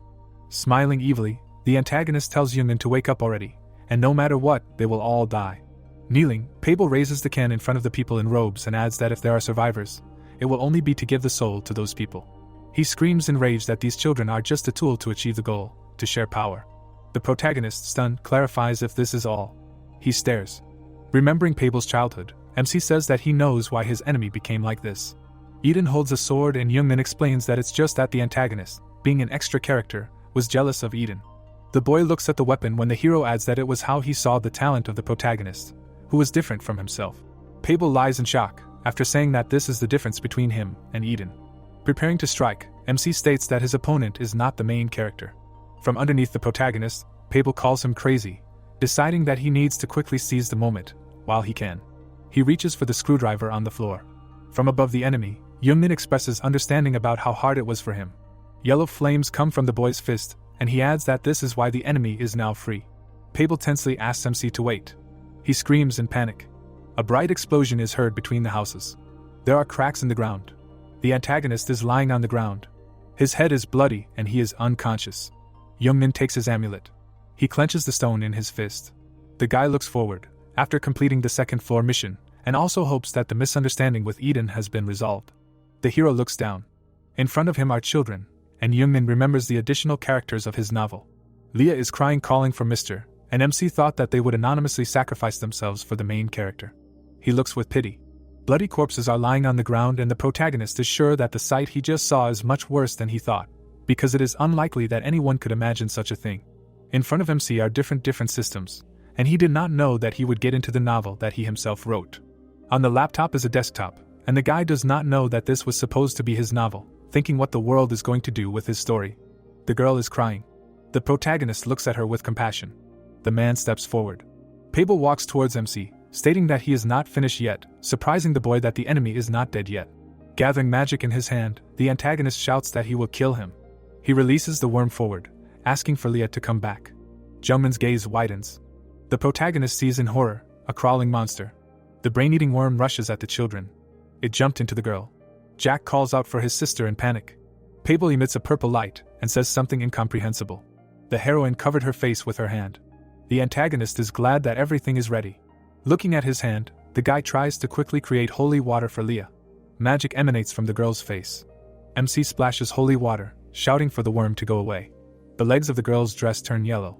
Her face also turns yellow. Jack, standing next to Yungmin, is surprised that his sister is glowing. Leah is in the air and looks around. The boy calls his sister. Dissolving, she calls Jack in response. The protagonist realizes what is happening to her. Standing in front of the disappearing girl, he realized that this is the doppelganger transformation field. A foot stepped on the floor in front of the characters. Yungmin and the boy look at the person in shock. Eden comes out of the portal and the boy and MC are surprised by this. The guy takes the sword out of the holster. The antagonist's face is distorted, and he does not understand why Leah ended up in such a form. Eden darted from his place. He jumps, swinging at Pable, saying that there can be no one else. The enemy is in the air, and Eden calls himself the messenger of justice. Pable's teeth fly out of her mouth. The character watches carefully. Eden stands in front of MC and Jack. Yungmin closed the boy's eyes, asking how much more can he do. The girl's foot stepped on the ground. She stands in front of the dead Pable. Leah smirks. Looking into the distance, the hero realizes that she has become Leah again, and the brother is happy about his sister's return. He runs to hug her. The boy is in his sister's arms and wants to know how she did it. Leah stands with her brother and explains that she heard Eden's voice. Jack stretched his arms towards his sister and shouted that it was so cool. Yungmin came closer, asking Leah how she got rid of the worm. The girl looked down. She imagined herself falling deep into the water and thought that she was scared. She was going crazy again.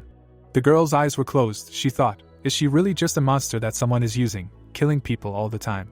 A voice was heard in the depths calling her. Her eyes opened. She heard that it was Eden's voice. Leah stretched her hand up, hearing a voice that asked her not to give up and said that she could do it. Hugging her brother, a beaming Leah said that she heard Eden's voice. The boy pouted, waving his hand, said that he also wanted to turn like his sister. Now she answered that he could do it too. Jack turned around enthusiastically and asked if it was true. The girl answered that they were not people, but doppelgangers. The sister's words fell like a weight on the boy when she said that that's why you need to imagine it in your heart. She heard that Mr. was talking about Eden, and she wanted to help so much, so she tried, and she really succeeded, and he will succeed too. Let him try to imagine what he wants to turn into, and then she thinks that he will succeed. You need to think very hard about who you want to become, and then the body will change. She did so. She is also very interested in how he will turn. The discouraged brother grabbed his head, saying that it was too difficult. The sister promised that she would show him. Her body began to shine. She told him to imagine the form he wanted to turn into. In the shine, she turned into a cane in Jungmin's hands. She hovered next to the guy, raising her hand, and said that like this, and he thought that the light was like from the form that she had just used in the fight with Pable. Jack, standing below, looked at his sister, saying that she needed to show from the very beginning, and his sister told him to try to concentrate. Yungmin looked at the child trembling with effort, and thought that Leah had managed to create a transformation, but it was not as easy as it seemed. Surrounded by a glow, Jack puffed out his cheeks. Yungmin watched as a brown apron appeared on him and thought that it was so easy, and the younger exclaimed that it worked. In a reduced form, he also flew nearby, asking the hero how he was, and he answered that it was very good. Yungmin turned his gaze back. Surrounded by a glow, the heroes were talking to each other. The hero boy thought that in fact it was time for him to leave the tower. It was somehow uneasy to leave them alone. Looking at them, he asked why they did not go. There was Daryang nearby, in which they could stay to live. Yungmin lowered his sad gaze, saying that everything that happened here will not be forgotten so easily, but if you start from scratch in another place. Returning to her own body, Leah said that it is not worth it. They are not going anywhere. She held her brother's hand, telling him that even if they were brainwashed, they still had to take responsibility, so he shouldn't worry too much. The hero was surprised to hear that they would stay here and wait for Eden. He closed his eyes and agreed. He smiled sweetly, saying that he would help in any way he could. Suddenly, a system window appeared in front of the hero, informing him that the second floor's tests had been completed. His mouth opened in surprise, seeing that the tower was starting to move. The hero extended his hand, asking for it to stop, since he was still saying goodbye. The boy, surrounded by pixels, raised his hands and shouted at Eden. He continued, opening his mouth wide, that he was crazy. The building under the sunset sky was destroyed. Debris was everywhere. Taemin and Yuna were wandering around the debris. The boy asked where Yungmin had gone, and the girl noticed that even the mana detector was useless.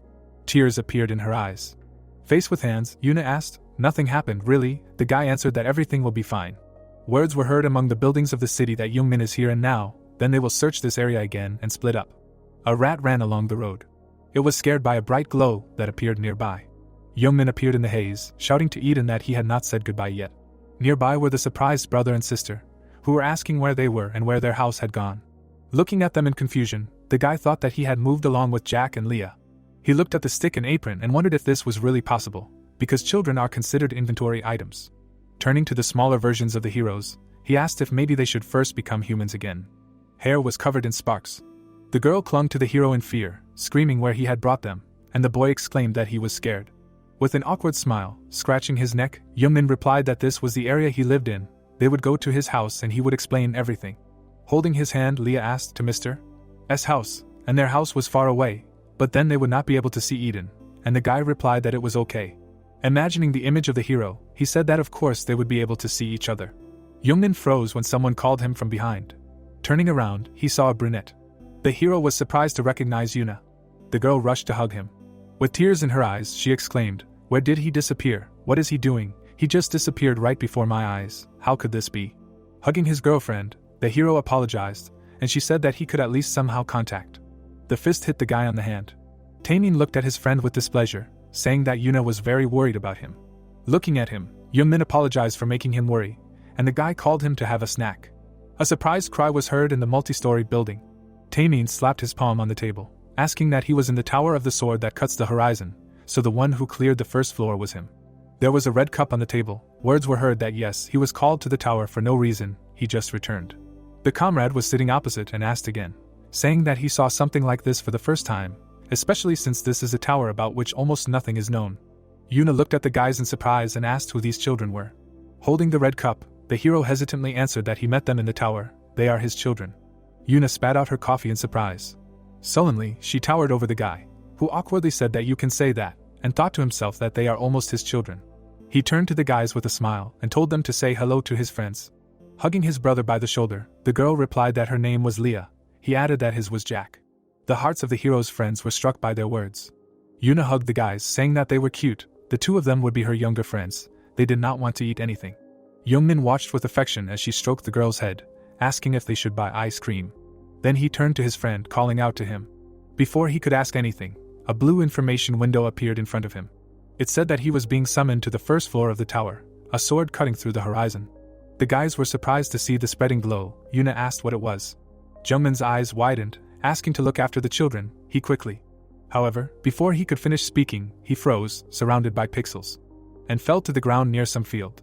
Yungmin grabbed his head, screaming why he kept calling him at times like this. A man approached from behind. While the hero was screaming for him to quickly send him back, he couldn't abandon the children like that. The boy looked sideways in surprise at the blade touching his neck, and heard an order to be quiet. His eyes widened in shock. A hero in a red cloak stood next to him. The boy recognized his voice and asked if it was Eden. The boy looked at the blade surrounded by lightning, and heard a request to tell the truth. Eden towered over the sitting boy and asked if he was Everton. There was a scar on the boy's cheek, and the hero thought that it was a face that suits wounds. The boy's eye glowed red. Yungmin thought that he had dark hair and crimson eyes. The boy stood with his hand outstretched with a sword. Yungmin thought that this was also a mercilessly proud expression on his face. He smiled in admiration, thinking that this is what a grown-up Eden looks like. Opening his mouth, the guy shouted in displeasure that he was smiling. The glow around the blade became brighter. He swung it, leaving a red trail and lightning. A crack flashed across the ground behind him. Yungmin turned around in fear. Threatening him with the sword again, Eden said that this was the last warning. He was Everton. The hero grinned and asked again, and then angrily waved his hand and shouted, "What? Instead of brains, he had tofu." What was he even thinking when he came to such a conclusion? Eden winced in displeasure when he heard, "Does he look like such a person? Why is he waving that thing around like that?" He almost died.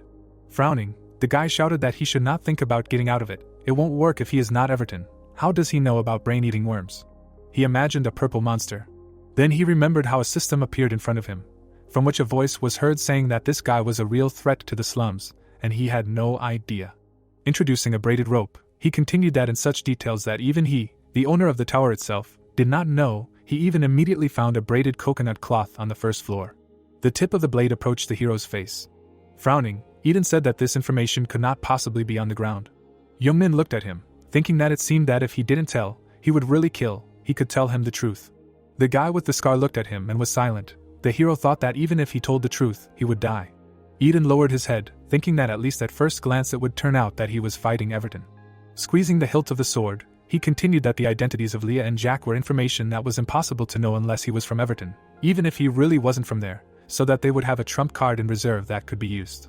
Looking tensely at the hero, he thought that he needed to check. Yungmin looked gloomily at the blade in front of him. He opened his mouth, hearing the demand to answer quickly, and said that initially there were no towers on Earth. Stretching out his hand, the guy asked again. Introducing a tall building, Yungmin continued that later, from a certain point, towers began to be built based on myths and legends. Inside the towers, heroes from these myths are brought to life. If you pass the test from the owner, you can get a reward. Eden frowned, hearing that among the novels he read was his story, and mentally asked again. The hero imagined a huge monster with horns and continued that in this story, he and the other characters fight a great devil. The guy in the red cloak heard that this story appeared on the earth as a tower, a family of heroes. She is one of them here, with towers of char cutting through the horizon. Introducing the hooded man, he said that Everton was born at the same time. That's all he knows. Looking with a blue eye, he thought excitedly. He did not cross the line in his stories. Imagining the character standing on the pages of the book, he thought that judging by Eden's character, it seems he would not believe that he was a character from a novel. Lowering his head, he asked again, then he has no relation to Everton, right? Yungmin waved his fist in displeasure and shouted that no, this is all completely unfair. He thought to himself that he believed. His fingers suddenly clenched into a fist. With a determined look, the protagonist declared that he was going to stop Everton so that no one else would get hurt. Eden looked at him silently. He put away the extinguished sword and said that he would believe him. Leaning closer, he continued that with his current abilities it would not be easy. The hero replied that he himself knew. The guy in the cloak turned around and told him to come to the tower soon. With a sly grin, he continued that he would fix his entire body from head to toe. In the space near the building, there were blue symbols. Tapping his finger, the guy repeated, so a novel. He sat in the chair, saying that back then, that god guy also said this. He imagined a creature surrounded by vines, and thought that the 7 heroes and all that, let him sign a contract with him, he will make their stories come true. The guy with red eyes imagined the silhouettes of the others, saying that according to God, on Earth, their stories became known as the novel of the century of destruction. Although he thinks that he has something to hide, he wants to believe Yungmin. The girl with wings sitting opposite said that she thinks she knows what Yungmin is hiding. The guy asked, and what is it? Intertwining her fingers, she replied that for now it is just a guess, but there is nothing to worry about. Smiling sweetly, the girl with wings said that when she prays to God, she feels a similar energy. Looking at the image of the guy, Eden mockingly asked, God, this weakling? Yungmin smiled, and words were heard, as if it did not exist. He could be the key they are looking for.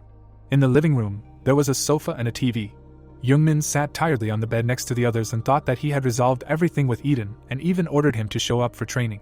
Leaning back, the guy thought that with his current state, it would be difficult to stop Everton. He would only check Saran's condition and go to Eden's tower. He opened his eyes, hearing his name being called. Yuna did Lee's hair and demonstrated it, saying that it was cute. She said that her sister tied her hair. Sitting on the bed, the guy said that it really suited her and thought that they had quickly become friends.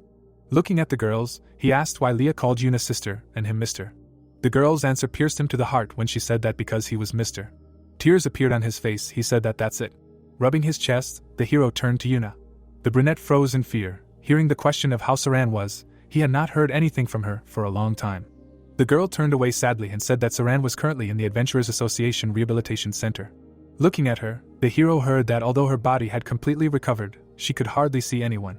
There were clouds in the sky above the Rehabilitation Center building, and he heard words that she thought he could go. The guy was standing by the door in the hallway. There was a name written on the sign, and the guy told Saran that it was him. He pulled the handle. The girl turned around. Standing by the window, she turned and asked if Yungmin was a high school student. It was raining outside the building. Saran was standing by the window. Yungmin appeared behind him. He handed the girl a soda. She replied that he shouldn't have spent money at all. The guy apologized for coming only now. Waving her hand, the blonde said what an apology. On the contrary, she was so worried when she heard that he disappeared that day. The guy raised his hand with a smile, answering that he felt fine when he heard the question of whether he was okay. Looking at the girl, Yungmin asked if she was feeling okay. Saran's expression darkened. Then tears appeared in her eyes. She said that, to be honest, she was really scared. Covering her face with her hand, she said that she couldn't use mana anymore. She remembered looking at the doctor and continued that she would never be able to. The girl with glasses held a piece of paper, and Saran said that despite this, if she graduated from the academy, she was told that she could become an analyst or find another job. The girl's shocked look was reflected in the glass of her glasses. She said that this was not what she dreamed of at all. Covering her face, the blonde cried and said that she promised him that she would become a great adventurer, and she would not be able to keep that promise. Yungmin was surprised to hear what she should do now. Holding the drink, he remembered standing surrounded by lightning and leaving with a suitcase, and thought that when the dream he had been working towards for so long breaks apart, he knows what that pain tastes like better than anyone else. It was raining outside. The girl was wiping away her tears and apologized. She was sitting at the table, hiding her face, and said that she wanted to be alone now. Yungmin looked at her in surprise. He was holding a drink in his hands. The bright corridor of the rehabilitation center. Walking along the corridor, the hero thought about why this happened. He imagined himself standing in a pile of papers and thought that thanks to his own novel, he had a chance to become an adventurer, but from his own novel Saran. He imagined the crying girl and continued that she would not be able to achieve this dream. The guy stopped, thinking again, it was his fault. He imagined gloomy ghosts, and thought how long he would have to endanger other people. The hero stood gloomy, his head down. His fingers were clenched into a fist. Slapping his cheeks, he mentally ordered himself to pull himself together. From now on no one else should get hurt. A system window appeared in front of him. It was reflected in the hero's eye, who thought that he would use the immersion skill properly for this. His palm slapped the table. Clenching his fist, Yungmin said that he needed to take control of the current situation first. The children appeared next to him. Jack asked what he was doing, should he play better, and Leah asked if he was studying. The hero quickly sat them down on the couch with popcorn and asked them to be alone for a while they watched Pokemon. He needed to settle something. He was behind, a tired shadow, and thought that this is how a parent feels. The guy opened the laptop, thinking that first of all, he imagined a monster and a character with red eyes, and thought that the great devil Satan in the era of destruction has a 6th level ability level power. The followers who received powers from Satan are only 6 people. In the future he will need to engage in battle with them. He imagined an eye shining red, and continued that the same thing happened with the great devil himself. The guy imagined a man smiling predatorily, and thought that even that animal called himself a follower who served Satan. He remembered how fangs appeared behind him, thought that he was attacked by a formless low-ranking demon. He imagined the guy kneeling in front of the man in the cloak, and thought that if Amo really was a follower of the devil, that low-ranking demon and others like him would obey him. The guy pressed the keys on the keyboard, thinking that in other words, this means he is not a real apostle. And looking closely at the monitor, he thought that real apostles would appear soon. With such a weak body as now, not to mention not all levels of demons, even with normal haste he would not be able to fight. The children looked at the screen in admiration, while the guy said that in such a situation, of course there is. He imagined the image of a sinisterly smiling Eden and said that there is an ideal mentor. Having closed the laptop, the guy thought that now was not the time to think about all this. He was going to the Eden Tower. The hero turned to the children and clarified. They said that they wanted to see Eden. The man was standing by the panoramic window. He heard a knock on the door behind him and told him to come in. A smiling brunette looked into the room and greeted her uncle, who recognized Saint Rachel. The smiling girl was standing next to the guild master Ben. Bamjun closed his eyes, waving his hand when he heard the guy say that he was here too, and said that he did not notice him right away. He was standing there like a screen. The men looked at each other with sinister smiles. Ben said that it was not funny. Let him do his job as an escort properly. Rachel asked why they were arguing again. As soon as they saw each other, she was so ashamed. Sitting down on the sofa, the director said that he heard that she was busy, so thank you for stopping by. Otherwise he was about to call her. She asked what happened. He looked unwell. Golden lightning appeared in his palm. Looking at them, the man winced and said that when mana is used, even just a little, this happens. The girl looked at his hand, saying that it can't be, it looks really bad, she will heal it now. A bright glow spread from the palm. Rachel reminded that she said last time, but the mana transmission channel, which is already damaged, cannot be completely restored, she can only reduce the pain. Holding the man's hand, she asked him to be patient a little longer. By the way, why did he need mana? Sweat appeared on Bamjun's face. He said that it was not that he could not use it at all, it just hurt a little. The girl exclaimed that the problem was that he was in pain. The director looked at the salty hand and said that it was already possible to live. Imagining a red bloody beam moving downwards, the girl said that he really needed to be careful. Now his mana supply channel was more like a rusty pipe. If he used it excessively in this state, the channel would be completely destroyed. She would not be able to help him like she was doing now. Bamjun moved his hand, saying that everything was fine. It was usually well sealed. It was just that recently he had to use mana for one thing. The girl exclaimed that she was worried. and he agreed. Sitting opposite, she asked again in surprise, hearing that they had another student. The director looked dissatisfied, saying that he was a spoiled brat, suddenly disappeared, made him worry. Because of this, he did not even have time to say hello and meet his friend, for whom he had originally come. Ben, sitting next to him in a chair, asked if he liked him, and received the answer that he did not. Introducing the hero surrounded by radiance, Bamjun said that it was still worth looking at him. He was hiding a lot, so it would be interesting to dig into. Looking at him, Rachel said that he was telling such an interesting story that she already wanted to meet him. He also mentioned a girl from the association whose mana supply was damaged, didn't he? The director confirmed and asked to check on him. The girl agreed and asked where she was now. The man turned the page of the document, asking what her condition was at the moment. A shadow fell on the face of a sad Saran, who said that the mana was not manifesting in any way. The girl adjusted her glasses, hearing that it seemed like it made sense to just give up, and told her not to be so upset. They would try to find another way. A tear appeared in the girl's eyes. Hugging her shoulders, the brown-haired girl said that everything would be fine. With a gloomy smile, she added that everything would be fine, she could rely on her. A man was lying on the floor among the rubble. Trembling, he tried to get up. Someone's foot slammed down next to him. The muscular man in the mask said that they were a bunch of good-for-nothings. The guy in the hood fearfully asked the priest to save them. This time they would definitely succeed. The eye of the man in the mask glowed red. He heard a request for another chance. Swinging, he hit the guy hard, screaming, "How can he ask for a chance?" The guy's body lay in a huge crack. Fingers stroked the animal's skull, saying that she didn't even know why they were failing at everything. Picking up the skull, the girl in glasses said that she didn't think they were given such a difficult job. Bringing the skull to her face, she said that they wanted a demon and a low rank, but she didn't expect it to be so easy to defeat him. Was it really that hard? The masked man shouted indignantly that it was all because they had entrusted the task to this trash. He had long said that they would directly interfere. The girl threw a skull at him, saying that he knew perfectly well that she could not do such trifles. Having broken the bones in his fist, the man shouted that it did not matter. He would still raise this place to the ground. A pink haze surrounded the man's body. The girl left and told him to do what he wanted. They no longer needed her. The man swung his fist, laughing hysterically. An explosion thundered on the upper floors of the building. Standing next to the fire, the girl said that it was noisy as always. Taking off her glasses, she said that as soon as they finished what they were preparing now, she smiled contentedly, saying that this time they would definitely be able to catch the 8th hero. Yungmin looked up with the children. They stood next to a tall white tower. The children exclaimed how tall it was. Jack clenched his fists in admiration and asked, "Eden, are you really here?" And Leah asked, "There are no doors, how will they get in?" Yungmin thoughtfully touched his chin, telling her not to worry about it, and thought, will the children be able to enter in human form? The boys looked at him excitedly, hearing the question of whether they could briefly turn into something. A bright flash appeared. Instead of children, the image of a brunette and a girl with pink hair appeared. Yungmin answered that they became idols they saw on TV. But the girl laughed, and the guy awkwardly called out to her. The children in the bodies of idols opened their mouths in surprise, hearing the request to briefly become objects, for example, a bracelet. 2 rings appeared on the hero's fingers. Jack said that it was boring, and Leah said that if they went in like that, Eden might not recognize them. Yungmin replied that he didn't think he would recognize them as idols. He extended his hand and said that it didn't matter, they were coming. Blue pixels remained where they were standing.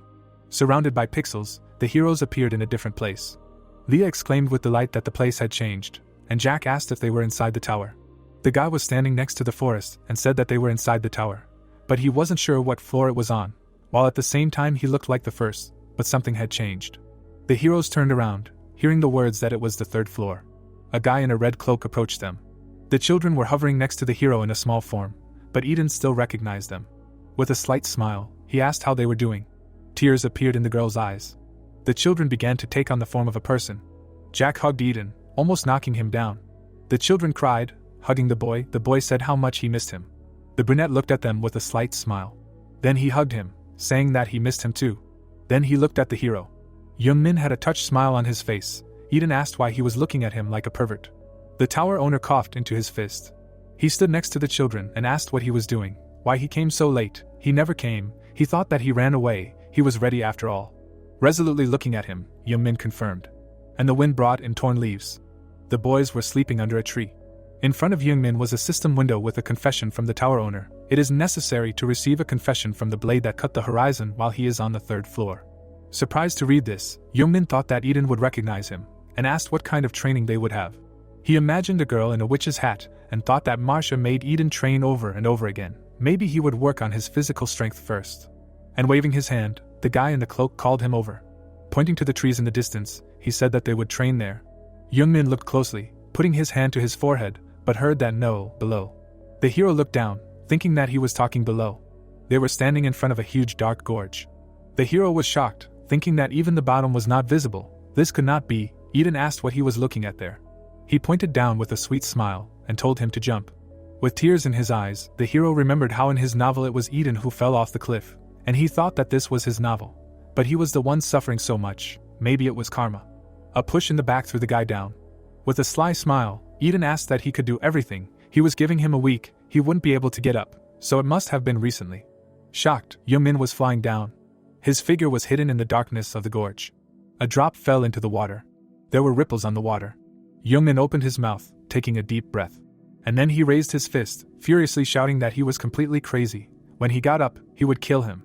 Having climbed to the shore, the guy asked what was wrong with his character. It was he who made him like this. The hero wrung out his t-shirt. In front of him was a green mountain landscape. He realized that this was the place where Marcia trained Eden, the Great Canyon. A blue butterfly was flying behind. The roots of a tall tree were visible from the ground. The guy thought that this was a place that was not easy for a person to get into. It was overflowing with natural mana. Red eyes appeared in the dense foliage. The hero thought that it was also overflowing with dangerous wild monsters. Yungmin smiled, thinking that for Eden, who did not know anything at that time, it looked like sheer hell. Imagining the herbs and crystals with admiration, the hero thought that for him, on the contrary, it seemed like a great opportunity. He put his hands on his hips, saying that a week? He jumped up and down happily, exclaiming that 3 days would be enough for him. The hero in the cloak looked over the cliff. Pointing his finger, he asked, did he fall so badly? He did not die there. Putting his hand to his face, Eden said that he remembered the old days. Smiling, he said, standing, he himself thought that he would really die. He imagined the girl in the hat laughing and thought that it was Marcia who pushed him down. Above him he remembered the girl saying that she had already said, the mana was too strong, his body would not be able to accept it. Continuing to smile, she said that it turned out that he should first refine his physical body before laying a channel for the supply of mana. The guy trembled in fear, thinking that he remembered it again. Standing at the edge of the cliff, Eden thought that it would be difficult. This time it was not as easy as on the first floor. Let him try to go through hell. But at the same time, Yungmin smiled contentedly, exclaiming that he had found it. He was standing in front of a flower field. Picking one of the flowers, he said that it was a scarlet flower that only blooms on 70-year-old woven fiber. The red plant had a system window that it was a braided fiber fruit. A very rare fruit that when consumed would increase the constant mana value to a high level and strengthen the mana supply channel. Holding the round fruit in his fingers, Yungmin said that it was different from the braided fiber sprout roots he had eaten back then. He threw the fruit into his mouth. Chewing with pleasure, he exclaimed how sweet it was. The guy pulled the plant out of the ground, saying that if he also pulled out the roots later. He held a flower that had been torn out by the roots, thinking that something precious was hidden there. Larvae were peeking out of the ground. The system reported that they were red-furred-mouthed larvae that parasitized the braided fiber sprouts and absorbed mana. When consumed, they strengthened the circulation of mana and had an effect on the mana supply channel, but they contained a neurotoxin. The hero's eyes lit up with sparks when he said that they weren't particularly pleasant to eat, but they were still nutritious. A root burst out of the ground. Yungmin, dressed as a gardener, was collecting flowers in bags and happily thought that he had a rich harvest. Larvae were roasting by the fire. Sitting next to him, Yungmin thought that if they were roasted well over the fire, the neurotoxin would disappear and it would be edible. He threw the fruits into his mouth when he saw the notification that the mana had increased. A system window with the hero's mana skills appeared in front of the hero. He thought that initially, if the mana influx was too sudden, the body would not be able to handle it. Sitting next to the fire, the hero thought that thanks to the hero's mana skill, it would be possible to level up without any problems. A blue glow illuminated his fist. Yungmin thought that in the novel, without such a skill, Eden had to spend a lot of time. He thanked the guy, saying that he would use the skill he gave him well. The hero pulled out a branch with a larva. Looking at it tensely, he thought that he only needed to eat it, and he would become stronger. He hesitantly pulled it to his mouth. Sitting by the fire, he began to eat. Imagining the face of a satisfied man, he covered his mouth with his hand and thought that this was a valuable source of protein, and also very nutritious. A larva was strung on a stick. Yungmin said that the taste at least somewhat resembled shrimp, and that was good. The system reported that the mana supply channel was strengthened. Red eyes and fangs of a beast appeared behind the guy's back. There were sharp claws on the paw. The hero turned tensely. A huge bear swung its paw at him. Yungmin screamed, dodging the blow. He slid back along the ground. The guy's eyes glowed blue. Standing in front of a huge beast, he said that apparently it came to the smell. The system reported that it was a fighting bear with a ferocious character. The destructive force when attacking with its front paw is about 3 tons. The monster's eyes glowed red. Yungmin swung his shining fist at him, saying that even a dog shouldn't interrupt his meal time. He punched the beast in the head. Landing next to its carcass, he saw that its stats had increased. Yungmin froze in fear when he heard a growl behind him. A pack of beasts had gathered around the guy. The hero thought they were silver wolves.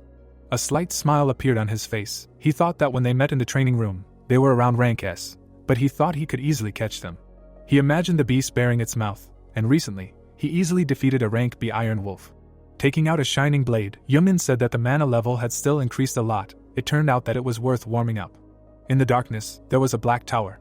The man extended his hand, saying that the flower of peace was finally ready.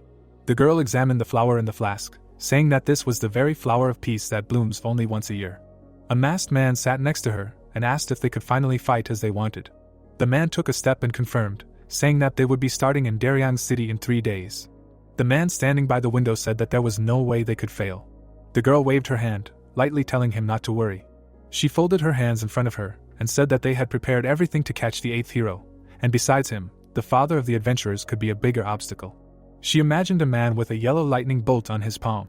The man glanced at her and said that he would handle Bamjun himself. The light from the window illuminated the man, who said that it had been a long time since he had seen his old friend. A few days later, a powerful explosion was heard in the forest. The boy swung his sword. He attacked the bear, striking it many times. With a determined look, the hero swung his sword. The bear's carcass fell to the ground. The protagonist stood in front of a bunch of monsters, saw a lot of notifications about the stats being increased, and said that he seemed to have caught all the monsters in this area. Putting away his sword, he said that he had eaten the fruits, he needed to start climbing. His eyes lit up. He said that since he had come here, he would take a whole bunch of things that might be useful with him. A bright glow circled around his fist. The beams spread around. The system reported that the enhanced skill of the Detection Academy was being used. A blue glow spread through the forest. There was a blue shimmer ahead. Crystals began to form from it. The hero's eyes widened. He exclaimed that he had found it. Looking into the distance, he said that now they could search the entire canyon. As Eden said, you might get lucky even by searching just one mountain. With a confident smile, the guy exclaimed that he would start then. Yungmin climbed a steep cliff. His fingers clung to the rocks. However, his hand slipped. The hero held on. The stones flew down. Yungmin looked at them. Then he grabbed the rock again and ordered himself to concentrate. He was sure it was somewhere here. Looking at the ledge on the rock, he said that it was over there. The hero tried to reach it with his hand. Sticking a knife into the rock, Yungmin said that if he used a little mana and directed it between the stones, the space nearby shone. Looking at this in surprise, the guy exclaimed. There was a bright flash of an explosion. A passage remained in the rock. The hero's fingers caught on the ledge. Squeezing the knife between his teeth, the hero pulled himself up and fell to the ground, spreading his arms. Breathing heavily, the tired hero said that he almost died. Suddenly he noticed something to the side. Inside the cave there were many colored crystals. Looking at the shining stones, he said that he found it. He hit the blue crystal with a knife. Holding it in his hands, Yungmin said that they were bigger and heavier than he thought. Imagining various shining stones, the hero thought that they might look like just shiny jewels, but in fact, they were mana stones. Holding a blue crystal, he said that if you direct mana into such a wind stone, blue whirlwinds lifted the guy into the air. He said that you can use the various properties of this stone. Looking down, he continued that he thinks that with their help he will definitely be able to rise straight up. The hero froze in confusion, and then fell down. Rubbing his back, Yungmin said that it was too early. Before using them properly, they need to be processed as artifacts. A uniform and a pickaxe appeared from the inventory. The guy suggested taking them all with him first. Swinging the pickaxe, Yungmin said that this was a gold vein. A ray of sunlight illuminated the canyon. Eden was sitting next to the sleeping children and said that it was already morning. Turning to the children, he noticed that they were fast asleep. Then he looked to the side, noticing something. His fingers touched the ledge. Yungmin raised his hands up, exclaiming that he had succeeded. Looking up, he added, how hard it was.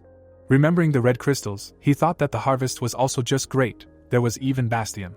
A guy appeared in front, saying that it was good. Eden crossed his arms and asked, did you manage to do it in just 4 days? He thought it would take a week. Yungmin replied that it wasn't that bad. He originally only planned to spend 3 days. Looking at the hero surrounded by a blue glow, Eden didn't listen and thought that this guy, even with the naked eye you can see how much his mana has grown. Taking out his sword, the guy said that anyway, he got up earlier. Throwing the sword to the guy, he said that they would spar in the remaining time. Eden caught the weapon. His eyes glowed red with cunning. He asked, did he gain confidence? Scratching the back of his head, Yungmin awkwardly thought that he went a little too far.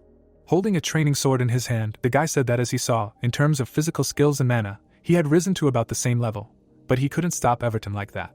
Stretching his hand forward, Yungmin continued that it was because he didn't have enough experience in a real battle. He chuckled and told the guy to hurry up and take a stance. He was already ready. Eden looked with red eyes, ominously saying that it turns out that if he didn't have experience in battle, he would have lost to those fools from Everton. The protagonist exclaimed in displeasure. Why is he twisting his words like that? Taking a step forward, the guy said that he would show him how experienced he was, as he said, even without a lot of real battles behind him. Eden approached, raising his sword, and continued that he could split in two. Yungmin opened his mouth in surprise, hearing that he was also using a wooden sword. The weapon flashed past the hero's face. A flash occurred between the opponents. The hero stopped the cracked wooden blade. Jumping back, Yungmin asked, "Is he crazy, trying to kill him?" Eden threw the sword over his shoulder, asking what's wrong. He said that he wants to become stronger. Smiling, beckoning the guy with his hand, he said that he will even give in when necessary. The guy, looking forward in surprise, thought that although he is right on the face, if he was serious then, he would have already cut him in half. The hero immediately rushed to attack, thinking that therefore he cannot worry about his life. The mentor dodged the movement of the blade. Traces of attacks remained in the air. Raising his sword back, Yungmin indignantly asked why he never even hit it. Eden easily dodged his blade. He crouched, and the blow flew over his head. Yungmin gritted his teeth, thinking that he needed to hit him at least once. There was a slight smile on the opponent's face. He blocked the blow with his sword. The hand held a wooden sword. Thoughtfully turning away, Eden said that he needed a minute to think. It seemed to him that he had made progress, so why was he still so weak? The hero looked indignant. Gritting his teeth angrily, he heard why he was constantly thinking about how to become stronger, and asked if he could answer. A sly smile and a hand pulled back. He said that he needed to die. A powerful blow threw the hero back. He forcefully slid his back along the ground and hit a tree, knocking it down. Words were heard that every time a person overcomes death, he becomes stronger. The hero's head was spinning. He thought that he was completely crazy. He really tried to kill him now. A system window appeared in front of him with information about a high-difficulty hell training battle. He needed to hold out in a training battle. In case of failure, death awaits. The hero mentally exclaimed. He was crazy. Eden told him to try to stay alive. Surrounded by a gloomy red aura, he finished predatorily in this 1 hour. A system window appeared with a time report. The doctor held the documents and asked how she felt today. Became a little better than before. Saran looked down, hearing the question that she was no longer dizzy, and answered that she was. The girl with glasses smiled, saying that as she said last time, this inspection will be the last and simple one. After it is finished, she will take blood from her. She spread a gloomy aura and said with a smile that they are starting. The sun was hiding behind the horizon. Jack looked at the food in his hands in surprise. Wooden swords crossed. Swinging his weapon, Yungmin thought that it was probably because they were already in the 7th round, but it seems that he has slowly adapted. Raising his hands, he blocked the blow with the sword. He made a strike in a circle, thinking about how much time was left this time. Beads of sweat appeared on the boy's face. He thought that fatigue was starting to come over him. Eden chuckled and asked if this was his limit. The boy ducked, dodging the attack. This made his opponent smile. Yungmin raised his sword and screamed. His attack made his mentor jump back. He smiled widely, saying that he was already dodging, clinging to the opportunity so hard. Attacking from above, Eden invited him to try to dodge this. Yungmin blocked the strike with his sword with effort. The wooden blade broke. The boy looked at it in bewilderment. He extended his hand and asked for a timeout. However, his opponent's foot knocked him to the ground. With his sword raised ominously above him, Eden asked where the timeout would come from in the middle of a fight for life. The wooden blade moved down. It stopped at the hero's face. The system reported that the time was up. Shocked, Yungmin opened his mouth in surprise. He leaned back, which was a pity. He could have pierced his head this time. The sky was painted in the colors of the sunset. There was an advice to drink a recovery potion, and the 8th round indignantly asked for time to rest. A man sat at the table in the office, saying that it turned out that the terrorist attack was carried out by adventurers who currently belonged to the army. A man in a suit standing next to him confirmed, saying that the location was the city of Diran. 62 civilians died, and the location of 16 adventurers is currently unknown. Reading through the document, Bamjun asked who the organizer of the terrorist attack was, and heard that they did not know yet. He imagined a symbol surrounded by red smoke and said that the Everton sign had just appeared at the site of the attack. It is currently being investigated. His fingers clenched the fabric. The assistant standing next to the table said that an investigation is being carried out to calculate the number of terrorists. It is assumed that the leader could be a first-generation adventurer. The man's eyes widened in shock when he heard that it was an adventurer named Deho. The man with a mustache asked again with his mouth slightly open. A man rushed into the room, calling out to the director. Holding a document, he asked what happened. He was out of breath. The guy was breathing heavily, saying that a new tower had appeared in Daryeon. He imagined a tall black tower and said that it was the tower of the converted hero. It was raining near the tall black tower. His foot stepped in a puddle. Bamjun held an umbrella and asked if Daeho had been found. The assistant replied that no, they had not yet found him. Turning to him, the man asked if a whole day had passed, why they had not found him yet. They were trying to find traces of mana. He heard the answer that it seemed that he was still hiding in the tower. Purple smoke began. Traces of the man replied that if before he went to the tower, traces of the exit were not found, now their priority is to guard the entrance. The director looked ahead in surprise, thinking that he was hiding inside the tower, did not leave, and this tower was somehow connected with Everton. The assistant standing opposite heard the order to stay ready and be near the tower, because he could not hide forever. Bamjun frowned a little, saying that as soon as he was noticed, he should put all his efforts in this direction. His strongest point was one-on-one combat. The man looked down and said that he would keep it in mind. The man with the umbrella said that he would go, let them report everything to him, even something insignificant. He heard that it would be done, but he would take him to the operations office. Holding the umbrella, the director looked at the tower. Lightning appeared in the sky above it.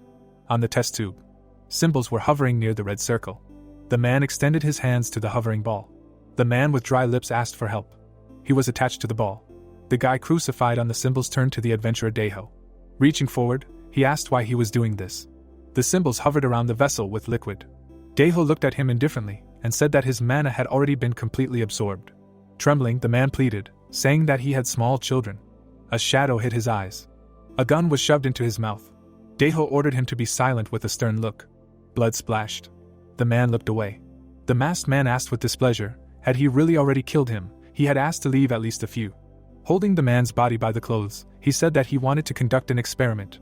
How long should an adventurer be tortured until he died? No fun. Darkened, the man asked again, is this all some kind of joke now?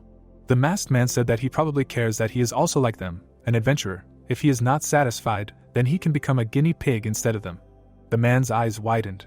Exuding a red aura, he cursed. A red glow filled the room. The masked man saw shadows reaching out to him. Turning their fingers, they squeezed his throat, he cursed, asking, won't let go.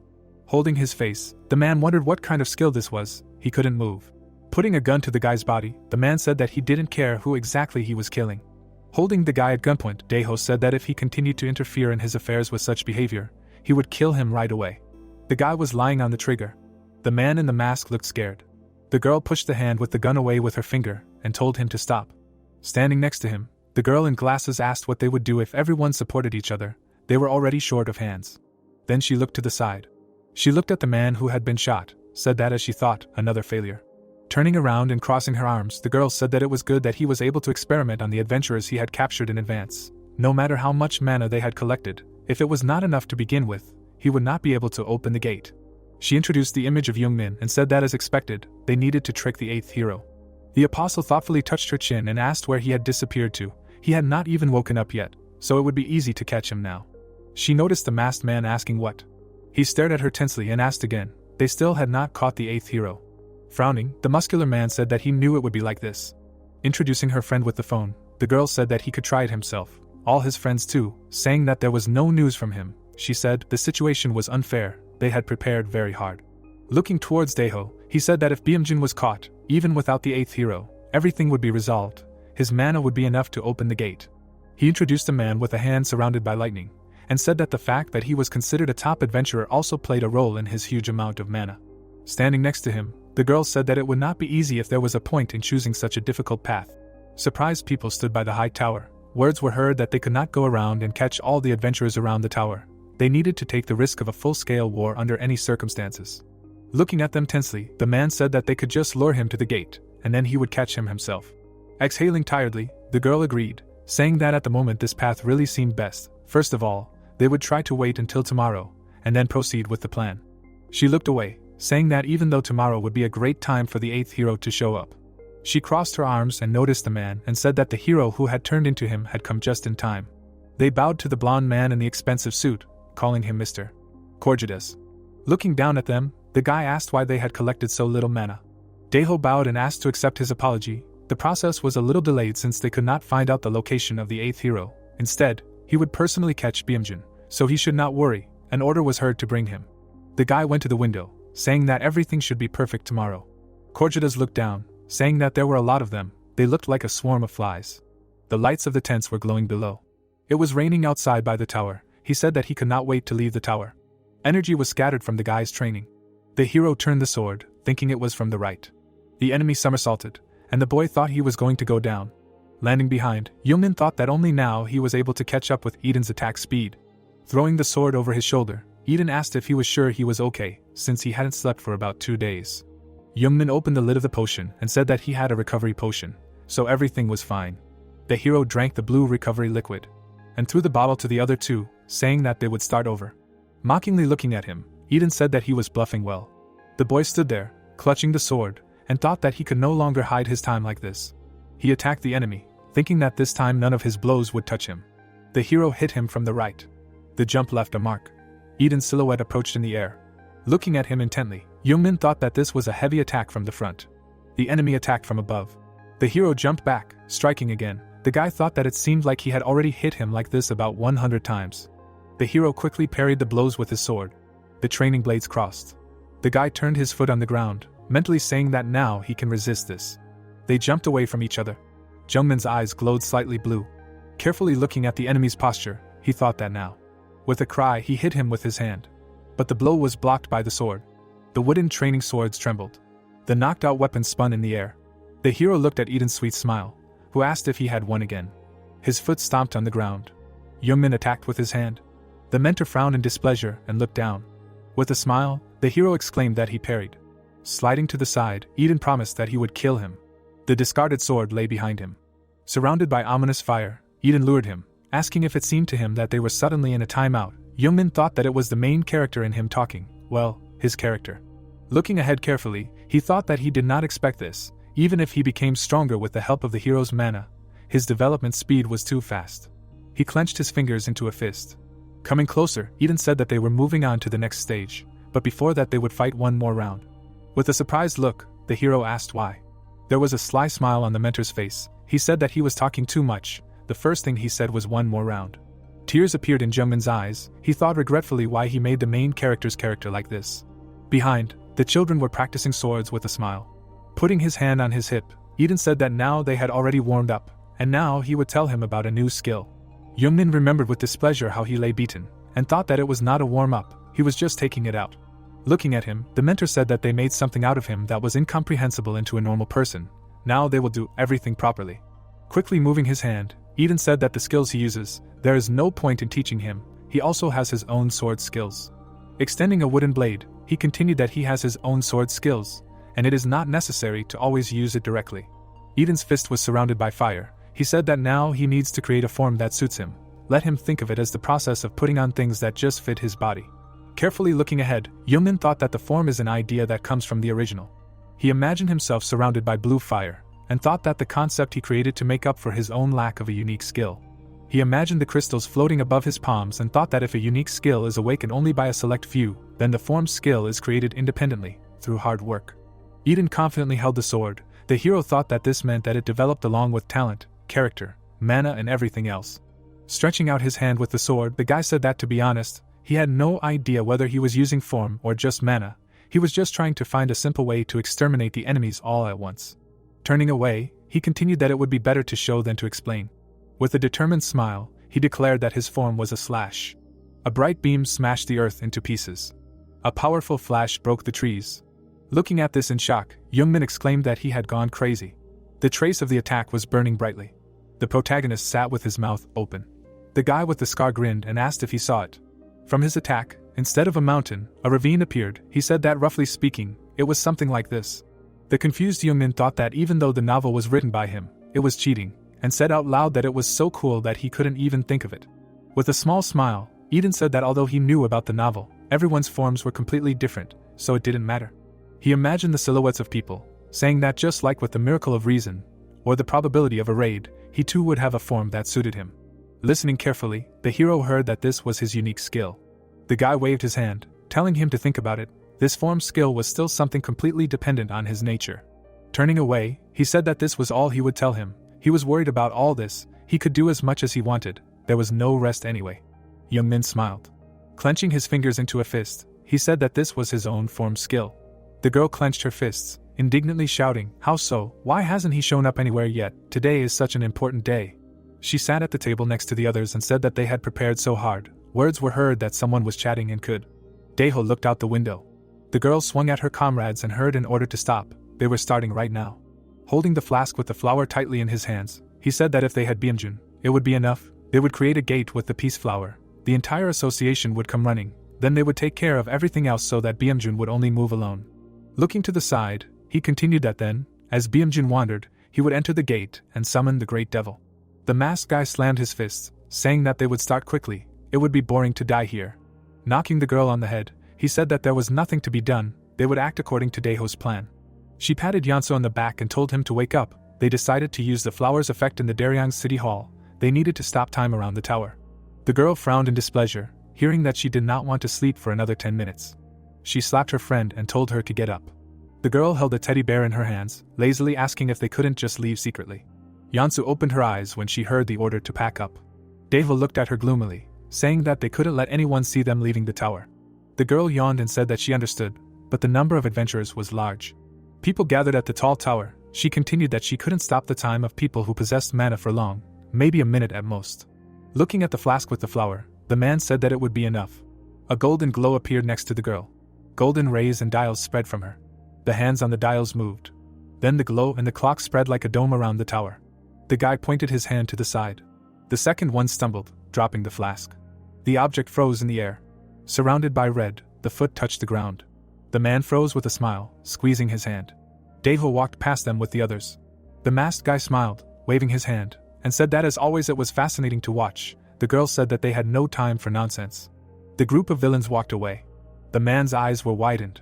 The man in the suit cursed, saying how could he break the healing potions? Let them go. Is it so hard to concentrate?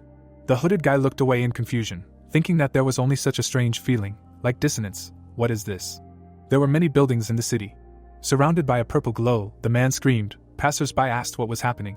Foam came out of the man's mouth, he said for Everton. Passers-by looked at him in fear. One of them shouted that he fell. Quickly rescue. Black blots spread from the guy's body. They reached out to the others like shadows. The black light rose high up. Suddenly, a huge bull appeared. The system reported that the evidence supporter successfully summoned a monster. People ran away from the huge beast with an axe. The man turned around to look at the wolf-like monster. Holding a flask, the man said that it was their turn now, so that no one would interfere with their plans. They could have fun as much as they wanted. The comrades immediately moved forward. The man screamed when a masked villain appeared from behind. He landed, creating a crack. And holding fire in his hands, he laughed. The other's hand was surrounded by a green haze. The man stood next to the large beast. The girl raised her hands, releasing monsters. The man held a glass of coffee in his hand. Taking a sip, Bamjun said how quiet it was. Looking at the documents, he thought that there was no change to the tower. What was Daeho up to? Suddenly, the man heard a knock on the door. Rachel entered the room and called the director, who asked what she was doing here. The man slammed his hands on the table and said that he had urgent news, or maybe a new tower that had appeared in Daeryang City. Leaning on the table, the girl asked if it was true that she had something to do with the adventurer's disappearance incident. Taking a sip of coffee, the director replied that it was possible. Rachel threw her hands up in indignation and shouted, "What are they doing? They need to quickly investigate the tower." Imagining the man surrounded by a red haze, Bamjun said that the abilities of the person hiding inside the tower were quite high, and she also understood, and they knew what could happen inside. They couldn't recklessly enter it like that. A blonde man appeared from behind, saying that if so, they would cooperate with him. So let him be aware of the situation. Among the missing adventurers there were those who were directly related to them. The director lowered his gaze. He handed over the documents, telling him to look at this report. The suspect in everything was one of the first-generation adventurers of Daeho. The girl standing next to the table was surprised, saying that he was his old colleague.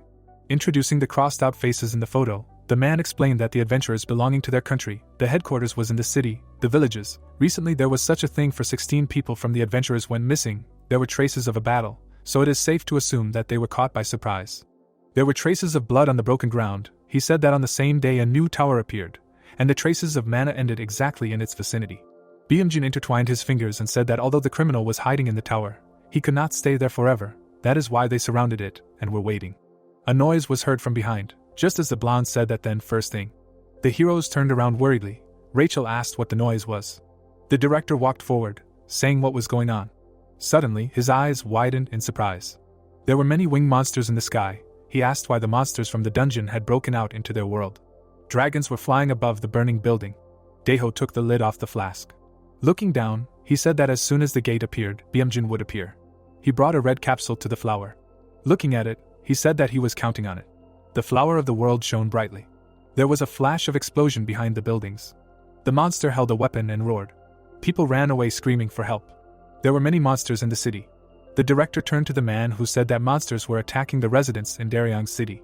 A new beast appeared from the purple portal. Words were heard that this had already happened in several dungeons. They needed help, and quickly, right now. People ran away from the monsters in panic. Bamjun opened his mouth in surprise, asking if anyone came out of the tower. The assistant replied that there was none. The man looked at him tensely and asked if he was hiding inside the tower. Suddenly, a bright beam rose up from behind. Looking at it in surprise, the man said that it was the direction of the town hall in Daryong City. The beam rose into the sky. There, it scattered into sparks. A bright flash flew down from the glow. A pink light illuminated the heroes. A huge beam rose from the city. People were surprised to see information windows in front of them. They appeared next to everyone. The blonde looked ahead tensely. A system window appeared next to the director. It contained information demanding to stop the summoning of the great evil of hopeless complexity. It is necessary to stop Everton and prevent the summoning of the great evil, otherwise the gates of the underworld will open. All 46,000 residents of the city will be sacrificed, and the rebirth of the great dream of Satan will occur. The man looked at the people with the information windows and said that it seemed like everyone had received the same message. He read the message with a frown. Then he turned decisively to his assistant and told him to first ask the government to issue an evacuation alert. The safety of ordinary residents must be prioritized. All adventurers standing near the towers must stop the monsters. Turning to Ben, he asked, "The cross meeting. Maybe there is an urgent need to evacuate the residents of Daryong City," he confirmed. The man held the phone, and the assistant asked for a city map, shelter information, and evacuation information. There was a call to Yunjil's contact on the phone. The man brought the phone to his ear and asked if it seemed urgent. Putting the phone down, Bamjun replied that yes, the matter was even bigger than he thought. The government was also asking for support. But looking at the beam cutting through the sky, he said that the Heavenly Palace Guild would also help. There were pink lightning bolts in the sky, and an answer was heard that they would be there soon. The man held the phone in silence. He gritted his teeth, calling Everton's name furiously. The figure of a man stood on the roof. He looked down, calling Bamjun. The wooden sword hit the trunk. The boy thought that he needed to somehow channel the power into the sword. The student struck again, thinking, or like this. There was a blue haze around the wooden blade. Yungmin thought that with just one dive, he could use the skills of the heroes of the novel. A bright glow spread from the strike. He wondered if this was enough to become his unique form. A bright blue flash appeared in front of him. Eden sat next to the children and watched. Leah did the boy's hair, while he thought that he would spread out on the ground if he did this. She looked at the elder with displeasure and reminded him that she asked him not to twitch. Yungmin thoughtfully looked ahead, thinking about the very nature of man, his form and what exactly his ability was. He imagined a classroom surrounded by symbols and thought that if the tower from the story he wrote had become a reality, maybe his ability was this creation. The boy looked at the wooden sword. Then he looked up. Touching the ground, the hero exclaimed that he was creating braided fiber. Nothing happened. Eden watched, asking what he was doing there. He came up from behind and said that he told him to think about his form, and what was he doing here. His head had cute pigtails and ponytails. The hero told him to pull himself together and figure out what he was missing. Clenching his fist, Yungmin replied that he was thinking. He pointed his finger and laughed at his hairstyle. Looking at him contentedly, Eden said that anyway, he told him everything, it was time to study on his own. Yungmin looked at his hand and heard himself being told that he was free. With a happy look, he asked, "Already?" The mentor waved goodbye to the children, but the boy exclaimed that he was not ready yet. A trace of pixels remained in place of the heroes. Eden, displeased, adjusted his hair and asked what was wrong with his hair. He looked to the side. There was a red flower on the ground. He asked if braided fiber was found here. Walking away, the boy said that it seemed to be a very rare plant, but became common. The flower was surrounded by pixels. There was a stone covered with writing near the white tower. A displeased Yungmin materialized next to him. Putting his hands on his hips, he asked what kind of a sharp character Leah had. Leah said that it was fun. Jack pulled the boy by his clothes and asked if they would go there again later, to which he heard that of course they would go and play until Eden disappeared from the face of the earth. The hero looked at his palm, saying that it was he, my friend, who threw it away. That's why it ended up in his possession. Clutching the object in his fist, he exclaimed that he needed to say goodbye. With a smile, he decided to go to the association first. He would understand everything if he wrote him the whole situation. At this time, Bamjun pointed his finger at the battle. In the tall building of the association, Jungmin's question was heard, who asked if the mentor went to the city of Daryong. The girl confirmed, saying that at the moment he asked not to look for him. The hero turned around, asking what happened. So much time had passed, He wanted to meet him. Why was the association so quiet? His comrades ran up to him. Taemin asked where he was. Yuna exclaimed that they had been looking for him for so long. Looking at them, Yungmin asked what they were doing here. The girl exclaimed, "Didn't he see the news? There is complete chaos right now." On the screen, a journalist was on the background of a fire, saying that at the moment, monsters are constantly appearing in Daryeon one after another. The streets of the city have become real dungeons. The situation there looks just terrible. The people were running away from the fire-breathing dragon, and word was heard that the Heavenly Palace Guild and the Cross Assembly were directing the city's residents to shelters, but it was obvious that there was a severe shortage of support personnel. The government had called on the city's residents to move to the nearest association facilities or emergency shelters. Yungmin looked down tensely, hearing that the association also assumed that the newly appeared tower of the converted hero was related to the so-called Everton, a religious association that had become famous due to the recent terrorist attacks on the residents. Imagining the image of the man, Yungmin thought that he said the tower of the converted hero, Korjida's, had also become reality, but he had already died at the hands of Eden. Looking down excitedly, he thought that if he was still alive despite the end of the novel, then his target was of course. Staring ahead in shock, the hero said that they needed to quickly head to Daryeon. Yungmin looked up when he heard his name being called. Extending her hand, Yuna called him to Daryeon. With a determined look, the girl said that they were also going to go and they needed to meet with people. She had already done all the calculations for a possible teleportation. The hero looked at her palm. Taking a step, he agreed. Coming closer, Yungmin said, "Forward." Pink lightning struck in the air. The heroes materialized in the glow. Turning to the side, Yuna asked, "This is not Daryeon, where are they?" The guys were feeling bad. Taemin asked, "Is it really impossible to teleport softer?" The girl noted that something was wrong. Looking at the bright flash, she said that she was sure that she calculated the coordinates of the city hall in Daryeon, but she felt as if the coordinates were distorted right at the moment of teleportation. And the monster behind her swung a weapon at her, while Yuna was saying that is it because the city has now become a dungeon that it interferes with any other mana. Even if it is already good that the town hall is close. The girl turned around in shock. With a movement of the sword, Yungmin cut the monster in half. The carcass fell to the ground. A system window appeared in front of the hero. Taemin asked if he was okay, and Yuna exclaimed, "Where did such speed come from? He secretly trained alone." A system window also appeared in front of the girl's face, and in it was the task to stop the summoning of the great evil. Opening her mouth in surprise, she asked again, "Hopeless complexity," and her comrade noticed that the phone was not working. A shadow fell on the face of the hero, who said that the gates of the underworld would be sacrificed. He turned, pursing his lips, and thought, "Is it really Everton after all?" Looking at the huge shining beam, he continued his thought, "Reach the flower of the world." Looking up, the guy thought that in the real world, heroes do not exist. Where did they collect mana from? He imagined Korjida's, who was reaching for the flower, and thought that it takes a colossal amount of mana to open the gate with the help of the flower of the world. So in the original, Korjida's used his own mana, but now absolutely all the heroes are imprisoned in towers. His girlfriend looked ahead in fear, and the hero wondered if they really captured the mentor. He was the first to run, shouting to the others to hurry. Gritting his teeth, Yungmin thought that he could not think for long, and it does not matter whether the mentor is their main goal or something else, they must first get rid of the flower of the world. A shining crown lay on his palms. People have many desires. The demon reached out to the man. Children and desires are perverted become tasty prey for evil. There was a smile on the lips of the demon. He tempts such people, offering them everything they want, and the soul of the person who crossed the line gives energy to the devil. Korjidas looked at him with admiration. Among the heroes of the Age of Destruction, only he could not resist the temptation of the devil. The monster extended its palm to him. He gave his own soul and mana and summoned the great evil. The heroes quickly ran forward. Yungmin thought that this is why he was given the name of the converted hero. Beasts jumped on the guy from both sides, while he thought that when the summoning of the great evil begins, a large number of people will lose their souls, and the situation will be much worse than what happened to Saran, incomparably worse. Then they were a low-class demon, and they were able to stop it. A bright beam cut the monster. I did not think that now, without the help of the heroes from the novel, they will not be able to stop the great evil. He swung his sword wide, thinking that this was why they needed to stop the summoning process itself. The warrior standing next to the girl exclaimed that there was no end in sight to the monsters.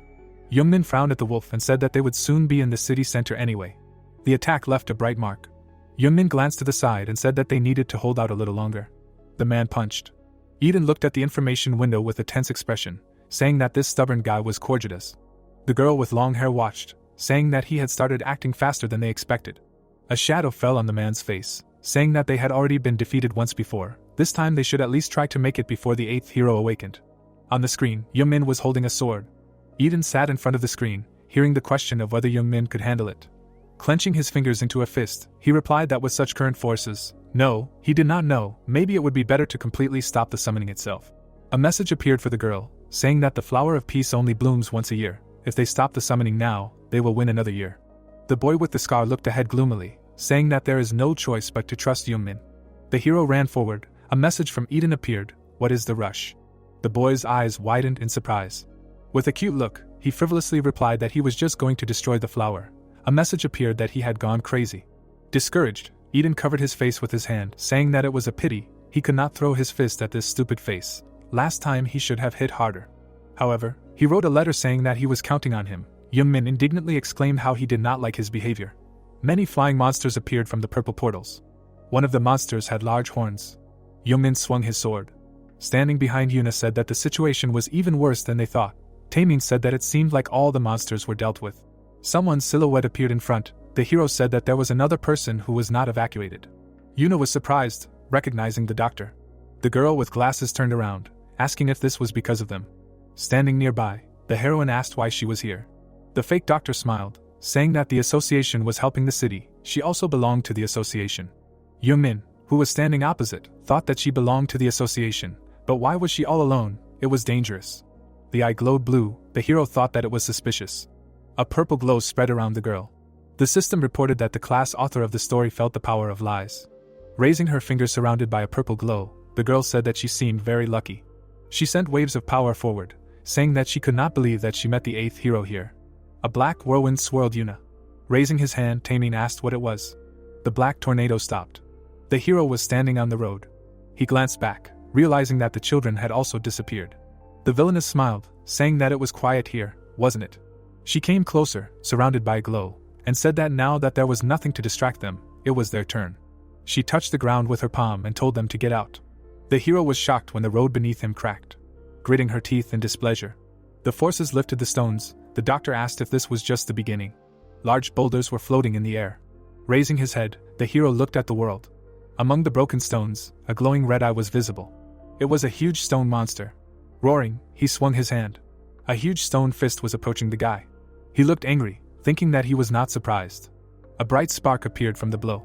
There was a large crack at the place of the blow. The girl opened her mouth in shock. Displeasedly spreading her arms, she screamed that if he was killed, he should be left alive. Clutching her head, she exclaimed that he would not ruin everything, she would break the nose of this bad man. There was a huge hole in the ground. A scream was heard, save him, and then a calm question, someone died. And Yungmin jumped out, jumping away from the monster's head. It opened its mouth and turned to him. The hero swung his fist, asking where he was going after him. A flash came from the powerful blow. The body of the stone monster fell in half, and stones fell to the ground. The girl's eyes widened in surprise. She constantly thinks on the contrary. It is obvious that only the 8th hero has magical power. It seems to her that she has not woken up yet. She looked puzzled when she heard her call out. Putting his foot on the stone, Yungmin said that brute force does not work on him. He does not have time for this. His eye burned with a blue flame. He demanded that his friends be returned quickly. The sinister girl held the strings of the puppet. The symbol of lies is the ability to deceive the human mind. The apostle of lies uses people's fear to attack them with the illusions he created. Holding the sword, the hero stood in front of him, thinking that the more people believed in the reality of illusions, the greater their power became, and there was nothing left but to submit to them. The girl waved her hand, attracting stones. Throwing them, she created 2 more monsters. The hero jumped back from the attack. The silhouette of the stone monster was reflected in his eye. He thought that if you do not believe in it, then everything becomes a lie. The movement of the blade left a bright trace. But looking at the broken stones, the apostle of lies said that this cannot be. Pointing her finger, she sent more monsters forward and shouted, "Do not let him get closer." The hero smashed it too. The girl gritted her teeth, thinking that she had never heard of something so strong. Yungmin gritted his teeth, attacking again. The opponent put out her hands and shouted for him to stay back. Yungmin opened his mouth and shouted. With a crazy look, the girl repeated that she told him not to come closer. The hero approached, swinging his sword. A bright flash appeared on the city street. The guy landed, surrounded by a haze. Standing among the stones, he said that Yuna and Taemin were not released.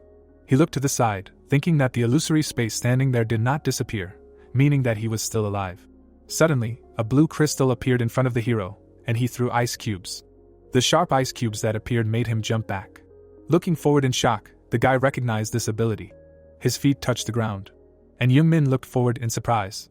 Saran stood in front of the shocked doctor, putting out her hand. Her gaze was determined. Yungmin looked at her in surprise and asked why she was here. Adjusting her glasses, the girl stood up and asked if he liked this expression. With a wicked laugh, she continued that she should have shown him Saran's face right away. Ahead of her, many tornadoes appeared. Yungmin was surrounded by many images of his friend. The boy gripped the hilt of his sword tighter. With an angry look, he asked how she dared to use Saran's image in her illusions.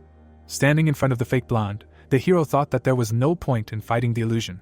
The doctor smiled predatorily. The hero thought that the most important thing here was her. The movement left a trace. The movement approached with a sword in his hands, thinking that he regretted attacking something with Saran's appearance. The blonde stretched out her staff. Jumping high, the hero thought that in any case. He cut the ghost with his sword, shouting that it was just an illusion, and thought that his target was her. Jungmin's eye glowed blue. The opponent frowned. Several figures attacked again, and the hero thought that he would make her regret it with another Saran. The beams of attacks dispelled the illusions. The boy swung his sword. He cut the ice flow with a sharp movement. Suddenly, his eyes widened in surprise. The girl stood there, covering her mouth with her hand, and the boy wondered why she didn't run away. Her eyes glowed red behind her glasses. She said 5 and 6, that was pretty fast. With a predatory smile on her face, she said that he did a good job. The boy's eyes widened in shock. He looked up in surprise. There, in a purple cube, lay Saran. The girl winced in pain. She lay there, breathing heavily, and said that it hurt a lot. Yungmin looked at her in complete shock, wondering if this was an illusion or the truth. With a wide smile, the doctor asked. He was confused. This was the real Saran, but why was she suffering? Demonstrating the ampoule, she said that because the illusions were created from her blood, that is, her attacks hurt the owner of the blood from which the illusions were created. Let him continue. Yungmin frowned, thinking that she was a pervert. By the way, this is not in his novel, but it does not matter anymore. A bright beam flashed past the guy. He turned around in surprise, looking at the ice flow. Saran put her hand forward, directing the ice flows. Sharp ice copies flew forward. The hero dodged them with deft movements. But they were moving towards him from above. Gritting his teeth, the guy cursed. A bright flash appeared. The Apostle of Lies laughed, saying what a terrible show. The space in which Yungmin stood with a sword. To the side, he said that he almost fell. But pointing her finger contentedly, the girl asked what the others were doing, why no one could catch him. And suddenly the road under the hero began to move. He looked down in shock. At that very moment, Saran copies pounced on him. Yungmin was shocked. He repelled the blonde's attack with a sharp blow. A purple beam crossed her body. The guy's eyes widened when he heard a scream. Saran, locked in a cube, screamed. Looking at her with alarm, the guy heard the words that it seemed like she was in a lot of pain. Wasn't Saran sorry that she was suffering? The hand holding the sword trembled. Drawing the weapon back, the hero approached the brunette, thinking that it was really annoying. The sword flew past, and the girl screamed. Suddenly, a blow flew into the guy's cheek. He fell on his back. Saran's hand was surrounded by ice. Dissatisfied, holding the ampoule, the villainess closed it. Why was it attacking her? The image of the hero was reflected in the glass. She screamed that this was her place, her stage. She was the main one on this stage. Smashing the test tube on the ground, she screamed for them to kill each other. The blood began to rise. Saran began to materialize in the midst of the whirlwind. Soon there was a whole crowd of girls with glowing eyes, and an order was heard to play their part correctly this time. The girl with glasses spread her arms out to the sides and shouted that she was the creator here. The crowd of spears approached the hero. A question was heard. They were moving towards the end. He quickly thrust his sword forward, saying that it sounded like the end. The girl in the chair covered her mouth in surprise, saying that the Apostle of Lies did not have such an ability. She turned around and exclaimed that they should help him. Eden, who was sitting in the chair, replied that Yungmin was different from them. The Apostle Everton was different from those who fought against them. He continued, frowning, looking forward that if he lost, it would be impossible to resist the great evil forces. Now there was nothing to do but trust Yungmin and wait. The real Saran, who was locked in the cube, grabbed her head and screamed. A bright trace remained from the movement of the sword. The movement froze in shock. He remembered Saran, who turned around, recognizing him. Her face was hidden, and she asked why he was doing this to her. The hero winced, feeling his consciousness draining away. He suddenly woke up, seeing a copy in front of him. An ice beam struck his body. Blood gushed out of the guy's mouth. He cursed. Yungmin jumped back. The Apostle of Lies waved her hand and told him not to worry, because she was immortal. Coming closer, she said that it could only cause pain. The image in the hero's eyes was blurring.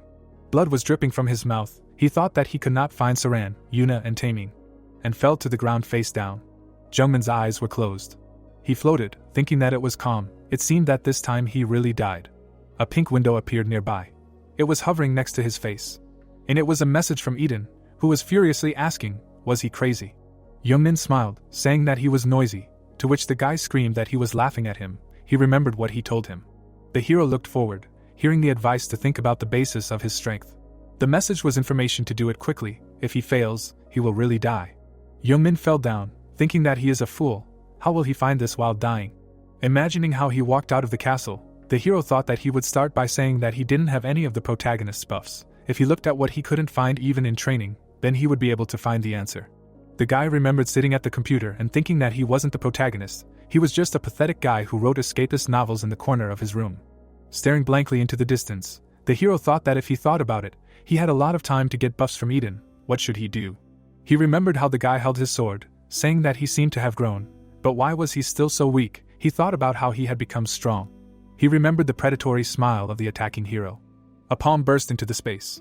Yungmin seemed to be trying to get out of the viscous space, thinking that he understood. Getting up, he continued that he understood how to get the protagonist's buff. The boy gritted his teeth with effort and realized that this meant dying and being resurrected. The girl walked by waving her hand and said that the 8th hero had been captured. Now they needed to kill the rest of the unnecessary people. The copies began to disappear. The real girl was lying in the cube. With a smile, the Apostle of Lies turned to her and said that she was letting her rest. The girl's glasses were shining. She said that this was a wonderful ending. Her fingers were surrounded by a purple glow. Suddenly, a blinding yellow flash appeared behind her. The girl looked back in surprise. In the glow was Yungmin, his eyes glowing. His figure was right in the center of the explosion. Opening her mouth in surprise, the girl asked how. Yungmin smiled and thanked Eden. His feet did not touch the ground. He continued, what was his purpose? The opponent opened her mouth in surprise, wondering how this happened. It was obvious that the 8th hero had died. Turning slightly to the lying Saran, she shouted at him not to do anything. He wanted to put his friend in danger. Yungmin raised his hand with glowing eyes, telling her to reach with a finger. She dared not touch her. Several bright beams illuminated the city. Several figures appeared in front of the guy. Raising his hand, he offered to get acquainted with his illusions and say hello to the 7 heroes. The Apostle of Lies waved her hand, screaming in shock. She created a stone monster, shouting that she controlled this space. The hero's eyes emitted yellow lightning. He asked again, saying that now he did not. Shining copies rushed forward. The figures of the heroes collided with the stone monsters. A bright flash shot up. One of the heroes held a spear in his hand. From his attacks, the stones flew into pieces. One of the spears had a shield in her hands. Turning around in shock, the villainess said that she could no longer create illusions. The shining boy approached her. She screamed that it couldn't end like this. She still wanted to do so much. The shining figure swung his sword. Tears appeared in the girl's eyes. She demanded to stop. A bright beam flew forward from the sword's movement.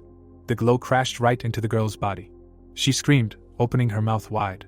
The glass of her glasses shattered. Her body seemed to dissolve into thin air. Falling back, she said that it couldn't be. The shards of the glasses fell to the ground. The copy of the hero looked at the approaching Yungmin. Eden's silhouette said that he had found his form. Yungmin looked at him in surprise, hearing that he had created them. The boy smiled, telling him to call him the next time he needed him, and called the hero the creator. And then he disappeared, leaving bright sparks. Yungmin landed. Looking at his palms, he said that he had done it. It was as if a glass dome had broken from above. The shards fell down. The hero held out his palms and looked at them in surprise. His eyes began to close. There was purple lightning in the sky. Yungmin sat down and clutched his wound, saying that he felt tired and that the wound was deep. The boy looked away when he heard someone calling him. His friends were running towards him, and he thought that he was lucky. Everyone was safe. The sky near the tall towers was painted with the colors of the sunset. An image of the hero was visible on the blue screen. The man smiled, asking, "Did he create this form?" The blonde's eye was red. She asked what else she could do. In front of the screen sat the 7th hero ENN and the 7th hero Heir. In the lab, there was a blue sphere. The 7th hero Demon Slayer Liet sat in a chair, asking Eden that Yungmin said that he saw them in a book. Frowning a little, he continued that he thought that was not all. Eden looked at him seriously. The boy's eye was red. The glass shards did not fly off. The hero held the unconscious Saran. His friends ran up to him, asking if everything was okay. Yungmin looked at them and said that he was fine.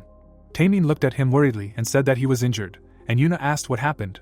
Why was Saran here? Yungmin touched the girl's head and said that the apostle used her. Fortunately, it seems that she is sleeping now. Taking a sip of the healing potion, the hero asked if they were injured. Taemin showed off his muscles, proudly saying that he cut all the golems that kept coming out, and Yuna said that she destroyed them all with magic. Yungmin thought that they were good. These guys were the head and deputy of the academy. He turned around, saying that it was good that everything was okay. They needed to move quickly. They did not have time. It seemed that the demon summoning was about to begin.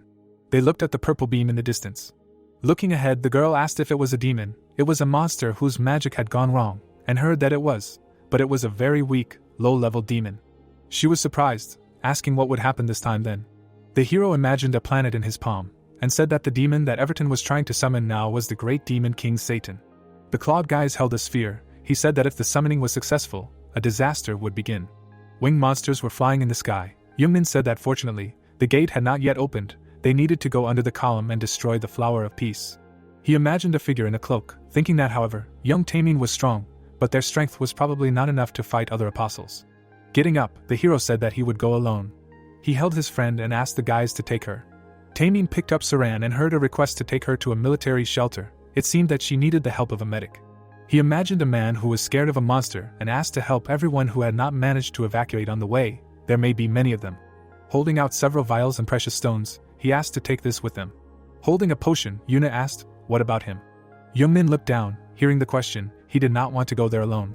The protagonist turned around looking at the glow in the distance. He stood, turning away from his friends. Winged monsters flew out of the portals. The guy ran, carrying Saran on his back. He and his friend ran down the street. Suddenly, his eyes widened. A huge monster came out from around the corner. Its eye was yellow with a vertical pupil. The heroes hid around the corner, and the guy told them to be quiet. The monster, sticking out its tongue, looked there. A clawed paw took a step. Yuna stood, pressing her palm to her chest, and asked, "Will they run? What guy?" The buildings in the city were burning. Taemin looked ahead, saying that there were no people. He thought everyone had been evacuated. The girl noticed that it seemed Everton was not there either, that she had heard that they should not meet with the Everton apostles. He remembered Jungmin's words, saying that before he left, they needed to know something. The reason Satan controlled the demons was because of the power of his 6 powers.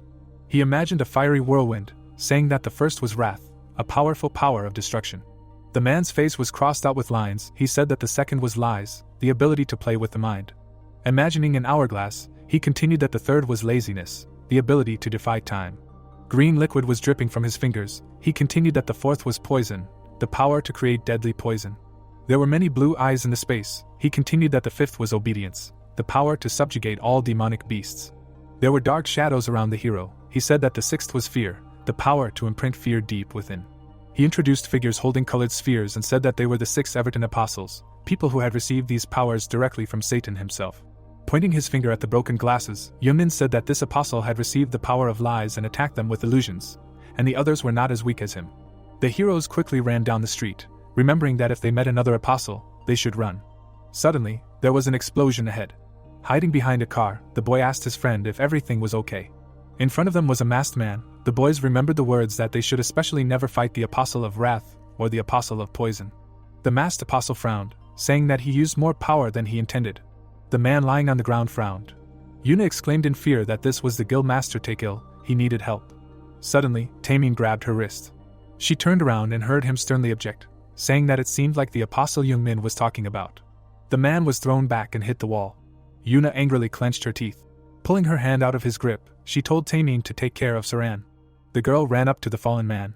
Touching his chest wound, she asked what happened. Was it painful? Take-Il asked what she was doing here. Hadn't she been told not to come near?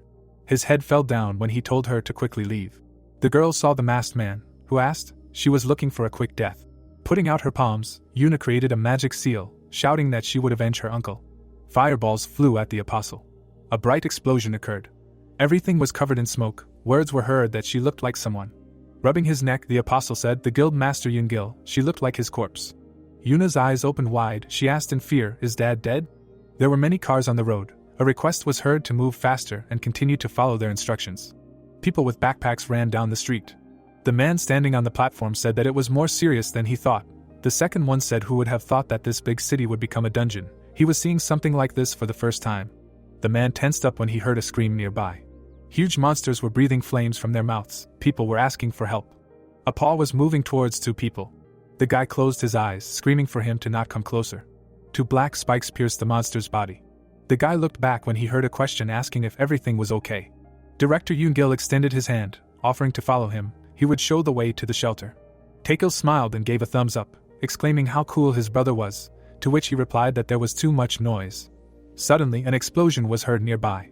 Take-Il calmly looked there and turned it back on. There were enemies there. He ordered them to move and protect the people.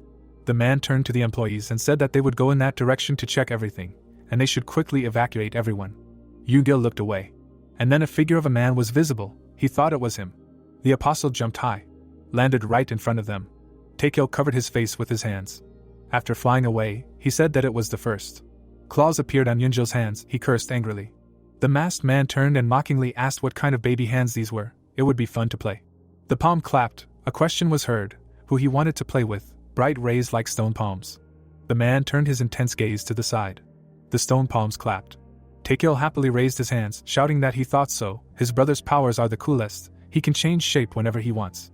From under the stone fingers, a question was heard. What? The apostle, waving his hands, smashed the stones, asking who catches like that. His eyes glowed red. He said that he likes to hit and fight. A bright beam of attack flew towards him. Taekyo transformed into a beast using his unique ability, and asked how dare he insult his brother. He awakened Ning. The man's eyes narrowed. He exclaimed from the attack and asked if he liked his fists. The guy attacked, saying that they were disgusting, but the enemy managed to dodge. Yugil looked ahead tensely, hearing that he would deal with the splinter first. An explosion was heard near the building. Rocks flew at him. The man said that he thought he would deal with him, but in the end he only destroyed the building. He noticed something to the side. A girl ran from the rubble and asked for help. Yugil thought that there were people who had not yet been evacuated. Rocks fell down. Yugil stopped the boulder using the power of restoration. He glanced tensely at the girl, saying that everything was fine. The apostle's eyes glowed red as he attacked. The man looked tensely at the flames. A wave of energy shot up. The ground was cracked. A lead was sticking out from under the boulder. A huge rock fell on the man's leg. Taekyo clenched his paw into a fist. Frowning, he cursed mentally. The enemy ducked, avoiding the attack. Quickly attacking, the beast man thought where his brother went. He turned around, seeing him behind the boulder, and thought that he hid. And then quickly ran in the other direction, thinking that he should first move far away so as not to worry about his brother. Looking at the enemy jumping on the roofs, the apostle exclaimed, "Why is the end so boring?" He rushed to catch up between the burning buildings and told him to stay there. His feet slipped on the ground. Clenching his fists, the man asked, "Is he giving up and running away?" Taekyo grinned, saying that he had such sad eyes. He thought he ran away, and thought that if he is a man, he should go and fight. As he struck, he said he had found the perfect spot. Flames shot up around the heroes. He thanked them and thought that it was full power. It would last for 3 minutes at most. A trace remained from the quick start. Taekyo thought that this was enough for him, looking determinedly with blazing eyes. Bright flashes remained from the rapid strikes. The masked man looked at him contentedly, saying that they would fight to the end. A flurry of blows fell on the beast's body. The opponent screamed how much fun he was having. The masked man was like that, but he asked if this was all he could do. Where had his fighting spirit gone? The blow landed on the beast's jaw, and blood splashed. He thought that he needed to move. The apostle's eyes were burning with fire, specifically that he was finished. A blinding flash occurred. Taekyo flew back in the man's body. There was blood on his shirt, and he said that he had cut it. The hero remembered the man reaching out his hand and asking if his name was Taekyo and that he should join his guild. The girl was crying, holding her leg, and asked and exclaimed that he was scared. The guy asked why she was so sad and looking at him. Hitting the wall behind him, he exclaimed that it was a hallucination. The guy slid down the wall and thought that he was here now. There was blood on his face. He mentally thanked his brother and Yuna, saying that they had little time together, but it was fun. Hearing his name, he thought that now he too had auditory hallucinations. Seeing a blurry image of his niece, he heard a question about what happened. It hurt, and because it was an illusion. Tears appeared on her cheeks. He said what her real voice was, and heard a demand to come to his senses. The man was surprised, asking if she really came here. The girl answered that she saw the news and came to help. Blood was running down the guy's face. He said that he was ashamed to leave like this. Didn't his father tell him not to come here because it was dangerous? The image in his eyes began to blur. He thought that he could no longer hear anything. The girl shook her uncle, asked him to come to his senses. The man asked who she was. His palm was fire. He asked if it was a quick death. A blinding beam was visible among the buildings. Yungmin stood leaning against the wall, breathing heavily. He pressed his fingers to the wound. The hero slid down the wall, thinking that he had healed his wounds with a potion, but why was it still painful? He suffered from pain, thinking that his whole body was burning. A message from Eden appeared. Why wasn't he coming? Yungmin, sitting by the wall, asked him to wait a little. He needed to rest. A message appeared asking, did he leave the item he gave him? Looking down, the guy repeated. The hero remembered looking at his palms, hearing that he had given it to him before leaving the tower. Pressing his palm to the wound, Yungmin replied that when he received it, he thought he would not need it for a long time, faster than he thought. A shadow fell on the hero's eyes, who said that this was it, awakening. He imagined Eden with a sword and the heat of awakening, a side effect that comes with the first use of the true form, and so for those who have surpassed the boundaries of the human. Colored flames rose from the heroes on the thrones. Heroes through constant training surpass the limitations of the human body, and the power that appears at this moment is called the true form. He imagined a figure of a person surrounded by radiance, and thought that the body that has learned the true form is rapidly awakening, turning into a transcendental one, but at the same time experiencing incredible torment due to the heat of awakening. The hero imagined a smiling girl, thinking that besides Prina, who was originally an angel, even Eden used his true form for the first time in the novel, and spent 3 days recovering from the heat of awakening. Yungmin activated his inventory, thinking that he needed to rest urgently, but now every second counted. There was a round object on his palm, and the system reported that it was a very rare rank pain relief. When used for 1 hour, it frees one from physical pain, but after this time, the user experiences double pain. He imagined a green round ball, an item created in the novel. If used for an hour, you can get rid of the heat of awakening. The guy looked ahead with displeasure, thinking that the problem was that in an hour he would be twisted in pain. He imagined himself spitting blood, and wondered why he even came up with this stupid thing. The guy looked down with displeasure, hearing Eden's question, why is he hesitating, let him use it, and thought that he had calculated everything correctly. The item in the guy's palm began to shine. The hero thought that he was afraid of the consequences. Surrounded by a bright glow, he thought that now this was probably the best way out. The glow was so bright that it was visible on the other street. The hero thought that he had 1 hour, and during this time he must destroy the flower of the world tree. An explosion appeared behind the buildings. The masked apostle looked ahead. Yuna quickly jumped back from his blow. A magic seal appeared on her hand. She protected herself from the flames with it. The man looked at the flying debris. The space shook. Dust rose from the falling waves. The girl looked there, thinking that he had managed to crush him with rocks. The comrade holding Saran asked if she was okay, and the girl replied that everything was fine. She was holding him back. Let him go. A powerful flash of an explosion occurred nearby. The girl saw a fist, thinking that it was incredible. He was already here. Looking ahead in fear, she shouted at Taemin to leave quickly. The boy called out to her in alarm. He remembered Yungmin turning around and saying that the apostles could not be defeated even by several experienced hunters, so if they encountered him, they should not try to fight and just run. He covered his eyes. Imagining Rachel surrounded by a glow, he thought that he heard that she was in the shelter, which meant that the Order of the Cross was also here.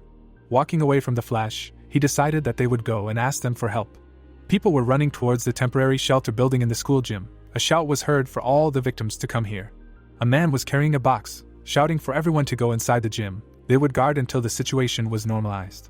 A girl was sitting with a child in her arms and asked what was going on, to which she heard that it was unknown. Rachel was sitting next to the guy's body. The girl said that it was good that the Order of the Cross was here, and only she had the gift of healing. A glow was spreading from the girl's hands. The Yugal Academy student winced as he was being healed. He imagined a battle with monsters and wondered if he was worth it to survive. He decided to look at this new tower. He imagined how he closed himself off from the girl's glow, and thought that he saw Saint Rachel with his own eyes. She even healed him. He suddenly froze tensely, this consciousness, thinking that this was just a gift of fate. He imagined himself walking out of town and thought that if she liked him, saying that it was very difficult to get into the order, but for him it was no problem. The girl in the shoes stood up, saying that that was it. The treatment was over, nothing hurt anymore. The guy replied that it did not. Scratching the back of his head, Yugal turned to the girl and asked, as a token of gratitude, maybe she would have lunch with him sometime? Lights were glowing on top of the tent, she asked. He said that he was studying at the academy, and heard the question of why he was asking. Rachel smiled and asked for help in evacuating people.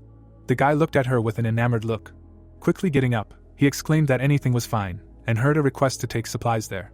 The girl pointed with her palm and said that the wounded should be taken over there. He most likely would not have time to eat, but they were handing out food there, so let him grab something. The guy looked away tensely, hearing a scream. People were running from a bright glow. Ben covered Rachel with his hand. Looking at him in fear, she asked what was happening. Looking ahead gloomily, the man replied that something was approaching. The man's body was lying on the ground. Looking at him, the man said that this poison would work in 32 seconds. The lying man was surrounded by a glow. The apostle of poison put his hands forward. Then his eyes widened in shock. Rachel looked at him in surprise. The guy happily ran in circles, shouting that it couldn't be. It was just wonderful. He knew that he had come here for a reason. The guys looked at him in bewilderment, asking what he was talking about, while the apostle shouted that he was sure it was fate. Clasping his fingers together, he said that he loved Saint Rachel. She looked at him in fear. Looking sideways at the girl, Ben asked her to take care of the people. The apostle extended his hand and asked her to stop, asking where she was. Tears appeared in his eyes. He said that he missed her very much. A bright green light was spreading from the guy. He shouted that it was unfair. The heroes looked at the green swirls in surprise. Ben clenched his teeth, thinking that it was a poisonous fog. They needed to leave immediately. Waving his hand, he shouted to the people that it was poison. Let them quickly close their mouths and noses. He narrowed his eyes, hearing a cough. The guy covered his nose with his hand, hearing that he could not breathe, and thought that it was too late. The apostle fell to the ground laughing. Hot, what did he think he could protect himself from? A pathetic rag. Then he looked to the side in surprise. The guy was holding his throat. He looked at the golden sparks in surprise. Looking at his hands, he exclaimed that they were alive. Rachel folded her hands in a prayer gesture. Opening her eyes slightly, she used divine power. A bright beam rose from her. Covering his eyes with his hand, the apostle said that his poison was disappearing. He grinned, saying that it was amazing, and called her his Madonna. Stretching out his arms, he ran towards the girl. She looked at him sternly. The apostle was stopped by a powerful kick. The attack left a flash. The guy's leg was burning. Clenching his burning fists, Ben ordered them not to come closer. The girl standing behind heard the question if she was okay, and answered that yes, she would clear this area and finish him. The apostle raised his hand, screaming that it hurt. Then his eyes lit up with madness, and he repeated furiously. Beams of poison spread in all directions. People closed their eyes, surrounded by a poisonous haze. They flowed down the face of the flying man in drops. Rachel pointed her finger, shouting that there was a protective barrier left. Everyone needed to hide behind it. The bright dome prevented the poison from breaking through. Green beams collided with the glow. Rachel gritted her teeth, thinking what a monstrous force, he would soon break through the barrier. A crack had already appeared on the barrier. She shouted, "Everyone prepare for an attack." He would not be able to hold him back forever. The enemy stood surrounded by poisonous smoke. His eyes widened in shock. He froze, shocked by the realization that Rachel could not be hurt. He almost made a mistake. A green skull appeared above his palm. The girl lying down was reflected in it, and he said that Rachel was special. She needed to be preserved as she was now. Spreading his arms, the apostle shouted for her to wait for him, calling him his love, and promised that he would soon return for her. A green beam pierced the shield. The man fell, clutching his eyes, and begged for mercy. The villain smiled predatorily, a living insect of death. People were knocked down by thick green smoke. The guy dodged the poisonous beam. His eyes had a pink flash. He thought that even like that he would really die. The guy clenched his teeth, activating the unique ability to detect weak points. The apostle's palms glowed red. It was as if an image of a target was visible on them. The guy exclaimed in surprise. His hands were a weak point. And looking at the shining palms, he thought that it was simply ridiculous. How could he attack poisoned hands? The guy quickly ran along the path. Carrying Saran on his back, he thought that it worked. They were almost there. Imagining a girl surrounded by radiance, he thought that he needed to get to the Order of Crystals and find Rachel. She would definitely help them. The blow flew into the guy's face. 3 boys were standing nearby. The guy in the orange t-shirt shouted that he had told him that if he spilled the beans to anyone, he would be finished. He was an orphan, and his mother would scold him because of him. The hero sat on the floor, saying that he knew nothing, and heard a scream demanding that he shut up. The palm moved forward. The guy closed his eyes. The girl kicked the bully, shouting that she did it, and that he should let him go. The bully fell to the floor. Little Rachel pointed her finger in displeasure, telling them not to touch Taming. She waved her hand, chasing the bullies away. The guys ran away, asking if they had run away from the orphanage or something. The girl snorted, asking what of it. Taming looked at her with shining eyes. Proudly turning away, Rachel said that he had to give them back, otherwise they would continue to think of him as a weakling. The guy was surprised, saying, "That's it." The principal said that you can't fight with friends. Heard the question, what did he get? That the principal is always right. What will he do without her? The guy sped up, saying that they have nowhere else to go. The girl stopped, and told him to listen to her. She stood with her hands on her hips, against the backdrop of the rising sun, and said that no one is obliged to give him a roof over his head. He must build it himself. Without turning around, the girl continued that when she goes to high school, she will leave if she finds a part-time job at home and lives alone. She, turning around, said that later she will become a hunter and will live beautifully. The guy blushed, looking at his friend, and thought that this was very cool. In the present, he was carrying a blonde on his back and thought the shelter was somewhere here. Suddenly, he stopped with a surprised look. From around the corner, a green fog was visible. He wondered what it was, where this strange smoke came from. Having sat the girl down on the ground, he wondered if something had happened. The guy looked out from around the corner. His eyes widened in shock. The apostle of poison was holding Rachel by the neck. She closed her eyes. The guy's eyes widened in shock. He immediately rushed forward, shouting insults. Taming swung his sword and ordered him to immediately take his hands off her. The girl closed her eyes when a hand ran across her cheek, saying that she had no idea how long he had waited for this moment. With a predatory smile, the apostle said that he loved her, let her stay with him forever. Opening her eye, the girl heard that fortunately she was not injured, he would keep her safe and sound. The guy with the shadow under his eye looked away after hearing the order and told him to take his red hands off her. The guy landed, throwing the girl away from the villain. The girl was surprised to see Taming. He turned around and asked if she was okay. Yugal was sitting on the ground and saying thank you for saving him in a sweet way. The guy yelled at him and asked what he was doing here. Yugal was confused and said it was him, and he thought it was someone from the Order of the Cross. Taming looked at the guy who was yelling that it didn't matter and that he should quickly close his mouth. A bright haze surrounded the villain's figure. The guy yelled that it was poisonous fog. He spread his arms and the poison spread further and further. Taming covered his nose with his hand. He held a sword in his other hand. His figure was visible in the blue smoke. The guy looked forward resolutely, thinking that if it was poisonous fog, he hit the ground breaking it and thought that he would disperse it with his wind. The apostle turned around with displeasure, asking who this guy was. Black smoke appeared around his fingers. He sent the poison forward, shouting who dared to call him Rachel informally. Rays of poison flew towards the hero, who heard the death wishes. Gritting his teeth, he put out his palm. The poison was thrown away by a gust of wind. Rachel, who was standing behind him, exclaimed that she would help him, but the guy said that everything was fine, he could handle it himself. The apostle became furious at the gentle treatment. His appearance became completely crazy. He shouted that he dared not flirt with his girlfriend. Putting out his hands, he sent more poison forward. The poisonous whirlwind rushed towards the hero. Frowning, Taming cursed. The poisonous smoke took the form of an angry face. A foot slid along the ground. The guy squeezed his eyes tightly shut. Suddenly, a hand pressed against his back, ordering him to hold on. Yugal supported his comrade from behind, shouting at him to endure it no matter what. He opened his mouth wide and said that he couldn't die. He hadn't even confessed his love to her. Taming opened his mouth in shock when he heard him confess his love to Rachel and shouted what he said. The guy exclaimed in anger that he dared to lay claim to his girlfriend. He thought he would let him. Yugal shouted that he wouldn't be a bully anymore. He didn't want to die. Wind swirled around his palm. The guy said that he would kill him. He could barely hold back the poison of his enraged opponent and thought that he couldn't anymore. The purple whirlwind rushed forward. The guy's eyes widened in horror. He thought that it was breaking through. Clouds of poisonous smoke rose up. Then he grabbed his cheeks in horror, asking if Rachel was alive. A yellow barrier was visible in the fog. The girl, with her hands folded in prayer, protected the guys with a barrier. Without turning around, she said that she could not hold him back for long. Running closer, the guy heard that they should leave quickly. He was holding him back, and exclaimed that she could not cope alone. He would help her. Opening her mouth, the girl hurried them to leave. The guy looked at her in confusion.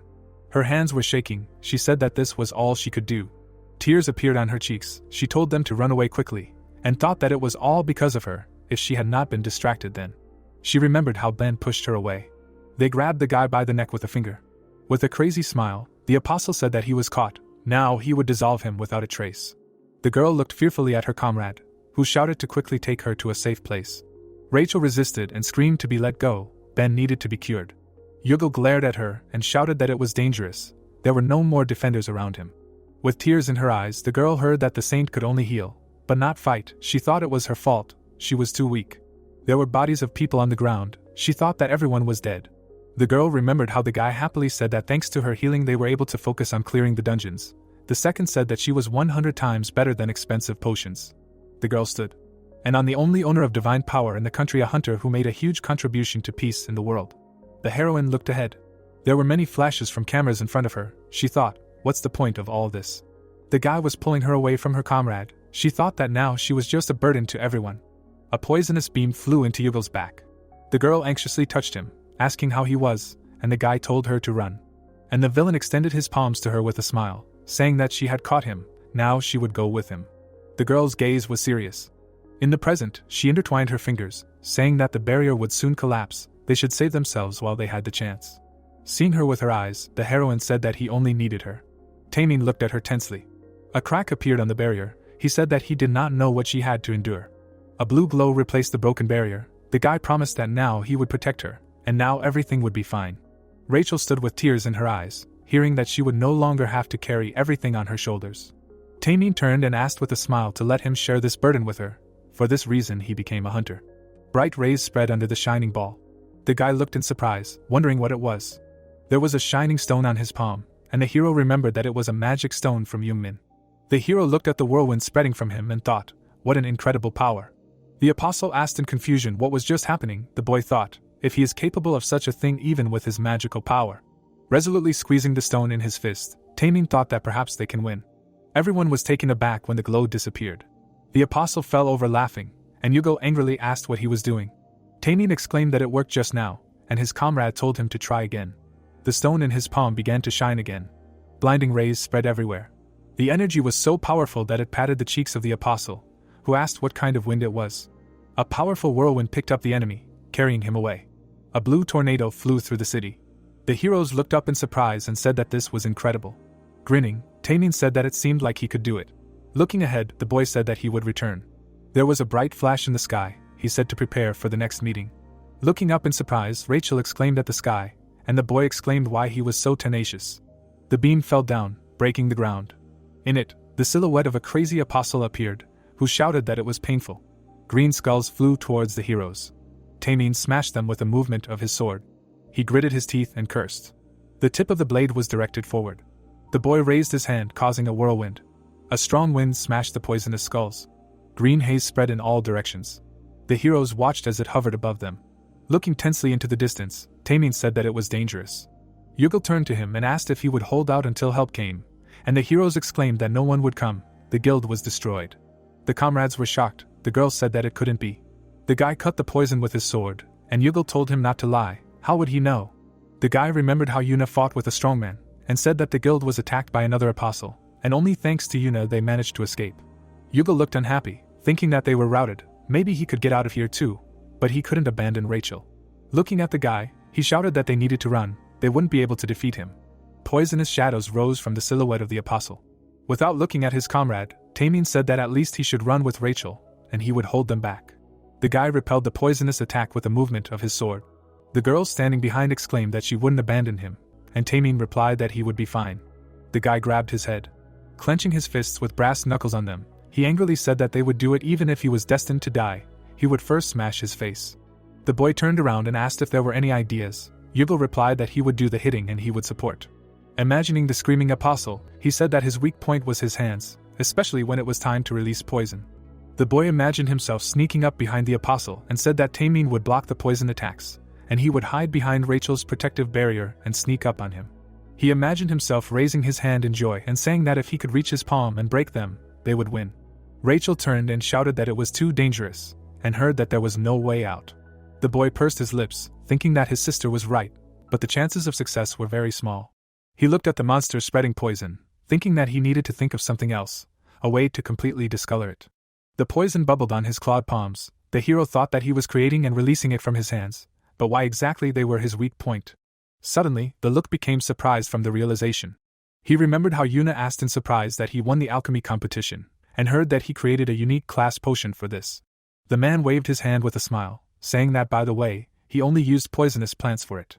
He introduced the berries, saying that usually, to use a strong poison, it is mixed with an antidote to neutralize the side effects. As a result, its effects are weakened, so he decided to try combining different poisonous plants, and it worked. He imagined himself holding the ingredients laden with radiance, and said that of course, this required pinpoint precision, but if you neutralize the toxins by balancing them with other poisonous substances, everything will work out. Poison flowed down the monster's hand. Glancing sideways at his comrade, Taemin exclaimed that it seemed like they had a chance. Frowning, Yugal heard that he would act as they agreed. He had a great idea. Rachel was surprised when he asked her to do something with a smile. He would definitely cope. The girl clenched her fist and said that they would try. The guy's body was surrounded by yellow fire. He ran towards the enemy. The apostle, who had turned into shadows, screamed for Rachel to be given to him. The glow flowed to the guy's palm. Yugal, who was standing in front of him, turned around. He looked there in surprise, wondering why he was collecting poison. The guy winced when the green beam hit him. Stretching out his palm, Taemin exclaimed, "What is he doing? Let him run."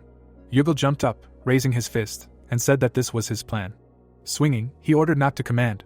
A bright flash appeared from the blow. The hero looked surprised. The enemy opened his mouth, asking what he was planning. He squeezed the guy's wrist, asking if this is why he ran here. The hero watched as his claws broke, and heard that he was pathetic. Blood flowed down his hand. Yugal screamed in pain. Then he squeezed his eyes tightly. With his other hand, he grabbed the monster's wrist. And with tears in his eyes, he hurried Taemin. The guy raised his hand up, directing the ball of poison. The apostle looked at him in surprise, asking what was going on. Taemin looked forward seriously, thinking that he used different types of poisons depending on the situation. The monster opened its mouth, shouting that he was no good. How dare he use his poison against him? The guy thought that if he threw it at him, he would be forced to use another poison. The hero threw a poison ball. It flew towards the enemy while spinning. Opening his fanged mouth, he shouted that he was a fool to think that his own poison would work on him. The poison ball approached the apostle's palm. He shouted that he would easily absorb it back. The hero frowned with tension. The wind swirled in his palm. He remembered Yungmin smiling, who said that of course, it required pinpoint precision, but if you neutralize the toxins by balancing them with other poisonous substances, everything will work out. The comrades were surprised. Taemin said that he could do it too, and the protagonist confirmed, saying that he would not advise using this method. The poisonous green ball was approaching the monster's palm. He looked surprised. The guy remembered Jungmin's words that if the balance was not maintained, the neutralization would not work. The poisonous ball was covered with cracks. The monster shouted that this could not be. He opened his mouth, asking why it was not absorbed. The hero said that by standing from the efforts, it would repeatedly acquire destructive power. A bright green flash appeared. The heroes covered their faces with their hands. A powerful shock wave broke the windows in the house. A bright flash appeared. The guy's hand was shaking. The apostle, covered in dirt, opened his mouth, calling out to Rachel, and then fell to the bottom of a large crack. Looking at his palm, Yugel said that the barrier saved them. The hero fell to his knees, thinking that it hurt. He can't do it anymore. The girl ran to him, asking how he was. The hero closed his eyes, barely hearing her, and thought that he was losing consciousness. Suddenly, a blow flew into his cheek. His girlfriend slapped him on the cheeks and shouted for him to come to his senses. The crying guy was surrounded by a glow. Rachel said that the poison was spreading throughout his body. Let him not talk, she will heal him now. The guy thought that his cheek was hurt the most. He looked at Taemin with displeasure, who turned to him. The guy's look became surprised when he heard if he remembered how he bullied Yungmin, and he had to drop out of school.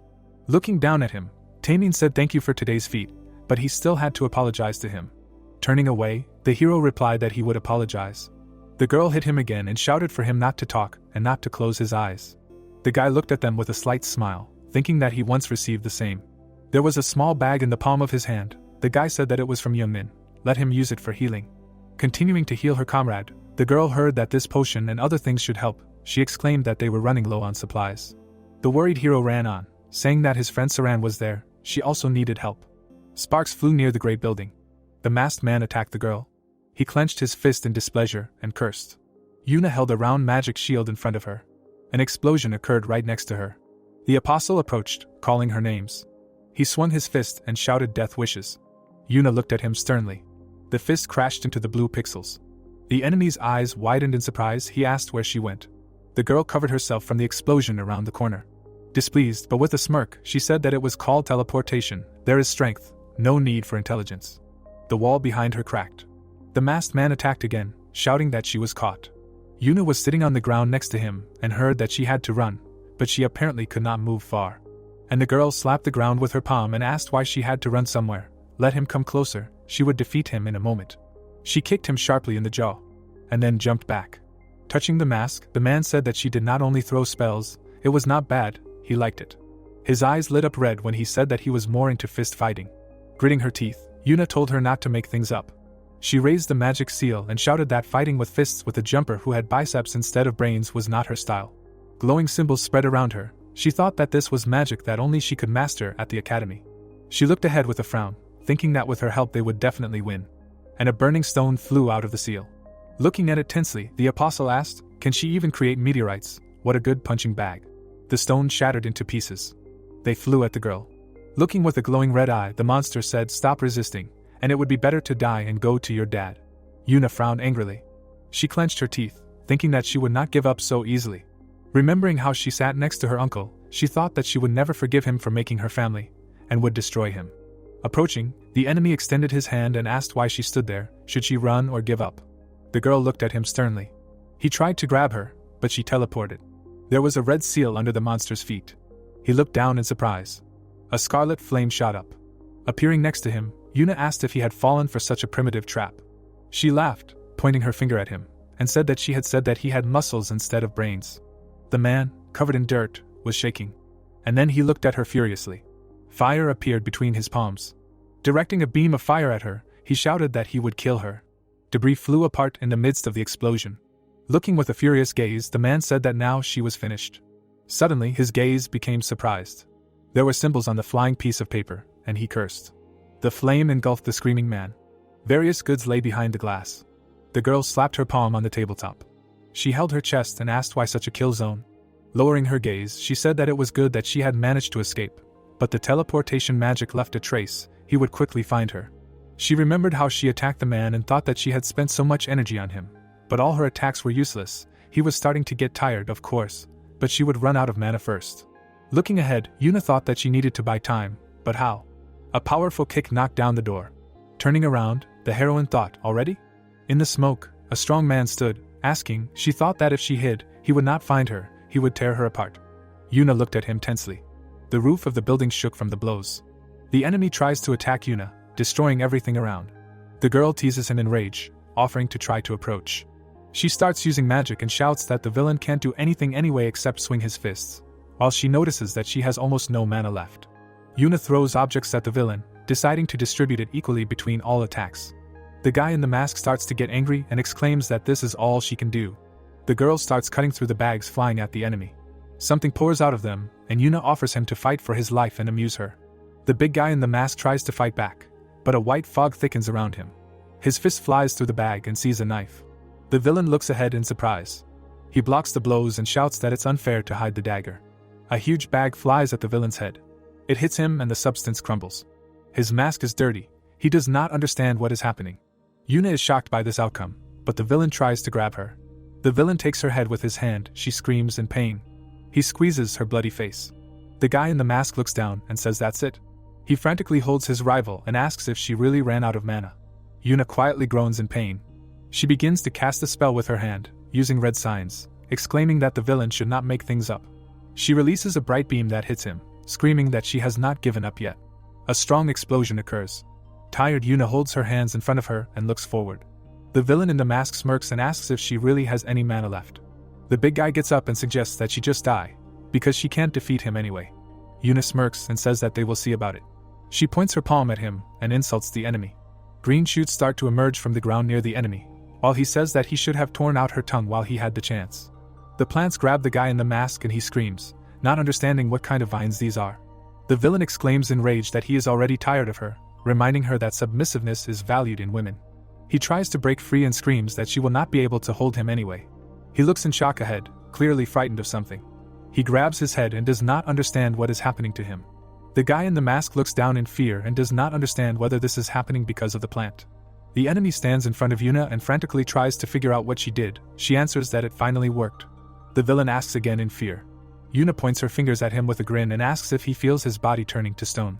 A memory from a previous fight occurs. She understands that her uncle's blows did not just knock the enemy down. The girl lifts the objects above herself and declares that they also cause micro-trauma. Yuna throws them in his direction with a sharp movement, and says that they deprive the enemy of the ability to move. The guy in the mask is surprised that she did not say that she had such an ace up her sleeve. He furiously clenches his fist, entwined with a liana, and declares that he does not care. The guy begins to blaze with flames and angrily screams that he will burn her to ashes. Yuna laughs and calls him a fool, because he is covered in flour, and is going to use fire. The villain looks at his rival in fear, not understanding what she is talking about. The villain begins to burn violently, screaming in pain. Yuna puts out her hand and begins to use magic. She sees how new bags of flour are beating near the enemy. The villain in the mask burns alive.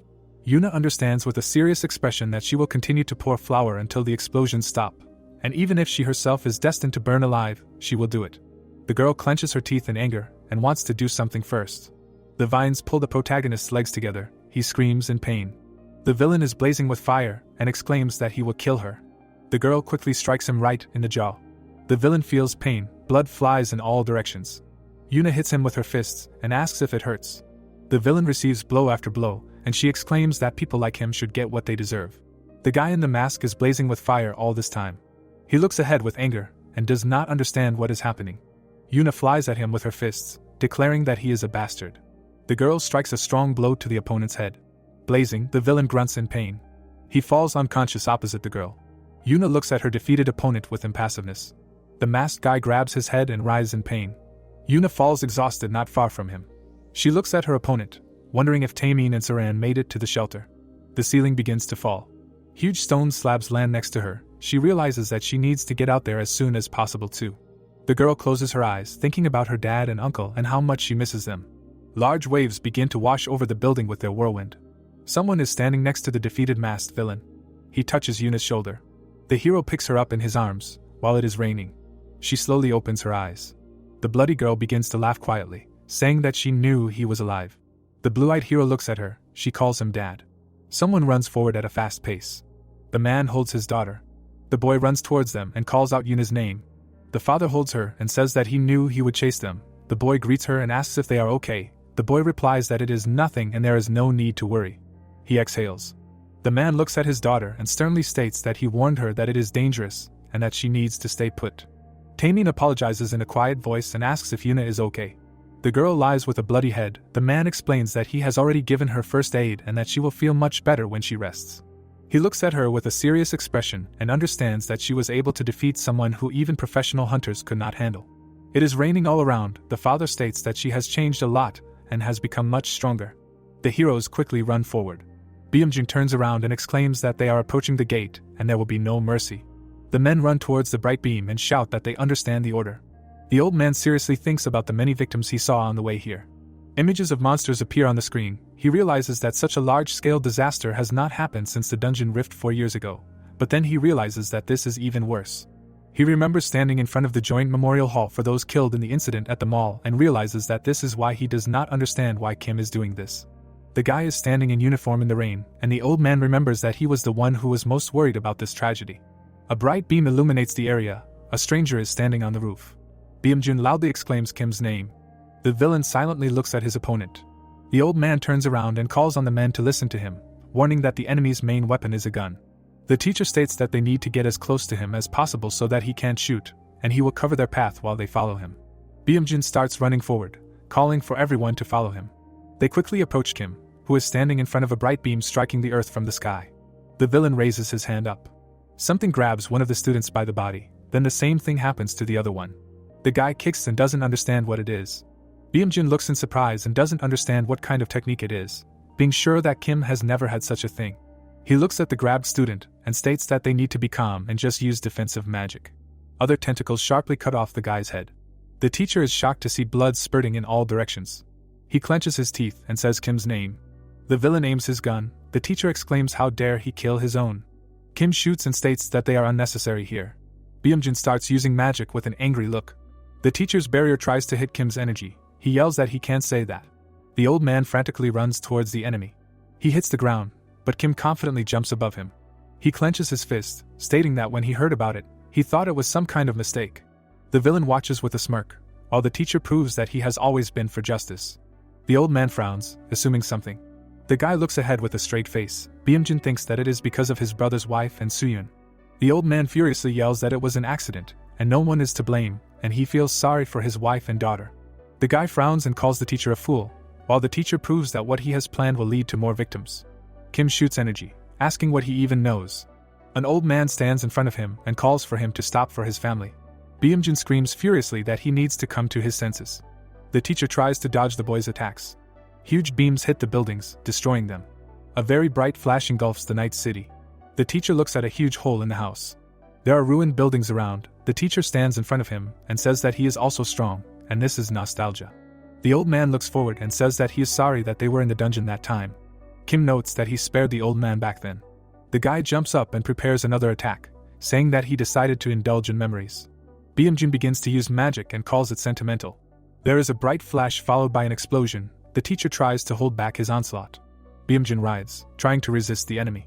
His arms are very strong, tense, while he releases streams of energy. Kim fires his gun and notices that he is already at the limit. He calmly calls the enemy to surrender, because with a broken magic chain, he cannot defeat him. The old man is indignant in shock, asking who he is, because he never knew about this before. Bamjun attacks, asking how he knew. Kim fires 2 pistols with a serious expression. There is a huge explosion. There are only ruins around. Someone's hand moves a concrete slab on the ground. The teacher lies on the ground, stating that this is very bad. He looks forward with a tired expression. He sees a bright beam in the middle of the city, and realizes that with such an injury, he can't do anything. The villain moves the slab with his foot, and asks if the teacher is tired. Kim calls him pathetic. The villain stands in front of the beam, stating that the battle is not over yet. The old man looks at him questioningly. Kim calmly states that he only did the same as him. Dark energy appears around the teacher. Kim explains that when the enemy changed the trajectory of his attacks. Bamjun interrupts, stating that he used the bullets as a lightning rod, directing them into the ground to reflect his attacks. Kim releases the magic from his hands and declares that if it weren't for his broken magic chain, he wouldn't have succeeded, and since he can control his power, he will do it for him in the name of summoning Satan. The old man is indignant and demands that he stop talking nonsense, because he hasn't lost yet. Bamjun is surprised to hear someone calling him teacher. The protagonist looks out from behind the corner. The teacher is surprised that he is here. Bamjun realizes that there are 3 of them in the ruins now, and does not understand what the kid is doing here. The old man is furious and thinks that he forgot himself here, because it is very dangerous. Yungmin puts his finger to his lips and demands silence.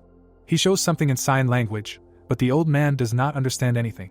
The protagonist starts running towards the bright beam. The teacher is shocked. He clenches his teeth and understands that the kid is cunning, because he came here to destroy the gate, and the old man calls Kim. The villain looks at him as the teacher asks him what he will do with his magic power to summon Satan. An image of a large flaming dragon appears above the old man, urging the enemy to try if he can, thinking that it will keep him busy until the protagonist destroys the gate. Kim is furious, and says that he is a fool, and if he uses magic power again in this state, he will never be able to use it again. The old man angrily yells that the enemy should mind his own business, and take care of himself. They begin to fight again, releasing energy at each other. The flaming dragon attacks Kim, but he jumps up. Kim starts firing his pistols. The teacher closes himself with a barrier and says that it is useless. The dragon flies towards the enemy. The old man yells that this technique is invulnerable, so the opponent should just give up. Kim is confused, realizing that the teacher does not even think about saving his strength, and this is strange.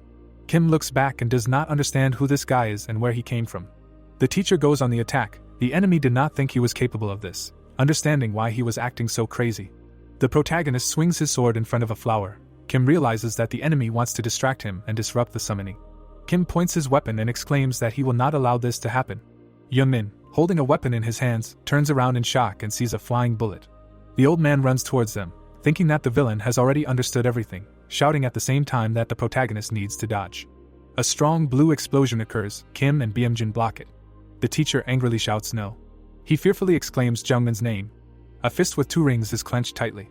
The protagonist puts it in front of him and looks at it in shock and realizes that he blocked the attack. Yungmin looks at his hand in dismay and realizes that he stopped Kim's blow with his bare hands. The old man is shocked and does not understand how this is even possible. The teacher turns around, suspecting something. Kim starts shooting him in the back. He screams in pain. The villain says that he didn't expect him to fall into the trap so easily, because his target is only the old man. The protagonist runs up to the teacher, while the enemy approaches them. Yungmin rushes forward in rage, asking how dare he touch his teacher. Kim grabs his face with one hand. He uses magic and orders him not to interfere. Evil red spirits begin to surround the frightened Yungmin. He is enveloped in energy and realizes that he is caught and cannot move. The wounded old man screams the protagonist's name. Kim grabs him by the neck and says that now it is his turn, warning him that he will no longer be able to move. The teacher, furious, calls the enemy a scoundrel. Kim drags him to a bright beam and says that they are both good. The villain puts the teacher's head under the light and claims that he secretly trained the student to destroy the gate. Plants begin to envelop Bamjun's face. The vines begin to electrify. The old man realizes that he is absorbing his magical power. The teacher's body turns into a huge flower. It blooms beautifully. Kim looks at what is happening. The vines envelop the teacher's face, and he feels his consciousness grow cloudy. The protagonist tries to escape from the shackles of evil spirits. Yungmin is shocked to realize that the teacher is suffering because of him, and he needs to leave immediately. The protagonist looks ahead in shock. He stands against the background of the murdered heroes and does not understand why everyone is dead. Images of the murdered girl appear. He realizes that it is his fault. He clenches his fists. The protagonist closes his eyes and realizes that this is just an illusion generated by his fear. He opens his eyes, realizing that he needs to pull himself together. The protagonist looks at what is happening and realizes that he needs to save his teacher. He tries to move his fingers. He wants to move with all his might. In the man's hand lies a pendant with a photo of a girl.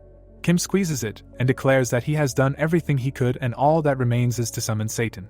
The villain looks away in surprise. He jumps back from the protagonist's sudden attack. Kim sees him with anger.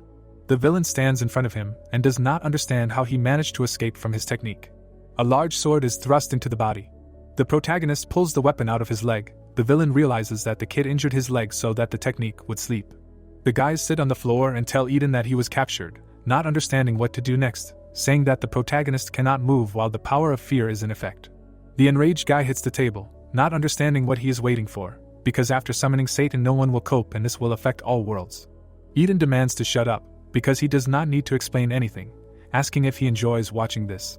The angry guy shouts that if he doesn't go, he'll handle it himself. Eden insults him in response. The blue-eyed guy holds his head and asks everyone to calm down, wondering if everyone really forgot what God told them. If they interfere, they will be destroyed. Eden, crossing his arms, says that you can go crazy from powerlessness. The girl exclaims that Yungmin injured himself and it's incredible, but he managed to break out of his technique. The protagonist shakes and with an evil look wonders if he will really let the villain summon Satan. The events unfold before entering the city. Someone tells Jack and Leah that they are going with him, but they need to promise that they will obey. The protagonist shows his finger and says that they do not need to leave the circle that outlines the ring. They answer that they understand. Yungmin stands in front of the guy, thinking that he was against it, since monsters can have a bad effect on the child's psyche, saying that if he behaves well, he will take him to an amusement park. The protagonist looks at Leah and says that when he runs his finger twice on the ring, she needs to turn into a small knife. She asks why. Yungmin pulls out a weapon, remembering what he said, in case he needs it. The protagonist confidently holds the knife and thanks her, ordering her to turn into a sword. Leah turns into a weapon. The protagonist stands in front of the advancing enemy. Kim bites his lips, calling him stubborn. Kim shoots at the enemy, shouting that he decided to interfere again. The sword crumbles. Yungmin screams the heroine's name. The protagonist tries to stop Kim's onslaught with magic. He calmly attacks further. Kim opens his eyes in shock. He sees a huge crack behind Yungmin and does not believe that he simply blocked his blow. The protagonist begins to laugh. A blue crystal appears in the frame. He explains that this ore, according to his novel, is capable of withstanding even a direct hit from a nuclear warhead. The protagonist holds a shining shield and shouts, "Meet him." The enemy breaks away. He flies towards the enemy and declares that he does not care about his shield. Yungmin calmly looks at the opponent, while he uses the power of fear. The protagonist closes himself from the attack. A bright flash occurs. Kim flies to the side. Yungmin realizes that he will not be caught twice. The villain looks forward in shock and does not understand how he reflected this skill. The protagonist points his hand towards the enemy. Yungmin with blue eyes thinks about the power of fear awakening the enemy's deepest fears, plunging him into the abyss of horror and depriving him of the will to resist. The protagonist attacks his opponent with red energy. Kim clenches his teeth and understands that things are bad. He looks forward with anger. The villain falls to his knees in front of the protagonist. The surprised guy stands in front of him and declares that he succeeded, but he did not expect this at all. Jack appears in the frame. Yungmin orders him to tie up the enemy so that he cannot move, and he will go and help the teacher. The rope wraps around Kim while the protagonist leaves. Kim closes his eyes. He remembers standing in the hallway. He looks at the door and realizes that this is his home. He looks at the lock and does not understand how he got here, and lately he has not been himself. Kim pulls the handle and feels like he forgot something important. The daughter happily runs to her father, while the wife greets him. He takes the girl and tells her that she does not need to run because she can fall. At this time she asks why he is so late, because they were going to the amusement park. Kim hugs her and apologizes, assuring her that he will not be late again. The daughter turns to her father. Suddenly, the bloody daughter says that this time he was too late. She says that she is very upset with him, because she was in a lot of pain. Kim looks at her fearfully. He looks back and objects that it was an accident. The interlocutor behind the villain says that his family died in an accident, and he must do everything to ensure that it does not happen again. Kim is shocked to recognize him. He sees himself from the past, constantly repeating about the accident. Kim remembers that on that day in the shopping center there was a dungeon rift. The past version is standing behind the door, saying that they almost got left behind. He hears in fear that the hunter from the association who came to help brag to his girlfriend about the trophy artifact and it exploded and, as luck would have it, it was the son of a deputy. As a result so many people died, and no one cared, they ordered to hush it up. The guy says on the phone that he was afraid that Kim would go crazy with grief when she found out that his family died, but he seemed to take it calmly, because they said it was an accident. The guy clutches his head, tears flowing from his eyes. They drip near his boots, hearing that he has resigned himself. Kim is holding his face in rage, realizing that he must kill them. He is sure with tears in his eyes that all those responsible for the death of his family must be punished. A huge demon holds him in his hands, declaring that he must stop being in the clouds. He stands in front of the current version of Kim and says that a great mission awaits him. The demon stretches out a huge paw and asks for his hand. The guy with tears in his eyes hears that he received power in exchange for his soul and now he needs to call him. He angrily offers him to avenge his family. The hand of the tied Kim moves. He is kneeling, enveloped in red dark energy. A liana is shown in the frame. The main character stands in front of the captured teacher and declares that the wound is too deep. He looks back at the flower and realizes that the teacher almost died. Yungmin stands with a sword and realizes that all that remains is to destroy the flower of the world tree. Suddenly, the enemy prepares a strike behind him. The protagonist blocks Kim's attacks. The vines entangle Yungmin's body. He realizes that the enemy freed himself too quickly. The guy looks at the villain leaving and shouts for him to untie him quickly. Kim touches the tree and apologizes to his wife and daughter, stating that he will be with them soon. He cries and asks to wait a little longer, because he will take revenge. The protagonist watches as the vines hold the wounded Bamjun. A bright flash occurs. Yungmin is shocked and says no. Kim stands in front of the enraged monster. The protagonist realizes that he has summoned Satan. Plants appear near the villain. They entangle him. A huge red eye looks at the flower. It slams its petals. A bright red beam rushes from the sky to the ground at this flower. A powerful whirlwind appears. It envelopes the entire nearby area. The guy looks out the window and shouts that it finally worked. The gate is open. He smirks and declares that he can finally get out of the damn tower. He intends to do something. Energy bursts out of his body, and he claims that he doesn't need it anymore. The frame shows the already dead guy, who has turned into a mummy. Black energy rushes out the window, laughing loudly. It flies towards the red vortex. Black energy pierces the flower. It flies right into the petals. Furious Satan begins to roar. The protagonist tries to close himself off from what is happening. A pop-up window appears with his name. Eden shouts at him that it's not too late. The protagonist sees a message that Satan has not yet acquired his final form. Yungmin takes off after being advised to attack. Satan roars at the attacking opponent. The protagonist flies towards him with a large sword. He hits the enemy using Eden's true form. Satan's body is cut. There is a bright flash. The protagonist lands with the sword in his hands. He looks ahead in surprise and asks if this is the end. Eden watches and calls him a fool, wondering why he said that. The evil character walks towards him, while Eden states that one only says that before dying. The villain looks at his red hands. He grins with his fangs. Satan says the technique of the hero who confronted him last time. He furiously asks how he knows that. He attacks the protagonist, and wonders what his relationship is to him. Jungmin's hand is burned and he screams in pain. He takes the cross in his hands and summons the true form of Prina. A bright glow fills the area, using a miracle. The protagonist holds the cross with both hands, pointing it towards Satan. He smirks and calls it curious, noting that he healed very quickly. The protagonist begins to shoot magical arrows from his bow, using another true form. Arrows fly at the villain, who is surprised that the guy can use techniques of other heroes. Satan moves quickly towards Yungmin. He gets very close to the protagonist's face and states that it is too slow, noting that he is simply imitating their movements. Satan hits his opponent, asking whose technique he will show this time, an archer or a berserker. The villain prepares a punch, shouting that whoever he is, he will not defeat him. The protagonist asks Leah to create a shield. The villain strikes his opponent again. There is a bright flash and explosion. Yungmin spits blood in pain. He lies in a huge crater in the ground. Satan stands in front of him and furiously declares that he will take over this world. The frame shows monsters. The villain explains that people will become their slaves and the planet will belong to them. The protagonist clenches his teeth in anger and calls him a scumbag and a demon. The villain suddenly grabs him by the throat. He lifts him above himself and states that the protagonist and his friends destroyed 3 of his apostles, and he almost finished off the apostle of fear. Yungmin laughs, asking if he really thought that his friends could not cope with his pathetic assistance, asking if he wants revenge. Satan with an evil grin says that he is giving them a chance to become his apostles and then he will spare their families. The demon receives a powerful blow to the face. The protagonist confidently carries out the attack. He shouts in rage, insulting him, and declaring that such a thing will never happen. Satan with a grin declares that in that case, he will have to die. He calls a guy and a girl, ordering them to come to him. The discouraged protagonist looks ahead. He notices that this is the apostle of submission and laziness. The villains are standing in front of Yungmin. He did not expect that he would call them, because their abilities in this situation are just a disaster. The protagonist seriously assumes that this might be a chance. He sees the apostle of sloth and realizes that they are not inclined to obey anyone, not even Satan. He thinks that with luck, he will lure them to his side. A huge wolf stands next to the apostle of submission and waits for an order, which he gives him. Satan smiles, saying that there is no need for that. He releases 2 monsters from his hands and declares that the apostles are just food for him. The girl is shocked and does not understand what is happening. The protagonist watches what is happening, discouraged. Blood splashes onto the road. Yungmin seriously declares that he has gone crazy. The demon stands with a bloody hand and wonders why everyone is so scared, because they were supposed to become his power anyway. Satan begins to cast a spell and warns that Yungmin will also become it very soon. A huge monster appears nearby. Satan says that if he had agreed to his offer, he would have stayed alive. The heroes look at the fleeing monsters.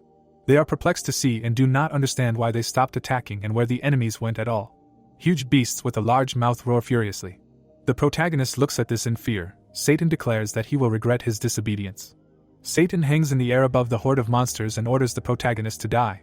Saran awkwardly asks if it is necessary to eat it. Handing her worm, the girl explains to her that Taemin's friend told Saran that she should eat it. Looking at the worm, the girl asks Yungmin and Yuna to stop, because she is scared. With tears, Saran screams that she will not eat it. The heroine shoves the food into the girl's mouth. A yellow glow emanates from Saran, as her magical aim strengthens. She is amazed to see the target being restored, asking Yuna where she got the artifact. Saran tastes the worm and finds it delicious. Yugel approaches Yuna and suggests that they leave Daryang, but she replies that there are still many people in need of help. He explains that he meant that the residents need to be evacuated from the city and taken to a safe place, but the heroine doubts his words. Tables appear in front of the girls, which report the beginning of chaos, its classification as an episode, hopeless difficulty, and also that the supreme demon Satan has been summoned and they must survive in a world captured by demons, and the supreme demon Satan intends to enslave all of humanity and sacrifice people to demons. Yuna stares intently. Standing up, she tells the boy and girl that the two of them need to leave the city, and she will go save people, but the hero replies that it is too dangerous. Saran angrily says that she is also with them. The interlocutor tells her that she is unlikely to cope.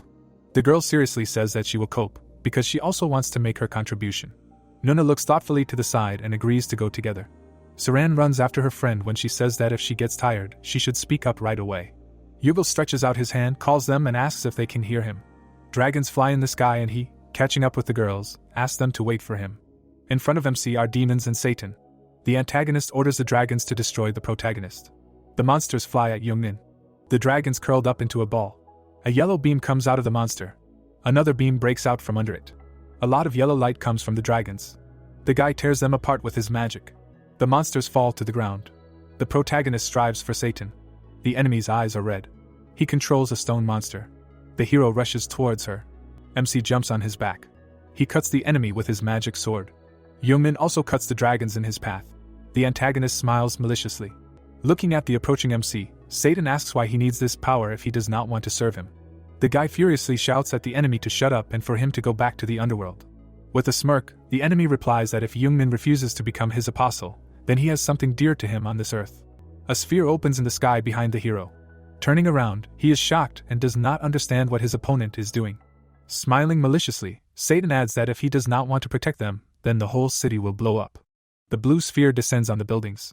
Using his magic, MC realizes that the teacher and everyone else are below. A large shield stops the sphere thanks to Dylan's true form of protection. Smiling, the antagonist declares that it is useless. The shield cracks under the pressure. It shatters into pieces. The blue ball falls to the ground. Yungmin looks down on this. MC is dumbfounded by this. Taemin peeks around the corner and expresses his uncertainty about Yungmin being okay because all the monsters are heading towards the Daryang City Hall. He leans against the wall and adds that since there are so many monsters, they need to get to their friend quickly. The girl, drinking the potion, replies whether it is a lot or a little, it does not matter because she will deal with them all. Yuna, sitting on the ground, states that she is fine and can walk, but her father is surprised. He sees the girl stand up and replies that she has just come to her senses, so she needs to stay here, and the other hero replies that Taemin is right. Smiling, Yuna tries to explain that she is okay because Jungmin's potions are just a miracle, and the guy thinks that she is getting cooler and cooler each time. Taemin is scared by what he sees. A large ball expands in front of the heroes and they decide that they need to run. The sphere absorbs all the buildings. The barrier expands. It demolishes everything in its path. A large explosion destroys everything. A hand rests on the surface. The characters come out of a small shelter, and Yuna, who is surprised by the powerful explosion, and turning to her dad, says that if it were not for him, she would have died without even starting to fight. Taemin's friends run up to him and call him when he says that all the buildings are destroyed. Looking at Yuna, he asks what she is doing here, because it is so dangerous, but she replies that she cannot leave him. The man sees an irritated Yugel and asks why he is still here, but he says that they need to save people. Raising his head, Yugel sees, does not understand, what is flying in the sky. People see how forces collide in the sky. Yugel looks forward angrily. MC holds a sword in his hands and the guy tries to understand if it is him. The forces of Satan and the protagonist collide. Yugel, watching the battle, asks Taemin if the quiet Yungmin is there, but his comrade calls him an idiot because he didn't like the way he called the hero. The guy looks up worriedly and asks if the protagonist always fought like this. The system shows the hero's battle. Eden, looking at the device, understands that MC has just begun to awaken, so he cannot fully control his true form, but thanks to the artifact, the pain delay becomes stronger with each second, and if this continues, he will have time to defeat Satan. Bloodstained Berserker, one of the 7 heroes of Dante, sees that the protagonist seems to be winning. The girl, sitting on a chair, says that God has set a condition for them to protect this world from Satan, just like they protected theirs. The heroine has an orb in her hands and magic emanates from her. The protector, one of the 7 heroes, Dylan, believes that Liet is right, because he did not say that the summoning should be prevented. Watching the protagonist fight the antagonist, the defender realizes that if Yungmin wins against Satan, they will win too. The protagonist attacks the enemy with his sword, but he laughs. Swinging his sword, Satan asks if this is all he can do. He sends his magic at MC. The guy aggressively swings his sword. Yungmin reflects his attack with his power. Satan looks at this with irritation. The protagonist runs to attack, using the true form of Eden. The enemy sees MC using cleave. He grits his teeth in anger. Around the antagonist, there are silhouettes of clocks and yellow light. In a panic, looking at his magic, Yungmin thinks that this is the power of sloth. MC in anger realizes that his enemy is trying to stop time. The guy is in a ball of light. Satan, having gone beyond it, says that no one will escape from this spell. Looking at the barrier in which the hero is, he adds that there will be no thought of escape. Smiling maliciously, the antagonist decides that it does not matter what he will watch. MC swings his sword. His eyes flash red stripes. A crack in the barrier appeared in front of him. Satan sees the protagonist cutting the sphere. Yungmin strikes the devil in the stomach. He coughs up blood. A large explosion is heard. Sitting in the crater, the opponent addresses the man, not understanding how he dared to do this. Standing together with Leah, the protagonist declares that with the power of sloth, his opponent will not be able to stop his time, asking the girl if this is true, and she agrees. A whirlwind swirls around his spear, after using the true form of Heir. The explosion of the whirlwind rushes towards the antagonist. The whirlwind hits the demon. Satan is furious as he realizes that his enemy has become even stronger, not realizing that it is possible for MC to suddenly become incredibly strong. Looking at the large Yungmin in front of him, the enemy realizes that on top of everything else, he is copying the hero's techniques, and even surpassing them. Running away, past the whirlwinds, he decides that this is not possible and that it is dangerous, since the hero has definitely used some kind of tricky spell. Looking at the fighting MC, the antagonist decides that he needs to find something important that he has overlooked. A symbol is glowing on the guy's neck. Noticing it, Satan wants to understand what it is. He looks away angrily. An explosion thundered in front of the protagonist, and he asks the enemy why he is staring like that. The demon coughs up blood. The guy rushes at him with a whirlwind, saying that this is the end. Satan dodges the attack. Looking closely, it seems to him that this is a seal on the hero's neck, guessing what it is needed for. The antagonist hands him time magic, and he says that in this case he will have to use this method. Yellow stripes come out of Jungmin's neck, and his enemy does not understand what this boy is planning. Looking at the boy's symbol, Satan understands that MC does not know that Sloth's power does not work on him. The heart beats quickly. The protagonist coughs up blood. A lot of blood comes out of his mouth, and he does not understand what is happening, because his body is burning. Remembering himself before, the hero seems to feel the same pain as when he woke up. While in the air, the guy realizes that Satan has removed the pain delay effect. He falls unconscious on his back. The antagonist makes an explosion. Looking down, the man laughs, remembering his words. Looking at the guy below, Satan says that he saw the seal on the neck of the other heroes, and they, like MC, soon began to writhe in pain, just like the guy now. The protagonist, closing one eye, asks if his opponent decided to rewind time. Laughing loudly, the demon replies that this is right, but it is too late. Legs crash into him when he said that only death awaits the guy. Friends run to help Yungmin, shouting at the antagonist not to dare touch him. Looking at the guys, Satan calls them flies, and wonders what they are doing here. Sending his energy to the heroes, the enemy shouts for them to not interfere with him. Yuna made a protective barrier, asking the guys to hide behind it. Satan's punch grows bigger. His magic left a long crater. The devil frowns, thinking it was weak. Saran is kneeling, calling her a pathetic insect, asking if he is still alive. Yuna is holding the guy's body. Stretching his hand over the character, the antagonist says that he needs to replenish his mana. His mouth opens from his hand as Satan adds that this guy will be an excellent meal. The girls see this in fear and scream. A huge monster is preparing to eat the hero, and they call out for Yungmin. The characters are very scared. Yuna's eyes are streaming with tears and she hopes for Yungmin. A large monster has grown out of Satan's hand. Smiling widely, he rejoices in the incredible magical power. Flames shoot up high from the explosion as the antagonist shares how he feels his power growing. Smoke comes out of Satan and he bends over. With his eyes flashing red, the demon decides to start over. MC holds his head in pain. Looking at the destruction and corpses, he tries to understand what happened, because he was sure that they would die. The guy's eyes widen from the realization that these are the ones that the monster swallowed. The protagonist is shocked to realize that they are in his stomach. People see how a lot of purple power comes from Satan. Demons come out of the fog. Yuna says in fear that he is summoning monsters. The orcs growl. Taemin shouts at Yuna and Saran to deal with the ones that are further away. Holding his sword at the ready, he adds that they will deal with the rest.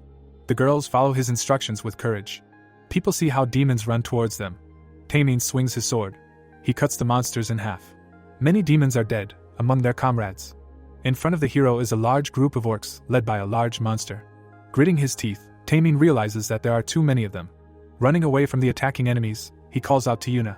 The character sees the girl come to his aid after he calls her. Watching her fight with the monster, Taemin asks Yuna to be careful. Yuna thanks Yuna with a smile. The huge dragon roars. The guy, shocked, says that they can't penetrate it at all, and his partner replies that the monster is stronger than it looks. Energy comes out of the monster's mouth, and Taemin draws Yuna's attention to the fact that the big guy is coming, and it looks like he's gone crazy. Putting out her hands, the girl says that she's going to throw something heavier at him now, and when she gives the signal, let her partner chop it. Explosions come from the dragon. Taemin's face glows brightly and he shouts at the antagonist to surrender. The monster roars in agony. Yuna shouts to do it now. The guy runs with the sword. He cuts off the enemy's head. The monster's head lies in front of Taemin.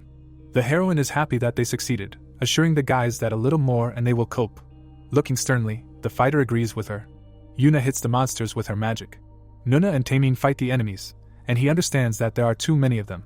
Saran attacks the demons, although her magic circuit has only just been restored, and it is still unstable. The warriors beat the enemies, but Taemin believes that everyone is already exhausted and if this continues, they will all die. Tapping her finger on the chair, the woman understands that this is a failure. Liet sits sullenly and says that Satan has been summoned after all, and the heir of Eden could not stop him, so he does not know what will happen to the promise of that god now. The girl, sitting with the ball and radiating magic, asks the 7 heroes to make a contract with her, since she will make their story reality. Liet, lost in thought, says that he said that if they complete his task, their world will be saved, but he didn't say anything about what will happen if they fail. The subjects are afraid that they will die or remain in this tower forever. Dylan asks Liet if she thinks something is wrong here, because he thought that on Earth they just knew about their exploits. Above his hands is a book and many sheets of paper, and the guy says that Yungmin said that he read about them in a novel, and God did not call them creatures, but history, so he does not believe that they are just fiction. Narrowing her eyes, the girl replies that if this is so, then perhaps the world they know is not real. Looking at the walls of the stomach, the guy realizes that things are bad. While inside the antagonist, MC shares that he never thought that he would end up in someone else's stomach, and his life is one big adventure. Clenching his fist, he declares that it is time to get out of here. Preparing for the blow, the protagonist decides to rip his stomach into pieces. Behind the guy is the silhouette of Dante in his true form of fury. Yungmin screams and brings his fist up. He hits the wall of the stomach. The abdominal cavity cracks. The protagonist screams and punches again. The girl stops his attack with a plush toy. Feathers fly in front of MC's face and he asks what's wrong. The heroine screams and the guy recognizes the Apostle Sloth. She cries because of the damaged doll. Looking at Sloth, MC calls the Apostle a bastard and asks if he is alive. She points to the remains of the man, explaining that he himself died, but the protagonist does not believe it.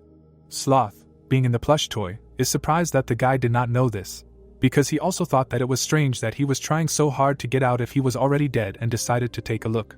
Apostle adds that he then saw MC seriously about to tear apart the space and decided to intervene, but Yungmin replies that he is dangerous, asking if he really died. The girl suggests that they move somewhere. The protagonist levitates in space. The heroine is reflected in his pupil, and he asks what she is going to do. Sloth looks at the falling guy when he screams that he has gone crazy. He panics and asks what this place is and how long they will fall. Approaching the ground, MC screams that they are about to crash.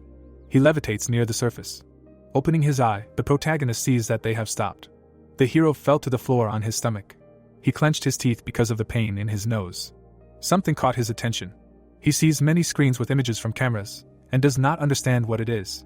On one of the screens, MC recognizes Yuna and Taemin, realizing that it is showing them what is happening outside. Approaching the guy, the girl declares that without him, his friends will not be able to cope with Satan. Yungmin backs away in fear and asks why she dragged him here and who she is. With a smirk, she repeats his question. The girl opened her arms and says that she is the world.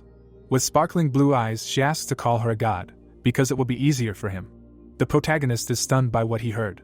A system appears in front of him, and the opponent admits that it was she who turned his novel into a tower and gave him power. At the girl's feet, the system announces that the world has chosen his novel. The antagonist's head has crawled out through the sign. Standing next to the hero, she declares that he will now become a god. Liet looks thoughtfully and thinks about what to do if they are just a fantasy. The subjects hear her words that in that case, perhaps the world they know is unreal. Delin frowned. Dante shouts at her to stop talking nonsense. While peeling off the skin, the boy asks what kind of nonsense the girl is talking about. Showing his arm with scars, he angrily wants to know if these scars are not true. Liet sits calmly and replies that the boy has calmed down, because it is just an assumption. Delin agrees that it is possible that it is all fiction. Sitting in thought, he says that he ended up in an orphanage after losing his family in Everton, like Enn, Zaire and everyone else. Remembering the wounded comrades, he adds that in that case, watching their friends die, they felt very helpless. This fear protects the people from the explosion, and Delin asks if Liet wants to say that the pain and grief they experienced then were not real. He desperately asks about Eden's brother. Delin also remembers himself before and wants to know about the death of the girl. Sitting in a chair, Eden thinks that not only did he lock them in this tower, but he also claims that they are fiction, which the guy disagrees with. Looking sternly, Eden thinks that the hero was just playing with them. The girl folded her hands over her chest and called Delin. Holding his head, the character tells her to shut up, because it will not change anything, which irritates her, but the guy tries to calm her down. Imagining the battle of people with a monster, Delin adds that when they destroyed Satan on the continent, they decided that the world had finally come to an end. A light flickers from the tower, and the hero reports that at that moment, God appeared and declared that their world would soon be destroyed, and locked them in this tower. The black hand is under the earth because God said that if they protect the earth from Satan, he will fix everything, so they agreed. Eden holds his head and screams that he is crazy.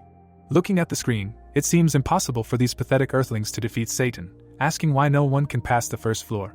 The boy and girl listen to the words that Delin thought that God was just mocking them, but as they know, ever since he met Yungmin, he has been watching MC, because he was not like other earthlings. Eden watches the broadcast in the system and does not understand who this brat is and where he is going with his pathetic magic power, and Delin says that at first he was just watching out of curiosity, but this boy constantly surprised him. Remembering the protagonist with a weapon, he adds that on the first floor he used the magical power of his teacher and activated a hidden task. Eden hears a voice from the system saying that he needs to take a closer look at MC, because he is a real threat to the slums, which the guy did not even suspect, and Delin says that on the second floor Yungmin told him something he himself did not know, and the combination of divine and magical powers allows you to create sacred techniques. Looking at the screen at the hero, Eden is surprised by his sacred fire technique, because it is at least a mid-level, and Delin adds that of course, the theory is widely known, but only Prina could use it. Sitting in a chair, Eden says that all this is nonsense compared to his abilities. Looking at the system, he asks if the kid is stunned by such a cool technique. The guy adds that of course, the locals have no idea about it, so he thinks about how Yungmin used it. Lightning strikes the hero, who remembers his magical power. Eden smirks, explaining that it is different from the magic of the inhabitants of Earth. The character emits a red glow as he states that MC's power is more similar to the magic of their world, which is why he assumed that it was the protagonist Everton. Eden strikes Yungmin with his sword. The hero clenches his fist, and Eden states that he should have stopped him from hurting people, and Delin adds that even though MC was not Everton, he realized that Yungmin was the one they were looking for. Frowning, Eden asks his comrade if he remembers what the hero said about them. They recall the protagonist's words in front of the tower, that recently towers based on myths and legends have begun to appear, and that heroes of ancient tales come to life inside them, and if you pass the test that the owner of the tower sets, you can get a reward, and that he read a novel that tells their entire history. The girl frowns as Delin says that MC was trying to trick them and he couldn't just read the novel because he knew too much about them. Yungmin uses techniques from different characters and Eden says that he used the techniques of everyone he knows as if he knew them personally. Prina hears the statement that she felt it. Light comes from the girl and Delin remembers her saying that MC has an energy similar to a god and that Yungmin is probably the author of the novel Age of Destruction. The protagonist stands in front of a white background as the boy assumes that this is the god who created them. The people are surprised. Delin frowns. The character asks what he's getting at. Sitting on a chair, Delin explains that Yungmin, their creator, is dead and doesn't know what to do now for them, characters who may only exist in his imagination. With his eyes closed, he hears that he has to make a choice and asks what he means. Eden clenches his fist and states that even though Yungmin made him suffer, he was the one who decided how he wanted to live and what he wanted to fight for. The boy's hands are on the sign and Eden adds that these feelings are real. Standing up, the warrior takes the sword and says that he doesn't care about God and romance because he always makes the same choice. Walking in the fire, Eden explains that he always protects people from everything because that is his goal and what they should do. With a smirk, he suggests that they deal with Satan first. The children look forward.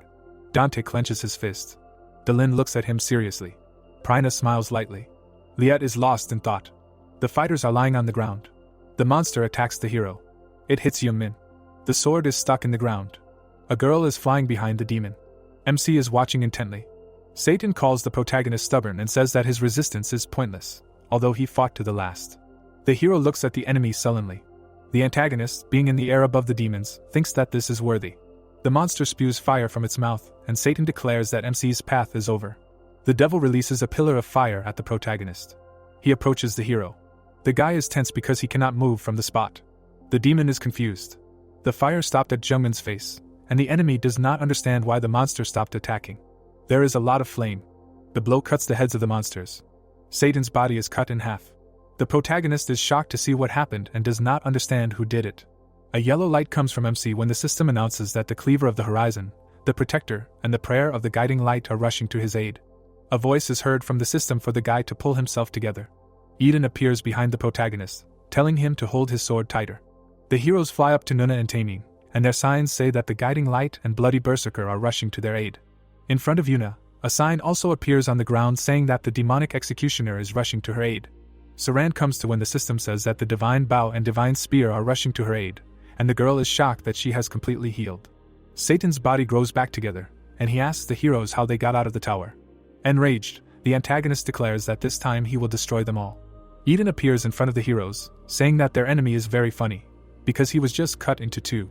With a smirk, the guy tells Satan to try it, and he will regret daring to absorb their creator. The girl, standing in front of the guy, says that he will be a god. MC throws her hand away, asking what kind of nonsense she is talking about and asks to let him out of here. The heroine frowned and does not understand why the protagonist does not believe her, adding that he is dead and will not be able to leave anyway. Yungmin is shocked to watch the video when she decides to show him this. The goddess, with her arms open, recounts the guy's memories that he first wanted to become a hunter when he was 6 years old, and in the fall, at the age of 8, he memorized the Encyclopedia of Hunters. And at home they even arranged a holiday in honor of the young genius. And at the Academy of Hunters he took an academic leave because he was 276th in the ranking. MC is stupefied, does not understand how she knows this, explaining that this is his sore subject. The opponent asks with a grin if the guy wants to know where she knows this from and replies that she made it all up. Yungmin is confused. Collapsing onto the couch, the heroine explains that she wants to retire because she is tired of being a god and having too many troubles, so she needs a successor. A cocktail appears above her hand, and the goddess declares her decision that MC is the perfect candidate because he was born to be a god. The guy is shocked and asks how he has a divine gift. Showing the hero him at a young age, the girl explains that he has a gift that is found once every few centuries. But not everyone who has this gift becomes a god. The guy writes a text, the girl types, the man hits him with a sledgehammer, and the goddess says that every time such a child is born, she tests him and waits, hoping that he will be able to create something special. The protagonist writes at the table, and the heroine explains that he went and created an ideal world, since this is the main skill for a god, and she made his novel a reality. Yungmin watches intently, hearing that there is one more test left. The girl waves her finger and says that in order to become a god, you need to die at the hands of your creation. The protagonist is horrified by these words. Lying on the ottoman, the goddess explains that when MC passes this test, he will become a god, and she will finally be able to rest. Squinting, the guy guesses what is going on. Looking at the system in fear, Yungmin realizes that his romance has become a reality. He remembers how people suffered and he could not become a hunter. Looking at the heroine, MC wants to know if all this was so that he could become a god. The goddess looks at him in surprise and replies that he does not have time to think, and his friends are fighting Satan, so if he does not become a god, everyone will die. Looking at the system in a panic, Yungmin does not understand what she is saying. He is very tense, trying to understand what is happening. The protagonist sees an image of Eden, not understanding how he got out of the tower. The goddess is furious at this, asking if he is outside. She angrily calls them idiots, adding that they should not interfere with the affairs of the outside world. MC looks at the interlocutor, who asks if they want to disappear. The guy is confused by the realization that everyone can disappear.